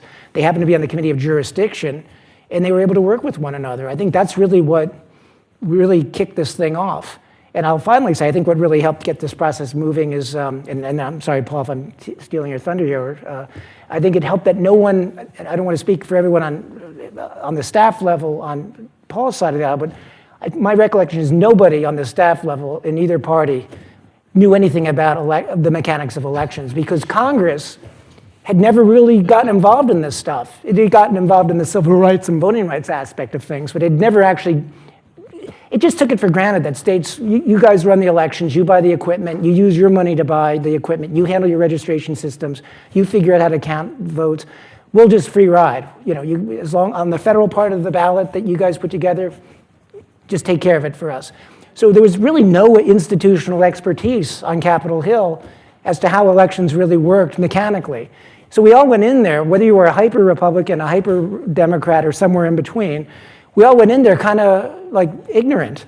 And it was a learning experience for us, which I think really helped get that process going, because before we could even get partisan, we had to figure out what we were talking about. And that's where people like Doug and Leslie Reynolds and others who were involved deeply in the mechanics of elections on a day-to-day basis really helped us. I'll stop there, but those are the factors that allowed us to, in January of 2001, quickly put behind us, after the electoral votes were counted, put behind us the partisanship and just focus on, we got to do something before this happens again in 2002. And that was our deadline, really, like the next election. I'll stop there. I'm sorry, Paul, if I talk too much.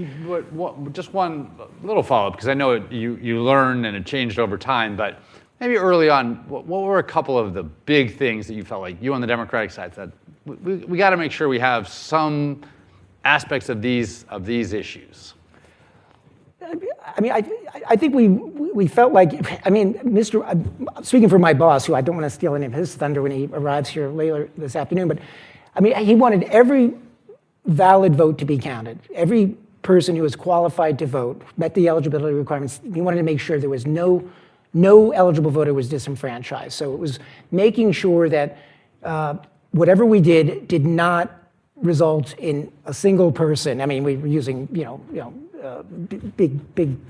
big picture goals, but he didn't want a single qualified voter to be disenfranchised. That was one of, at least on our side of the aisle, one of our goals. The second one was to make sure every vote counted. So similar to that, I mean, make every vote count.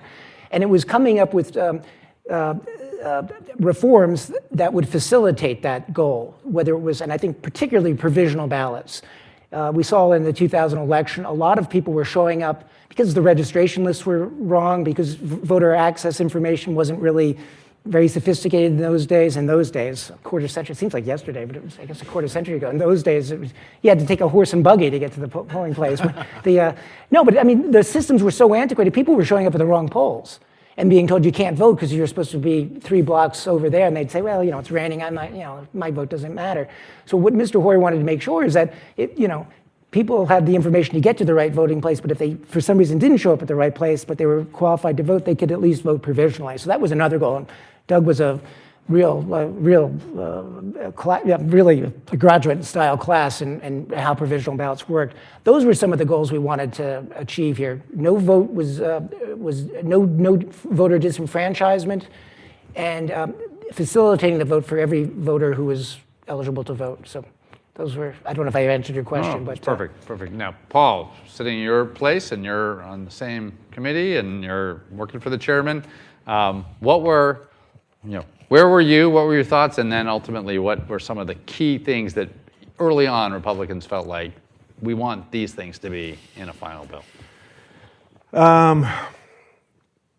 Yeah, I mean, like Keith said, it was unusual for the House Administration Committee to have a national issue on its plate. Ney was he represented a district in eastern Ohio that had been a Democrat had held for about 20 years before he held it, and he was kind of a populist, I think it'd be fair to say, before that was a common thing in the conference. He had kind of a working class district and supported tariffs and so forth. So he was able to work with Democrats pretty well because he represented a lot of Democrats in this district, and he and Hoyer had a good reputation. The leadership in the House and the White House, they were willing to do something on this, but they were also willing to kind of let us handle it. Once Gore conceded, as narrow as the election was, the Bush's approach was, well, I'm the president and I was elected to enact this agenda, and that was their focus. I remember I had a meeting with a friend of mine who worked in the legislative affairs early in the process. He came by and asked me, what can we do to help? And I just said, nothing really, to just kind of stay out of it. I didn't think there was anything to be gained by having the White House real involved in the process. And, he was fine because he had other things that he wanted to deal with. And the Speaker's office, I think, was kind of the same way. I mean, we meet with them occasionally to kind of keep them updated in the process, but it was not a priority of theirs. It was a priority of the Democrats, I think it's fair to say. I mean, people look at Bush now and, he has this kind of amiable nature and reputation, and, that wasn't the case 25 years ago. Bush's existence was, infuriating to most people on the Democrat side of the aisle, and every time they saw him, it was kind of a glaring reminder to them that there was problems with our election system. So, we were willing to do something, but we were not, so willing that we were going to kind of give away the store. So, our priorities were, there's that famous Rahm Emanuel quote about never let a crisis go to waste. We were determined that this was not going to completely refashion the way elections had been run and structured in the United States for its history. So while we acknowledged that some reforms were needed, we weren't willing to kind of supplant the primary role of state and local authorities in setting the rules and administering elections. We didn't want that to become a Washington-centric process whereby, whether it be the Attorney General or some new agency was going to be, kind of setting national rules that had to be, strictly adhered to by every jurisdiction in the country. We were going to try and, set some minimum standards, but give states and localities enough leeway to determine for themselves how to meet them and provide some federal assistance to help them do that. So at the time, the Republicans had the majority in the House. The Democrats had the majority in the Senate. It was 50-50, and then you had the Jeffords switch sometime in the spring of 2001, where Jim Jeffords had been a Republican and began to caucus with the Democrats, which gave the Democrats the majority in the Senate. So you had a Republican in the White House, Republican House, Democrat Senate. I'll leave it there. We can talk more about differences between the two bills and how the process proceeded after that, but those were our priorities. Sure.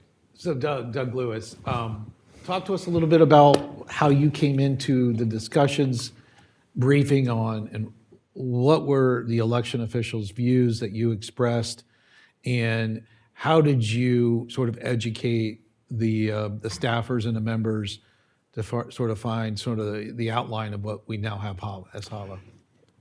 Actually, some of our stuff started before we actually had a problem. And when we created the Joint Election Officials Organization to have NAS and NASED and NACO and some others join together so that we could listen to what Congress was going to propose as bills and what had a chance of passing and what didn't. We did that so that they could then hear reaction from elections administrators as to how their bill might have unintended consequences or might need some refinement, or we could educate them a little more. And so we sort of had a good reputation before election 2000 happened because we were neutral. We were able to bring both sides in, listen to them, respect them, and then try to just give guidance. And so it started off from that standpoint, and that helped a lot. I mean, it made our job easier because we already had working relationship with each of the committees of jurisdiction in Senate Rules and in House Admin. And so when election 2000 happened, our organization was the only one that just was dedicated to election administration. That's all we did. And so we were a nonprofit. And as a result, the news media descended on us and wanted quotes constantly and interviews constantly. And so, at that point, the media made me a big deal just because they would put me on or quote me or what have you, and columnists and right on down the line. And so by the time we got through the election and we were going to start talking about legislation, it was one of those where actually I think it was Torricelli's staff that first came to me. Torricelli out of New Jersey, and he had been chairman of the campaign commission, Senate Campaign Commission. And so he brought along Mr. McConnell, who was at the time chairman of the Republican Senatorial Campaign Commission. And so they brought us all together, and we talked a little bit about, okay, was leadership going to be in favor of real legislation? Or was it going to be simply a partisan exercise on each side and then nothing gets done? And so they assured us that they really were serious about this. And so at that point, they brought me over to get me acquainted with the House side, and I got acquainted better on this issue, and we actually talked through some things. And I think, Mr. Hoyer, I think Beth Stein actually wrote the first piece of legislation. Now, here's what's interesting. Both sides would call me to Washington to talk about what they were going to do. Neither side was talking to each other. They were talking to me and swearing me to secrecy that I couldn't tell the other side anything about their bill. So that's why we have you sitting in between them. Well, and so we go through a period of that, and I finally said to him, I said, look, You guys are one floor apart here in the House. You can talk to each other. Let's get together. You're not that far apart. And sure enough, as they got together and Bob Ney's staff and Stenny's staff sat down, they found there was a lot of common ground. Now, there were some vast differences too, and partisanship didn't suddenly go out the window. It was, but I will say to you, because there was concern that if we did not fix this, if we did not improve this, that we might lose the whole process. And that was, now that sounds kind of corny, in this time, but there was a real concern that we might have broken the system, or if we didn't fix it, it would be broken and therefore not useful. And so, given that, we got people of goodwill working together. People very partisan, representative of their groups, but absolutely committed to creating a piece of legislation that might work in this. And so once we got everybody together and once we started talking, and the House was actually taking a quick lead on this. I mean, the House got up and running really quickly. But once Beth brought up Mr. Hoyer's proposals and your proposals, from your side on the House side, people started saying, well, let's have these conversations, and they started meeting regularly. Then they would call me every other week and say, come back to Washington, we want to show you what we've written, will it work?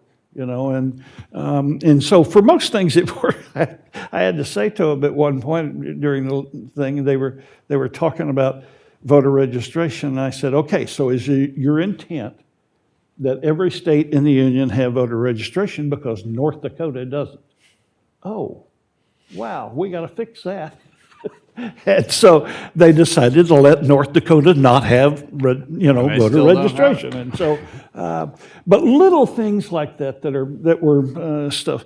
Once we went through why certain actions are taken in elections, they involve the elections community. And what we did then was, with Leslie's help and some of the other groups' help, we sat down and we said to the Democrats, okay, here are Democratic elections administrators.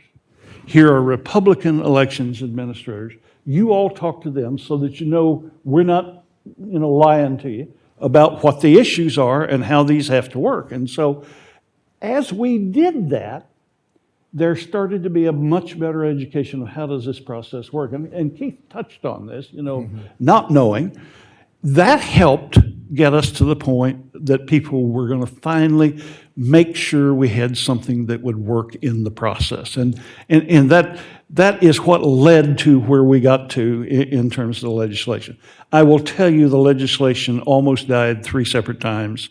All right. Well, I definitely want to get to that and hear that. Okay. But let me work a couple issues here. Obviously, this HAVA ends up being the first time we spend federal money on elections. Yep. And we spend a lot on new technology, and we think that's an important thing. So maybe Keith and then Paul, from the beginning, what was that a big concern? Were there issues with that? Tell us how the idea of spending a lot of money and the need to have new technology became important to the bill. Yeah, I mean, I think Paul sort of touched on this by outlining what his side of the aisle's bottom line position was, which was not to micromanage what had historically been a state prerogative, right? The administration of elections, not to micromanage from Washington how, on a day-to-day basis, what election officials do on the state and local levels. So that kind of drove the decisions made around how much we were going to spend and what kind of technology mandates we were going to the extent they can be called mandates, what kind of mandates the bill was going to include. I don't recall money itself ever being a real issue. I think we settled on we authorized $3.8 billion in HAVA. I think we ultimately appropriated in the first 5 years of like 3.5. So we came close to getting the full authorization. But I don't recall at any time that having fights over what should that number be? There were definitely significant debates over the technology, how specific it should be, what it should encompass. Everyone was focused on voting machines and chads and things of that nature, but it also became about registration systems. That's where the real debate, I don't want to call it fight, because we really did, Paul, that was one of the funnest experiences I've ever had. It was also very frustrating, but working on that bill for 2 years, Len was in the audience, Len Chambon. He actually helped Mr. Hoyer on this bill and helped me. He was on the Ford-Carter Commission, which really contributed a lot of great ideas to this effort. And when the presidents had issued their report, we brought him on as a consultant to help us get this job done.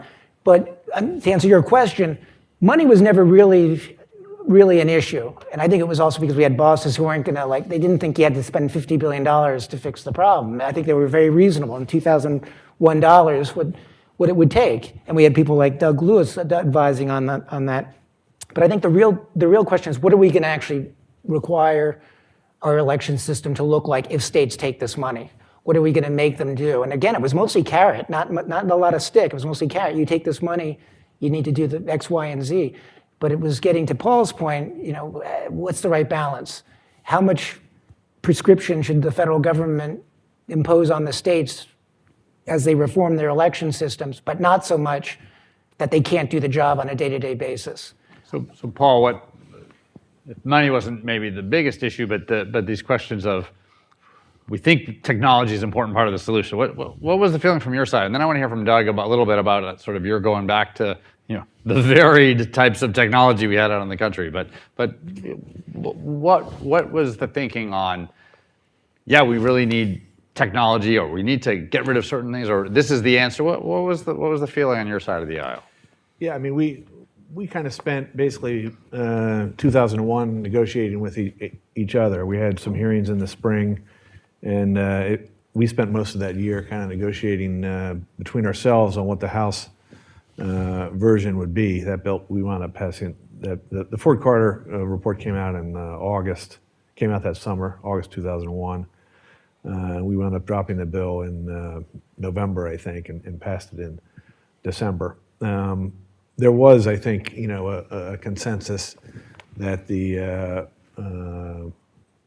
equipment failures were an embarrassment and should be addressed. So I don't think, there were some, you can't get 435 people to agree on anything, but there was a large majority, I think it's fair to say, in the House that recognized that, for the greatest country in the world to, be trying to hold a piece of paper up and see how indented it is to determine who the president should be, it was embarrassing.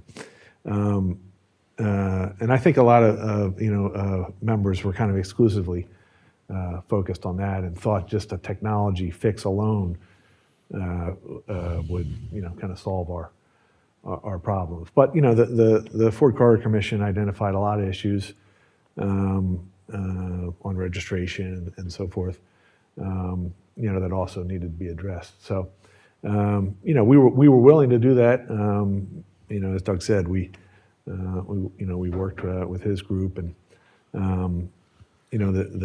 the people that administer the elections, out in the country, at the county level, they may be Democrat, they may be Republican, but they all want their elections to run properly, because that's their career. If the system collapses, they're the ones who wind up getting blamed for it. And there may be partisan differences in those officials, but the one thing they agree on is they don't want somebody from Washington telling them how to do their job. If you're a county clerk in Kentucky or Colorado or Utah or California, you may not agree on much, but the one thing they do agree on is they don't want to have to ask somebody in Washington, D.C. How to run their election. So that was an advantage for us, because, as I said earlier, that was our priority, was to kind of maintain that system going forward. And Doug, what were you hearing from all the election officials across the country about technology and the need for money, and what what were you communicating back and forth? What were the key things that mattered to the election administration community related to technology and money? First, let me talk. There was a concern about money initially because the White House wanted $400 million a year for 3 years and to be done with it. And we told them that was nowhere near close enough to take care of the problem. And then the original money, if I remember correctly, was about 2.9 billion, 2.8 billion. And so we asked Mr. McConnell, we had a working relationship with his staff, and we said, we still need another $1 billion. And so McConnell, to his credit, didn't even ask the White House. He just put it in and away it went. And so we got the kind of money that we needed to modernize equipment. Now, initially, the Democratic side, because it had huge concerns about disabled voters, voters with disabilities cannot use paper well. Most voters, disability voters, cannot use paper well. And so DREs seemed to be the right thing to bring that group in and give them more of a civil rights. And we just had big lawsuits on disability issues and voting, and federal judges ruling that you could no longer ignore this, you had to take care of it. And so we looked at DREs, and that became the preferred thing, both on the Democratic side, and I think the Republican side was a little more reluctant, but decided, okay, in order to make this work, let's do that. And so by the time we got there, both sides had pretty well decided, okay, direct recording equipment, electronic voting was going to be the way to go. And then, of course, once we did that and spent all that money, there got to be a big hoorah about whether or not that was the right answer. And so the money that came, in many instances, the states moved quickly and well and responded well and started working on, what everybody doesn't understand is it was not just voting equipment. We were changing processes. We were making sure, if you will remember, the bill focused on second chance voting, which, by the way, you can't do with provisional ballots, and you can't do with mail-in ballots. You don't get a second chance with that. I mean, I guess provisional is the second chance, but the whole idea was whatever we did, we wanted voters to be able to have a chance to eliminate their self-errors and to make this work. Now, some voters didn't care. We could tell them, particularly if it was optical scan, you push it in, you didn't fill out something, the electronic machine would notify you didn't vote in these races, and some people would say that's okay, some people would go back and fix it, but that's where we were. And so that was a process deal. We certainly changed the way training went on, because our organization had a lot of experience in the training side and starting to professionalize the whole process and building a code of ethics for the process before this ever happened. This then became, we clearly knew it worked, and so it got emphasized in the bill that we need better education and exchange of information on how to do these things. The bill also set for the first time, you must come up with a definition of what a vote is so that there won't be what you saw in Florida, where That states were going to have to yeah, define. yes, that the states were going to have to define what constitutes a vote. What does it look like? How are you going to count if this happens? And most of the states did something about it. When I left 11 years ago, there were still some that had not, and that was a long time after, the passage of HAVA. And so by doing that, then you take out the subjective and you get to what everybody can understand is this is the way we're going to do it. And so election administration got better. We were discovering, as a profession, we were discovering ways for us to improve this that we had not before considered. And so we looked at the laboratories, and the beauty of the American voting system is this: because it's not a federal control, and it's because it's not done one way everywhere, you have laboratories all over the country of some states devising things that you didn't know could work, and other states proving either something does or doesn't work. And by doing that, we got to where we exchanged that information, and we've made the whole process better over these years. Now, the reality is that elections in America are far better than they were, and yet you cannot get a part of that society, of our society, to believe that. Right now, there are people on both sides who are absolutely convinced we are stealing their elections. And thank God they're in a minority in both parties, but they are a driving force in both parties because they're the party stalwarts. They're the ones who are there all the time, and they really believe this, and no amount of information seems to convince anybody otherwise. And so hopefully we will get over that. We got over it when we went through Bush v. Gore.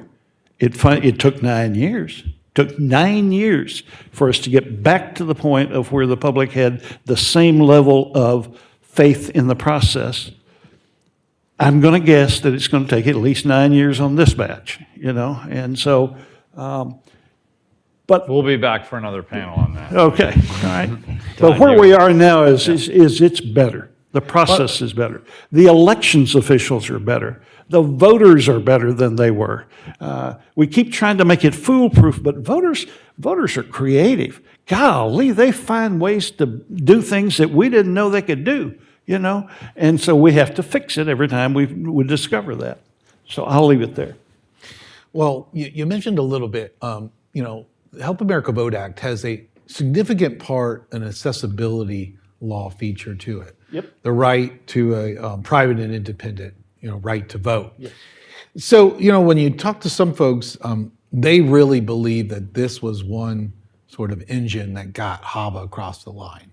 Would you agree with that? And actually, they even made the statement, they got the president's, at least his attention on the bill. What do you say about the role of the accessibility groups for voters with disabilities?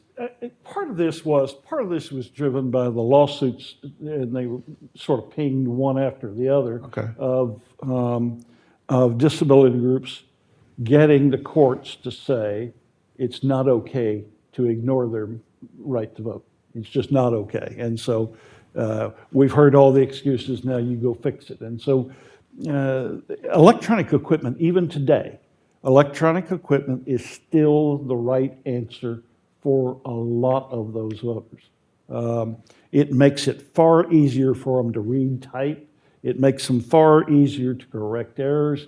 It makes it far easier to hear if they've got a hearing problem. If they're blind, they can listen at rapid pace to what the ballot is. They can review the ballot on the electronic equipment without ever having to mark a piece of paper or vote a piece of paper. And so for some folks, electronic is still a really good answer. Well, Keith, if I go might ahead. say Yeah. something on that, because Mr. Hoyer, my boss, who obviously worked with Nay on this bill, he before doing HAVA, he wrote the Americans with Disability Act in 1990. So he brought a lot of knowledge and concern and sensitivity to the disabled voter.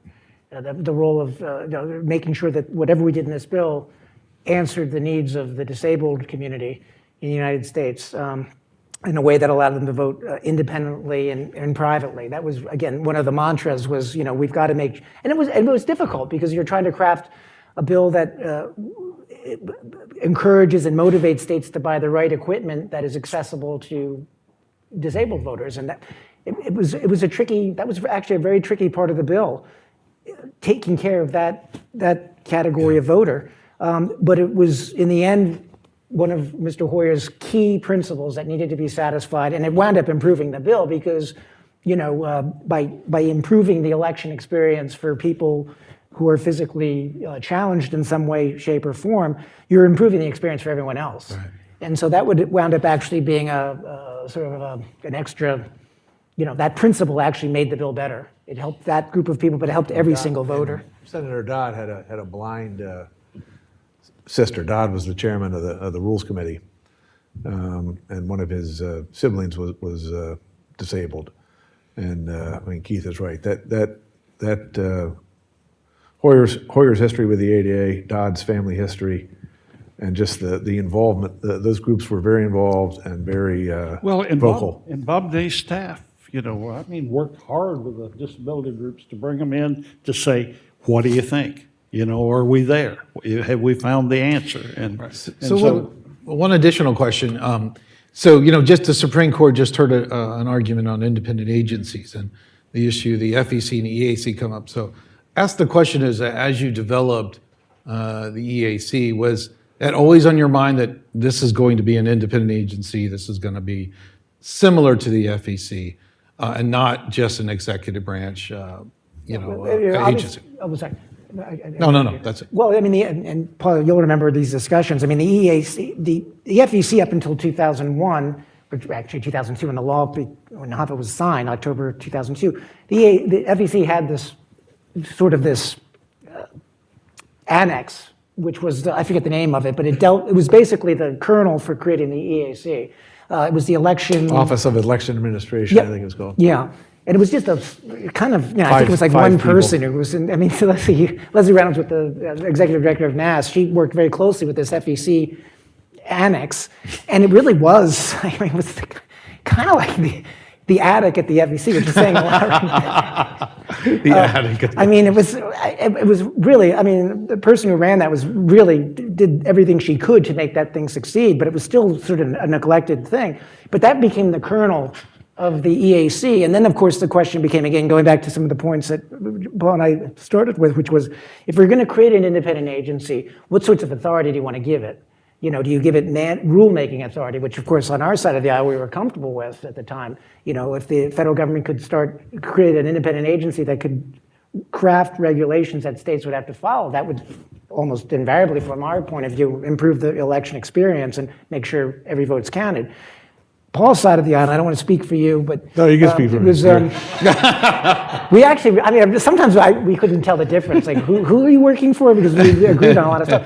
But on this one, Paul's side of that was, there's no way this agency can have rulemaking authority. We need to respect the 212-year history of states really taking the lead on election administration. So we're not going to have an agency in D.C., just dictating to, the jurisdictions across the country how to run their elections. And so there already was the FEC, which was doing some work on this as well. But your sense it was on NAVRA. The annex was doing the one piece of rulemaking authority that the EAC inherited from the FEC, this election office or attic, whatever we want to call it, was administering NAVRA.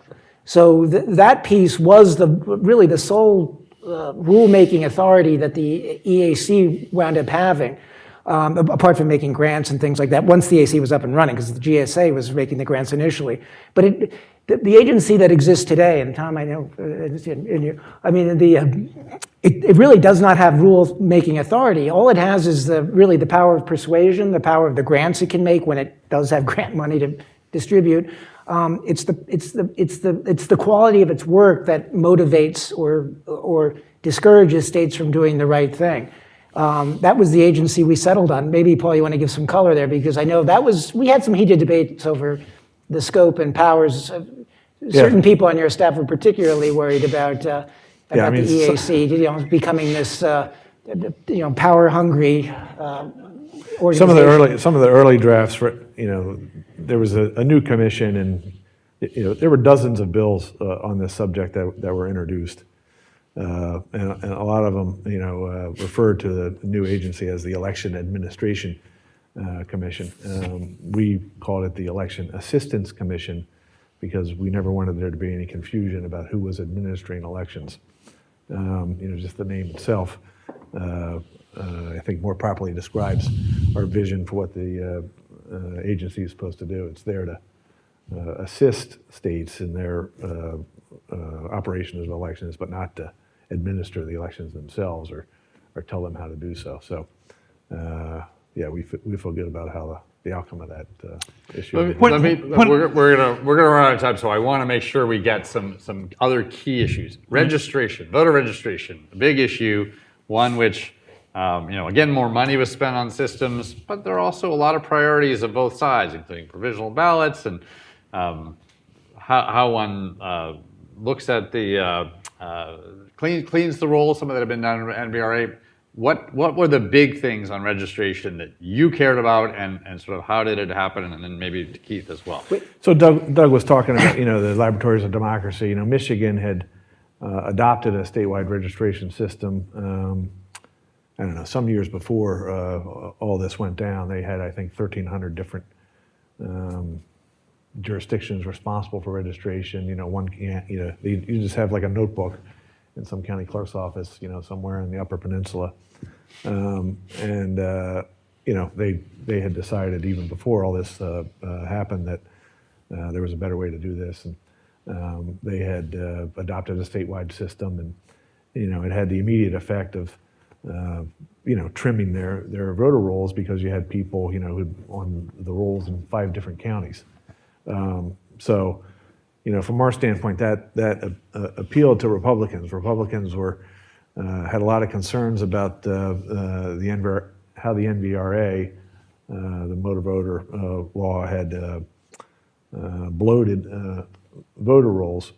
There were supposed to be, purge requirements, list maintenance requirements. That was the euphemism. You couldn't say purge. That was offensive to some people. So list maintenance was the term that was used for maintaining the list, making sure that people on the list were still alive, still living in the county, had not been convicted of a felony or whatever.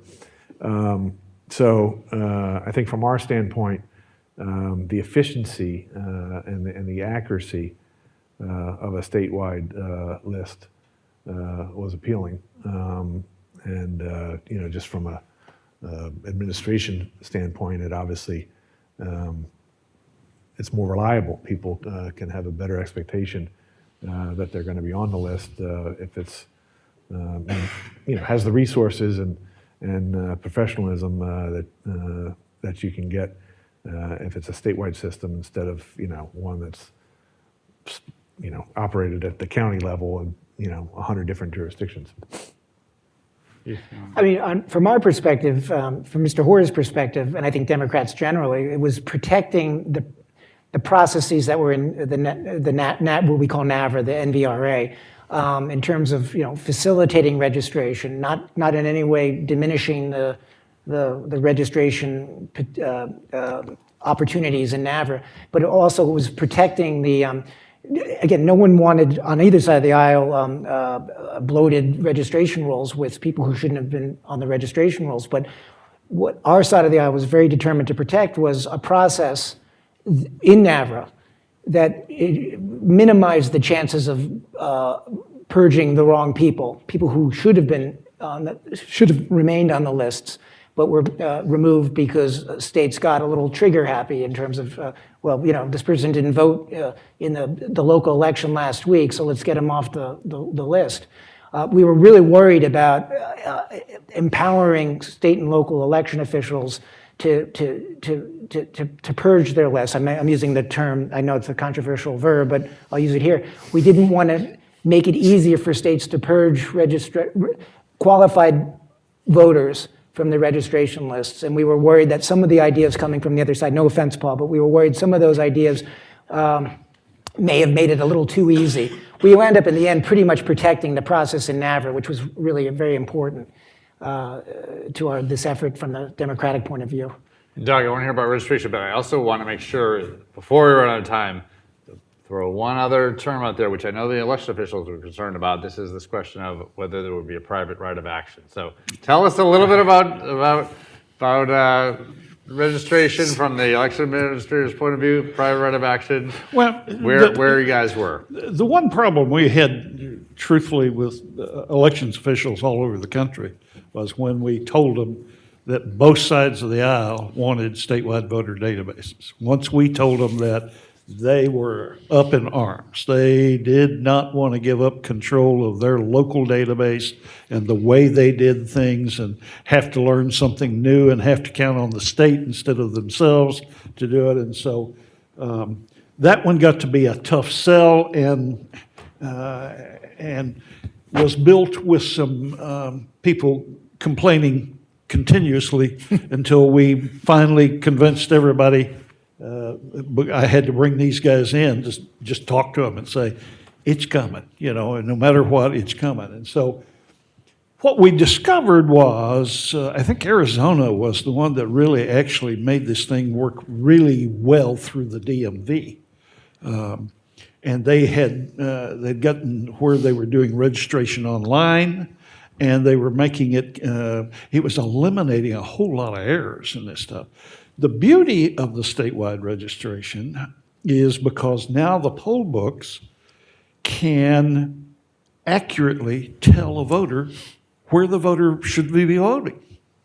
And if the state allows voting from anywhere in the state, then it can do a ballot on demand right immediately, to give the voter what they need. And so that was a good deal. I mean, there was real changes in that. And the statewide voter databases, I think, as Don indicated today, some of them still don't work as like they ought to. Part of that is some have an attitude that they don't really want to do it, and they keep dragging their feet. Some West Coast state is still that way. California. And so you've got some who just, they want to keep the local control, so the bottom-up system is harder for the state to implement. But the voters have been served better as a result of it. And while Keith's concerns were absolutely correct in terms of they wanted to make sure that we weren't pulling the trigger too soon, the Republicans were concerned we weren't pulling the trigger ever, to eliminate people who had obviously moved away. Some of them to other states and some to a different county, and so that the voter rolls would be bloated, and they wanted to fix that. And so both sides got kind of what they wanted.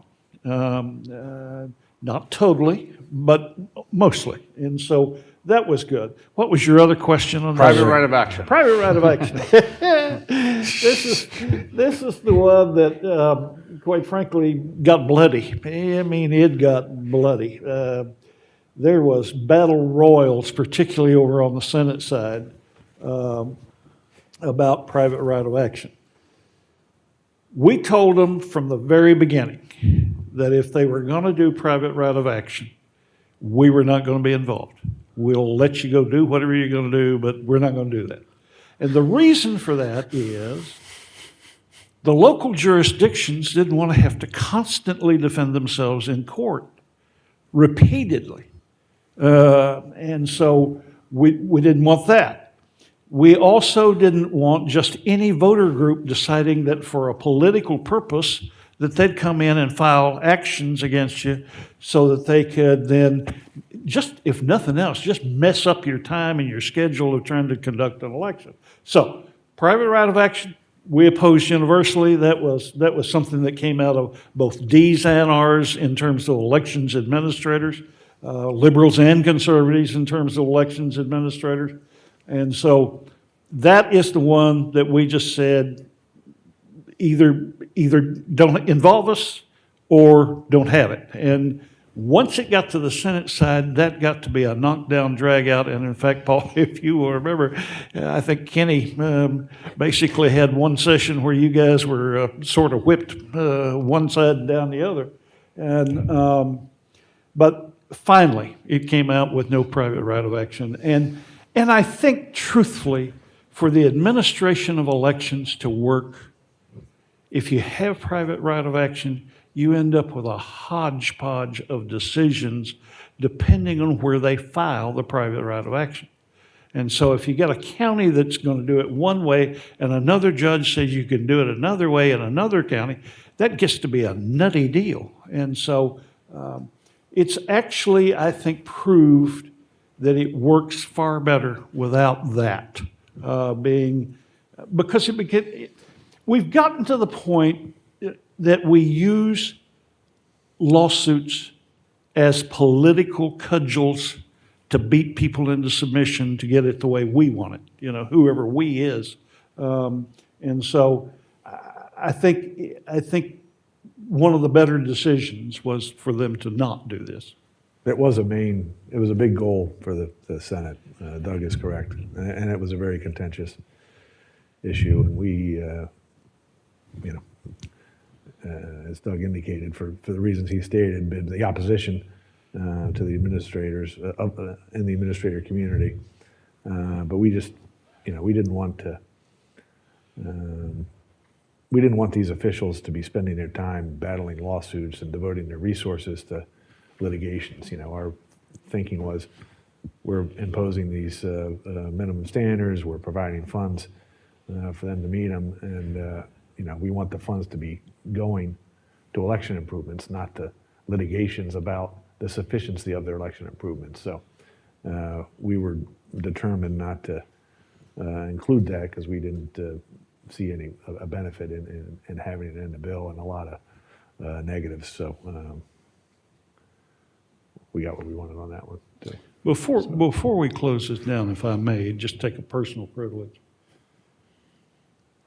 I was really happy with both Bob Ney and Steny Hoyer, who did remarkable work on this. But let me say to you that Mr. Hoyer,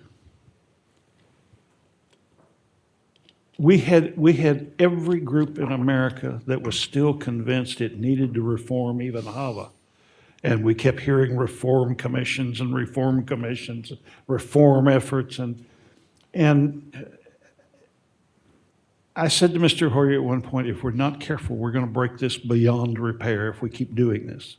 We gotta absorb the changes we've got now. We gotta have time to understand what it did. We've gotta have time to get to where we know how to implement it, and that usually takes 2 or 3 or 4 elections. And so Mr. Hoyer, bless his heart, stood up to whatever pressures he needed to stand up to when he was number 2 in the House on the leadership side for the Democrats, and they were in control of the House.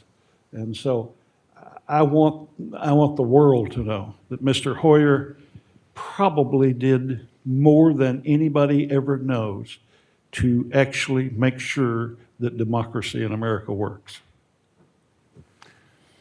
Don, I think we have one. Well, Keith, Keith, did you want to weigh in on the private right? I think Paul and Doug summarized the debate there. I mean, Democrats tend to like private rights of action in bills, and we know Republicans tend to be a little skittish about that. We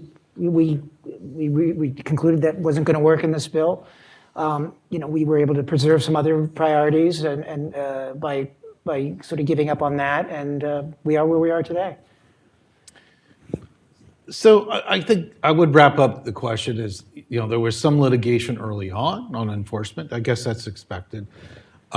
Generally speaking, though, it's been 20 plus years since HAVA was implemented. What has worked, what hasn't, and there may not really be opportunities for reform of HAVA. We just saw one with penetration testing, but what do you see as sort of some improvements to HAVA now 20, 25 years later?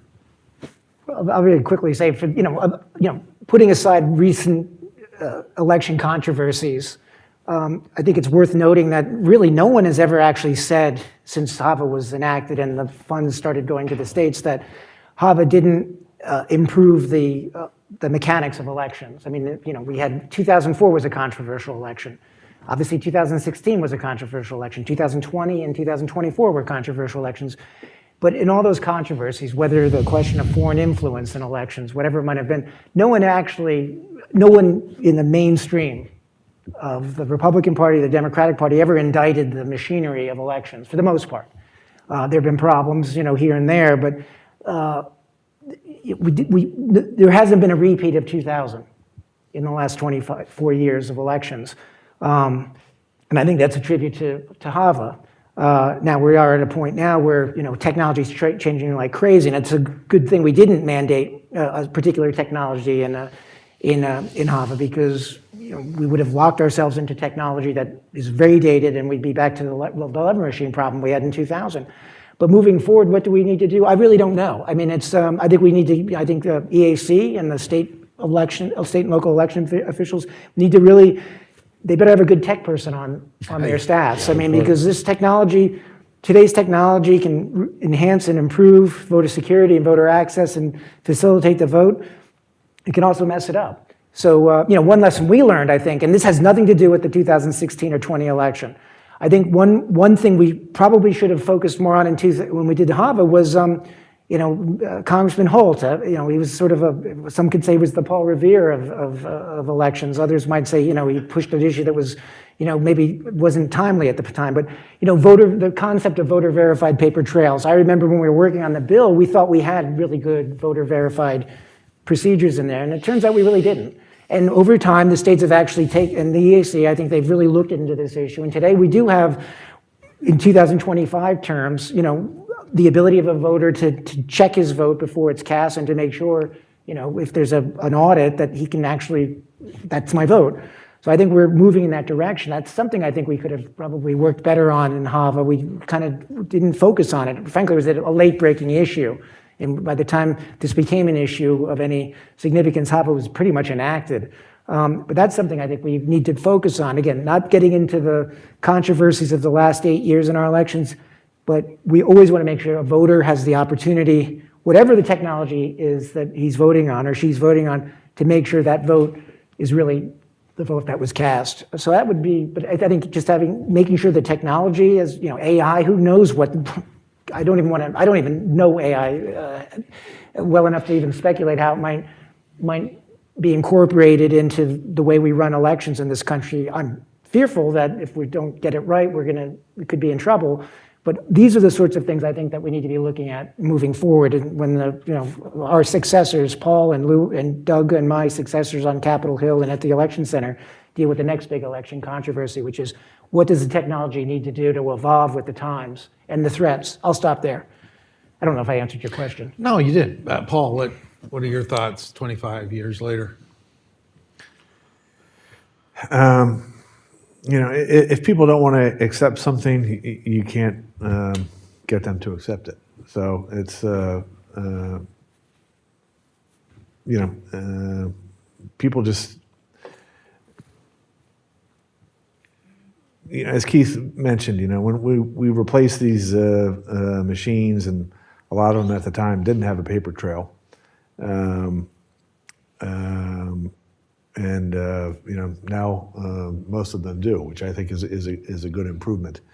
The improvements in technology in the last 25 years, I think should have increased confidence in the integrity of the system and the legitimacy of the results.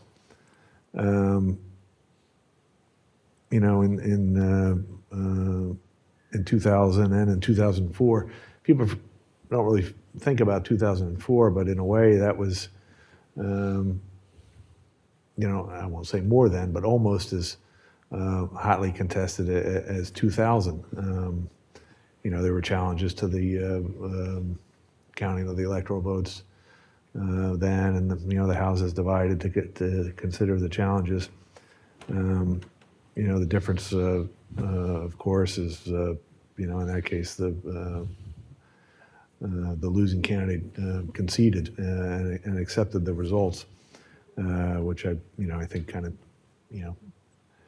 tamped it down ultimately and forced people to accept it. You don't have that as much now, so that's a problem. But I don't know that it's something that can be dealt with administratively or with technology. You just need you need leaders who have confidence in the system and convey that confidence to the voting public. Doug. You know, there's a group, there were several groups, I guess, that fought the law, you know, with 60 cases, and the law won, you know? I mean, this is one of those deals where the changes that were made have absolutely proven that the process works. That if you give the process time, it will come out with an accurate result that everybody can have faith in, or should have faith in, not that they will, that they should have faith in, and that you cannot find enough proof of anything being untoward that should then concern most of the American voters. And so where we are now, look, elections are evolutionary. Although I will tell you, at the time the Florida election happened, I said, you know, we've been running elections for more than 200 years, and we didn't suddenly get stupid. And so a little bit later on, a fellow came up to me afterwards, and he said, well, how long did it take you to get stupid? We have done a good job. Part of the reason that we were teaching elections officials processes, part of the reason that we were teaching them history, part of the reason that we were teaching them the history of court decisions is so that they, as elections officials, know how we got there and why we do what we do. So Doug, where do we go from here? You know, HAVA 20 plus years later, where do we go from here in reform? Well, look, we're a growing nation. We're always going to have some changes going on.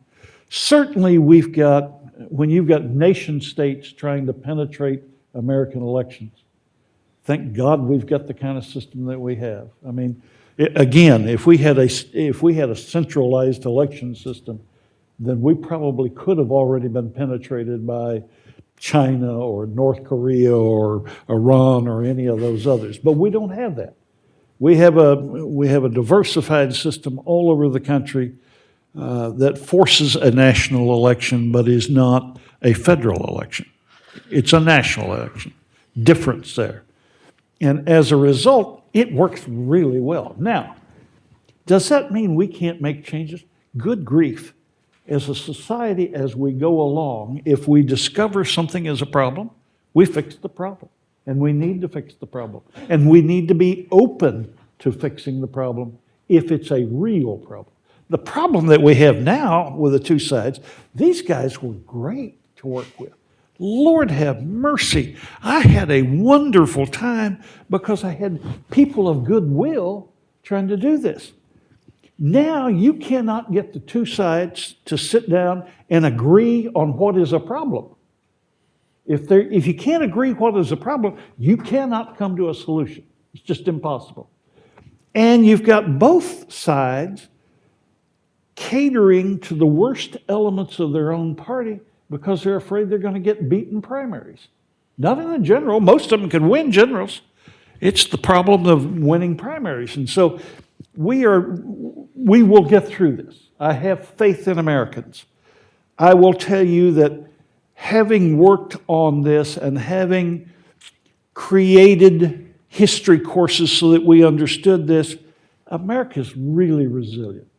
It is really good at the public figuring out a way to make us go the right way. And so I just think we're going to go through a lot of contention for a while, but ultimately we'll do okay. Well, on that point, I just, the point he made about, you know, the diffusion of authority and responsibility, I mean, that, as Doug said, you know, that's a strength of the system. It's not a weakness of the system. You know, during the debate over this bill, there was a lot of, you know, aspersions cast on that feature of the American election system that, you know, why don't we have a central authority? Why do we have, you know, different voting machines in, you know, different counties and different states? You know, why don't we have the federal government just buy, you know, a machine and send it to everybody? You know, that's why, because it's almost impossible for, be it a foreign or domestic entity, to corrupt the system because the administration of it is so diffuse. If you have a central authority and one system and one registration system, it becomes a lot easier for a malign actor, be it here in D.C. or in Moscow, to manipulate the system and control the results. It's much harder to do that if you got at minimum 50 different authorities, which are then further distributing administration responsibilities down to the local level. So I remember when there were reports prior to 2016 about the Russian hacking of the DNC and so forth, and there was talk about whether or not there was going to be a hack or manipulation. Obama said something to the effect of it's impossible to do that. The way elections are run in this country, the administration is so diffuse. You couldn't have some malign actor hack into a system and can control the results nationwide. So I felt gratified by that recognition. Time for questions? We're near the end, but I know Mr. Hoyer is coming and hasn't arrived, so I'm gonna open this up for some good, succinct questions. And I see a candidate over here to the left who's been. Yes, sure. So just to add some color commentary to the passage of the bill and how much of the bill's passage was on a knife edge, could you describe the last night of consideration by the members and the staff when we had already scheduled the press conference announcing the success of the bill? You're talking about the House bill, when we did that? Oh, the of the conference. The all-night session, yeah, that was yeah. Paul, it was a Thursday going into a Friday. I had a Rolling Stone concert tonight that Friday night. I don't know. I feel like a lot went on there that I probably shouldn't disclose in this.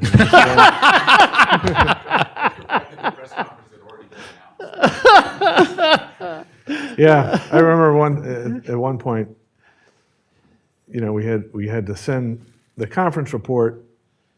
That was the other kind of almost unique feature of this, is that nowadays, if there's an important bill, it tends to be written by the leadership in some, either in the speaker or the majority leader's office, brought to the floor. Bills pass, it gets kicked over to the other chamber, they pass it, and whatever both sides can agree to gets enacted. The committees are kind of bypassed. This took a very traditional process to enactment. We had hearings, we had a House passed a bill, the Senate passed a bill, we had conferees appointed, we had a conference committee that met for a year, and then we produced a conference report, that the conferees agreed to. But just one story from that night. The conference report is that, you actually have a signature page where the conferees, with ink, have to sign their name on the conference report. And we were in the Capitol, it was late at night, and a staffer for one of the senators, there was still a debate about a certain provision. And a staffer for one of the senators told me that he had already signed the conference report and gone to bed. So, this had to be included in the bill. And I just said, well, I don't know what he signed because we don't have an agreement on the conference report yet, but maybe you should go wake him up. And he just kind of looked at me. I mean, the outstanding issue may have been over provisional ballots or something. I seem to recall there were some hiccups over that, but. I just meant the tactic of announcing that you had a deal. Oh, yeah. You had a deal. Well, that's how you get the deal done. If you announce there's a deal, nothing concentrates the mind like a press conference. There was a recess coming up, but there was some deadline like the next day. That was in August. I remember the Senate. We sent a bill over to we'd sent a proposal over in the summer of 2002. And we were hoping to get an agreement before the recess and then, finalize it over the August recess. So we'd sent, our latest offer over to the Senate, and I was sitting in my office, and we were waiting, I'd been over there for a day or two, and we were waiting to hear back, and our comms guy came into my office and said, hey, did you hear that Dodd is scheduled a press conference at noon today? And I said, no. And I looked at another staffer, and he said, what do you think this means? I said, nothing good. So we walked over there and walked into the press conference, and he just started trashing what we proposed. And I said, well, I guess we're not going to get this done before the recess. That was the end of that. Well, on that note, I think we're going to wrap the panel and thank Keith Avishar, Doug Lewis, and Paul Vinovich, people who really were there at the creation of HAVA, and thank you for talking with us today about it. Thanks for having me. Thank you. Thanks for having us. That's good. That's good. Thank you. appreciate it. Excellent. Yep. Sorry, Thank you again for now the concluding session of what has been a really great conference, one which reminds us that 25 years ago we faced a very critical election dispute. We talked about Bush v. Gore. We talked about, with some of the participants, we talked about the state of the law since then. We've talked about the creation of the Help America Vote Act and what has happened afterwards. And in doing so, we invoked the name of Representative Hoyer many times. So while I'm going to briefly introduce him, you've been hearing about him and his role in the passage of the Help America Vote Act through the day. Representative Hoyer is a representative who's been representing Maryland since 1981, has been in leadership as a House Whip and chairman of the House Administration Committee back in the day, and ranking member of the House Administration Committee back in the day when the Help America Vote Act was being passed. And I don't want to stand between him and the room and hearing about how this important act was passed and you hearing about it, but a personal privilege, I will also mention that, like myself, Mr. Hoyer has a Danish parent, and he has been the highest-ranking Danish-American official in this country, which says a lot. And the Danes, they run pretty good elections themselves. So we really are thrilled to have Mr. Hoyer with us to remind us of how this act that many of us here today, commissioners of the EAC and others in the room, election officials, are benefiting from today. So, Mr. Hoyer.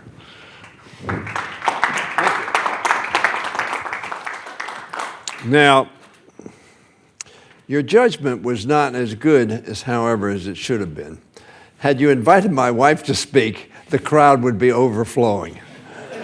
Some of you perhaps know my wife, Elaine Kmark. Dr. Kmark, of course, she took a long walk from where she works here. She works 2 doors down at a think tank that is,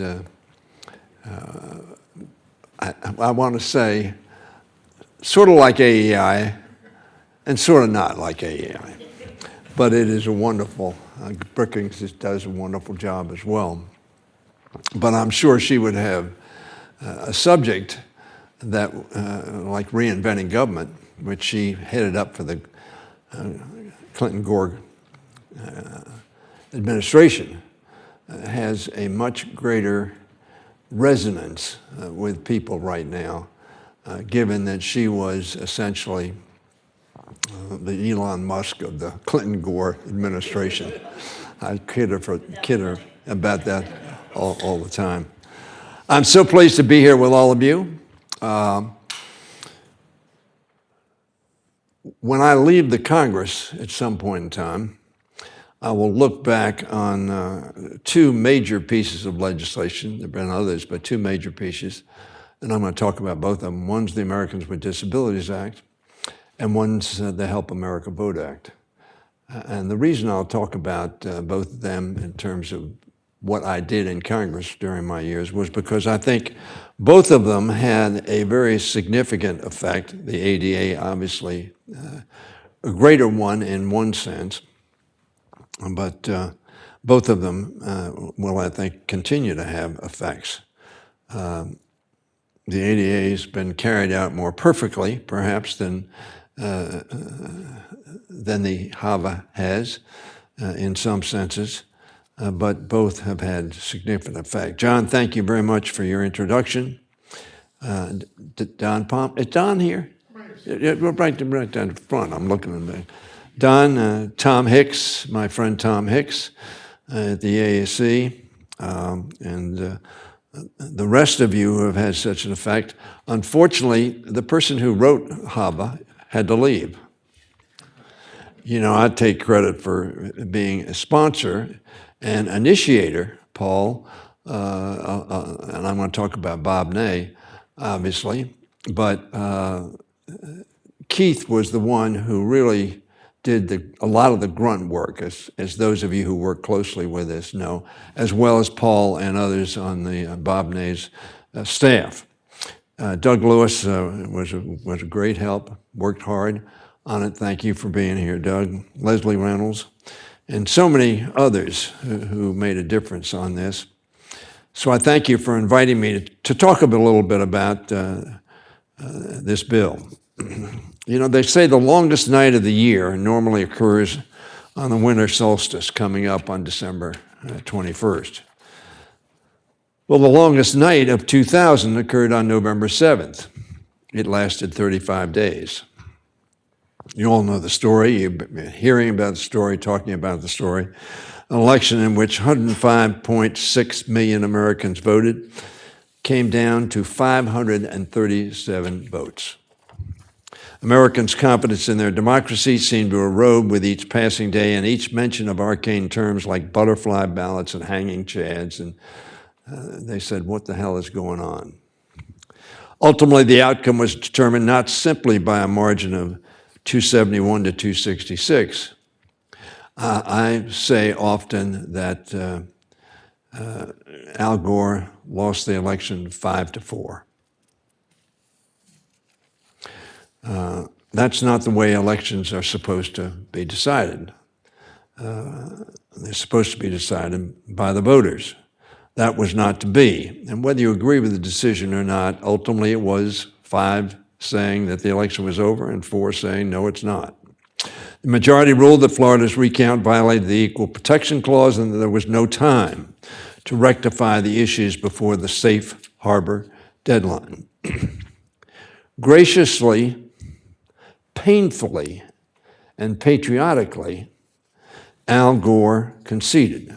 In his speech, he said this: "The strength of American democracy is shown most clearly through the difficulties it can overcome." Again, I say that was an extraordinarily gracious, courageous, and patriotic stand for Al Gore to take. None of us on our side of the aisle thought we lost that election. One of the proudest moments I've had over the last 44 plus years, 45 this May, was the inauguration of 01, when Bill Clinton, Al Gore, George Bush sat within feet of one another. And the greatest power on earth was transferred peacefully without a shot from Bill Clinton to George Bush. That was democracy at its finest, even though so many of us believed that that was not the outcome. The strength of our democracy was shown that we accepted the 5-4 victory. Why? Because that's the law. That's what the Constitution says we should do. That was the goal of the Help America Vote Act, not simply to secure our elections, but to restore the strength of our democracy in the eyes of the American people. That task was bigger than any one person and any one party. From the start, I knew that HAVA would have to be a bipartisan piece of legislation. First of all, the Republicans were in charge. They were chairs of committee. So as a practical matter, it had to have it. But more importantly, it had to have a consensus that this was the right thing to do. And we created that. It took some time.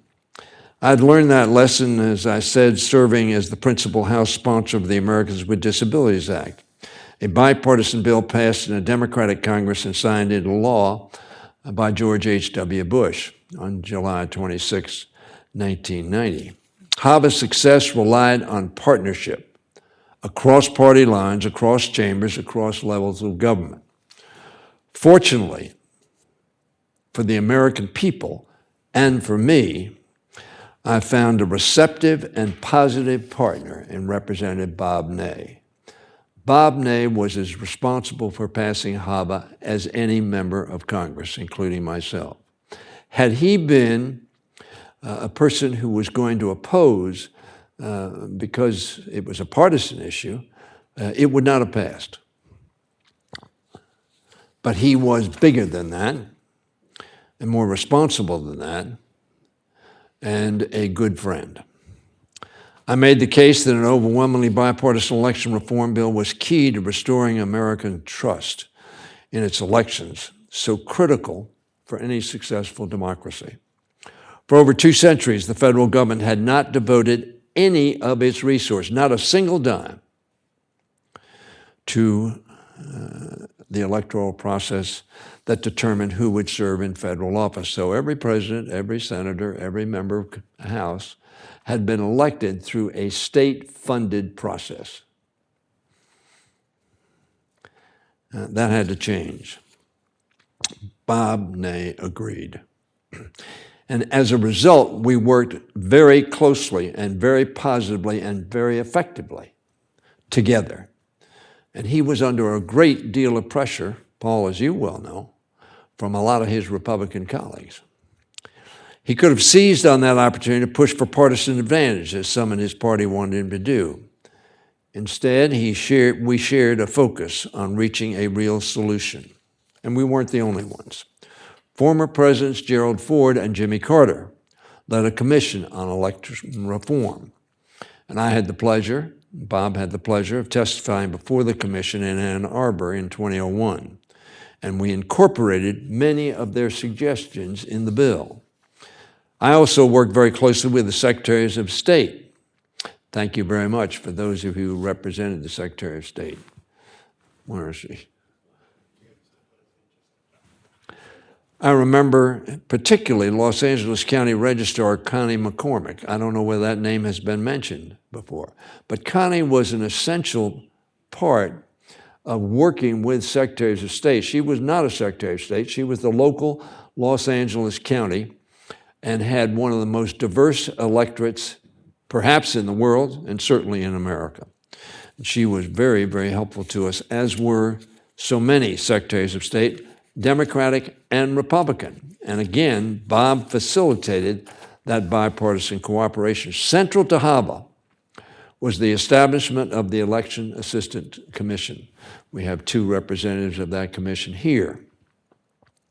It is not as strong as I would have liked it, but as strong as I would have liked it would not have passed. And Bob and I both realized that. That's why they're equal numbers, and in effect, you have to have at least 3/4 agreeing. And that gave confidence to both Republicans and Democrats that they could vote for this and would not be turned into a partisan confrontation.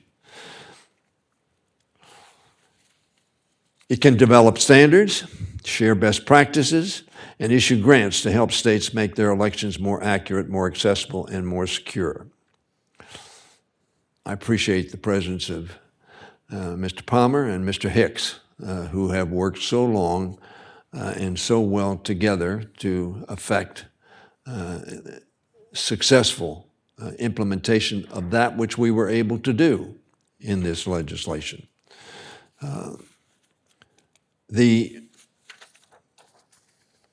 frustration that Americans felt and that I had felt was one of the key things that I inserted, and Bob agreed, to put in HAVA, and that was the provisional ballot process. which was already affected in some states, but not all. And there's nothing more frustrating for a voter to come to a precinct and be told, well, this is not your precinct, or you we didn't get the information from the county board or the municipal board or the state board or the city board that you were a voter. And in the heat of the 12 hours or 13 hours that poll may be open, very hard to check on that. So we now have provisional ballots implemented by the states, but nevertheless, every state's required to have the availability of provisional ballots so that every person who is eligible to vote can vote, even if that has to be checked over the next 24, 48, 96 hours, or even longer. I also incorporated the college poll worker program. That's what these remarks say. But what it was a program, I believe, that was necessary. Why? Because as a practitioner of politics for some period of time, about 60 years, I had found poll workers are doing something that I'm doing, getting older every day. And as elections became more technology-driven, a controversy in and of itself, as we know, the older poll workers were not as facile with that technology as younger people. And I thought to myself, how do we solve that? And the way I suggested we solve it is involve young college students, essentially, and have a program at every college that would, in effect, contribute personnel to working on Election Day in a nonpartisan way. That hasn't been nearly as successful as I would have hoped. There are programs that are being followed for that, but I'm still trying to make that work better. But the reason I bring it up, interestingly enough, that part of the bill I was going to call the Help America Vote Act, telling every college student and high school student, help America vote. Help them do it right. Help them have confidence in what they're doing. Now, ultimately, the Voting Act that we were working on, there were literally scores of suggestions of the name of this bill. Mostly could be the John Lewis bill or this bill or that bill. And Bob felt it ought to have a generic name. And Bob said to me, I know you have this Help America Vote section regarding, but can we use that for the whole bill? Well, of course, I said yes. And that's how it became named the Help America Vote Act. What we kept out of HAVA, however, was just as important to its passage as what we put in. Bob, and with me helping him, successfully diffused partisan push to include an onerous voter ID requirement, something we knew would sink the bill. It's still a relevant issue. It's still talked about a lot, but it would not have been a bipartisan bill, nor would it have passed as overwhelmingly had we included such a provision. That is still a very controversial issue, as all of you know. We also proactively involved leaders on other committees with jurisdiction over the same areas of HAVA, addressed to ensure we presented a united front. That experience that I had in 1990, or 1988, 89, and 90, working on the Americans with Disabilities Act, where we had at least 7 committees, had a very great part of the jurisdiction of issues we were dealing with in the ADA, was applicable in HAVA, because there were a number of, the Science Committee was one of them on machines, but there were, the Judiciary clearly was one of those, but there are a number of committees. Paul, I'm sure you got a lot of heat from some of the committee chairmen of why are you doing this, why are you doing that, and I want to thank Paul personally for the role he played, the positive role he played in getting this bill done. We also proactively involved leaders of other committees, as I just said. HAVA ultimately passed through the House with a full vote of 357 to 48, as I've said. When the Senate was slow to consider HAVA, Bob and I worked with Kit Bond, Chris Dodd, and Mitch McConnell. Mitch McConnell was very helpful in getting this bill done. And I don't want that to be forgotten. And of course, Kit Bond and Chris Dodd were very active in the Rules Committee, I guess they were, not the House Administration or Senate Administration. It's called the Rules Committee. The Senate finally passed it in a vote of 94-2. Now, let me tell you about that vote, 94-2. It was more controversial than that vote would reflect. And it was interesting that there were two people who were very concerned about its passage, but 94-2, which of course means there were only 4 senators who didn't vote on this bill. And George W. Bush signed it into law in October 2002. And like the ADA, without the Bush families, father and son, neither one of these pieces of legislation would be law today. So I owe a great debt of gratitude to both of them. The only reason we were able to make it that historic day was that we embraced what I call, and as whip I called, and as majority leader I called, the psychology of consensus. We need to have in America the psychology of consensus. We need to get up in the morning and say, I want to be able to agree with my fellow citizens so that we can move America forward in a positive way. Unfortunately, too many of us get up with the psychology of confrontation. Psychology, the other guy is wrong. The other person, the other gal is wrong. We didn't look for excuses to say no. We looked for reasons to say yes. We sought to do what was right rather than what was politically expedient. David Broder of the Washington Post called HAVA, and I quote, the most significant piece of federal election law since the Voting Rights Act, which, as all of you know, was passed in 1965. If the 2000 presidential election was a perfect case study on how democracy should not function, then the passage of HAVA was a shining example of how democracy should happen. Frankly, I doubt HAVA would be possible today. But the story of HAVA still has lessons today at a time when it often feels as though another long night has descended on our democracy. Some people thought we would never restore Americans' faith in their government after 2000. We proved them wrong then, and I am hopeful we will find a way to do the same today. Doing so now will require partnership, just as it did back then, just as it does always. I want to thank all of you for the roles you have played. So many of you played a significant and critical role in not only the adoption of HAVA, but the implementation of HAVA. HAVA was a limited in scope vis-a-vis the authority of the EAC. The EAC is very much an advisory committee, not a directory committee. Nevertheless, its advice and counsel, I think, have helped elections boards and officials all over this country. And we need to keep doing that. Sadly, however, we have substantially reduced our financial contribution to the administration of elections. And sadly, a little bit like this audience we have, the size, elections are not very interesting until they happen. And then they become very interesting. Then they become very critical. But in the interim, whether it's a 2-year cycle, a 4-year cycle, a 6-year cycle, in the interim, they do not draw the attention and the support that they need.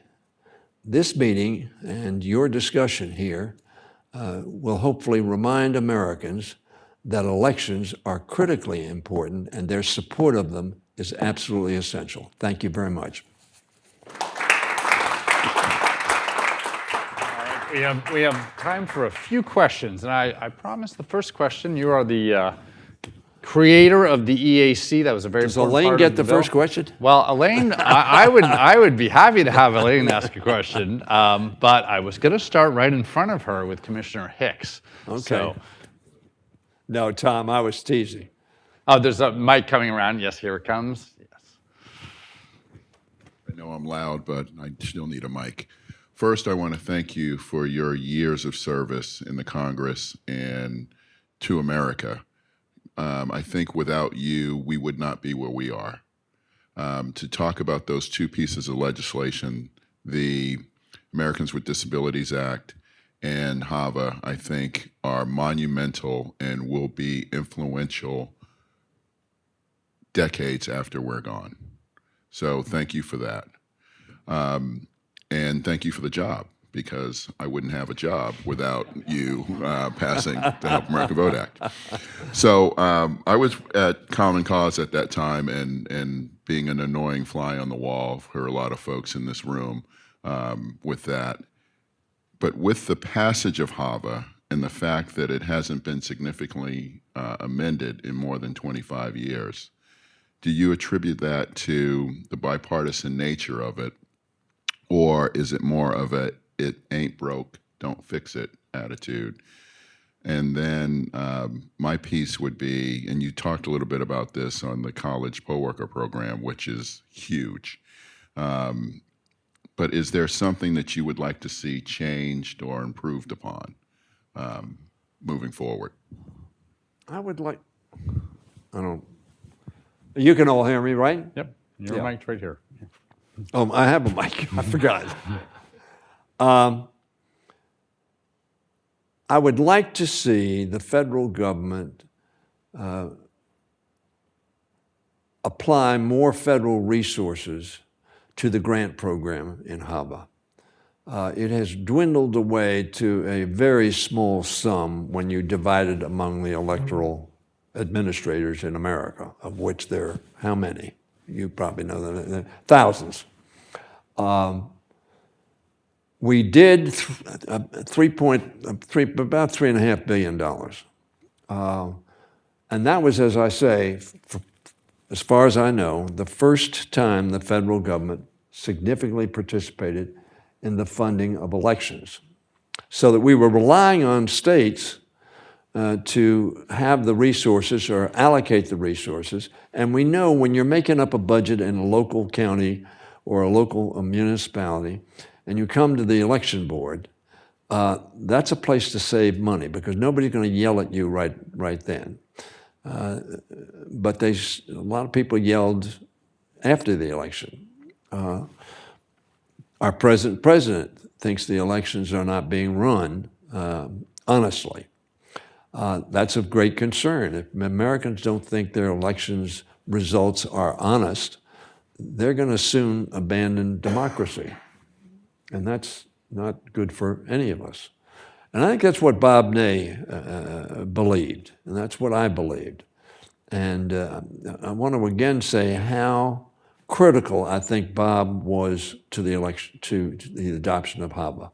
If I hadn't had a receptive,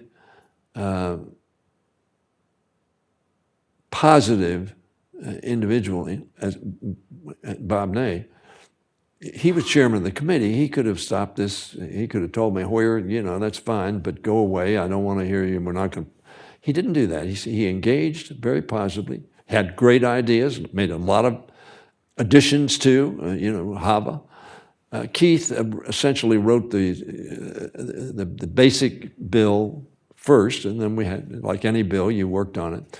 And Bob was extraordinarily positive in that effect. But I think the one thing I would hope, there are other things, I would hope that we could come to a place where we had more authority as to how elections were run vis-a-vis federal elections.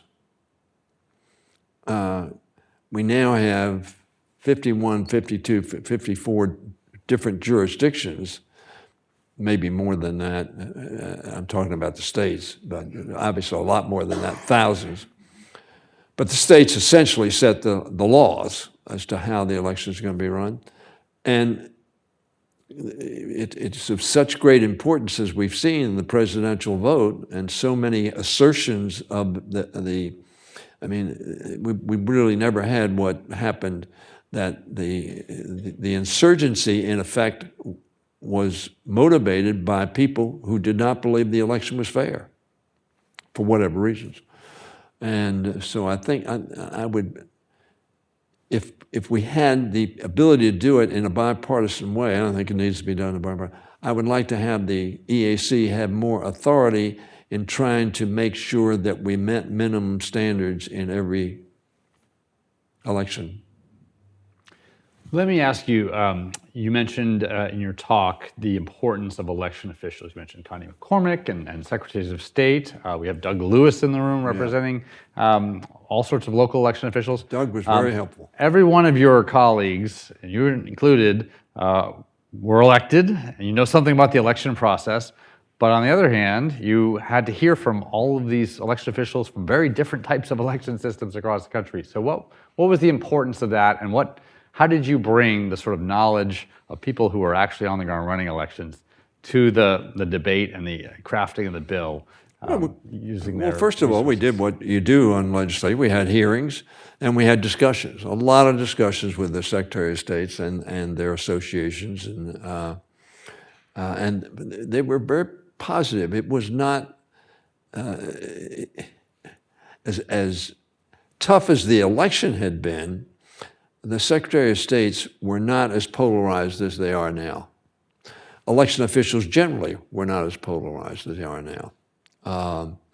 And we're very polarized now, and almost every decision seems to be a decision of us and them, as opposed to us. And that's a problem. And that's why I think I don't think HAVA could have passed in this context right now. I don't know what Paul thinks, but I don't think it could have passed. All right, let me see if I know Chairman Palmer had a question. So I'm going to put the EAC up front here. For the question, but I want you to know that in visiting the Congress, the new underground facility, that they have a video that talks, and it was basically the top 100 visitor center, the top 100 pieces of legislation. And we had a foreign delegation come and we showed them this video, and I did not know at the time, but the Help America Vote Act was one of those that they highlighted. So even though it's a small piece of legislation, relatively, it was a very proud moment, and I'm sure you would find that prideful as well. Right up there with the Voting Rights Act and other pieces of legislation. The question. I had Broder's comment that framed, yes. And I thought that was. I was surprised because I really hadn't talked to David about it, but when that comment was made, I believe that was correct. It was not nearly on the level of the Voting Rights Act, right? But I think it was, since that time, which is what Broder was saying, probably the most important Voting Rights Act that had passed. Yeah. So my question is we talked a little bit about the Ford Carter and then the Carter Baker. And it seemed to me, and I was an observer at the time, but that gave a lot of impetus, it seemed, for not only HAVA, but also the implementation of HAVA and sort of reform in the election community. Would you agree with that and just expand a little? You said you testified to it. Yeah, I testified. Did that help out sort of Michigan. get passed? Yeah. Well, first of all, Ford and Carter were very good human beings. Let me say that at the outset. Good hearts, good intentions, and positive relationships.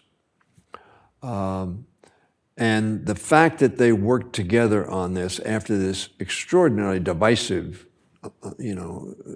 35 days.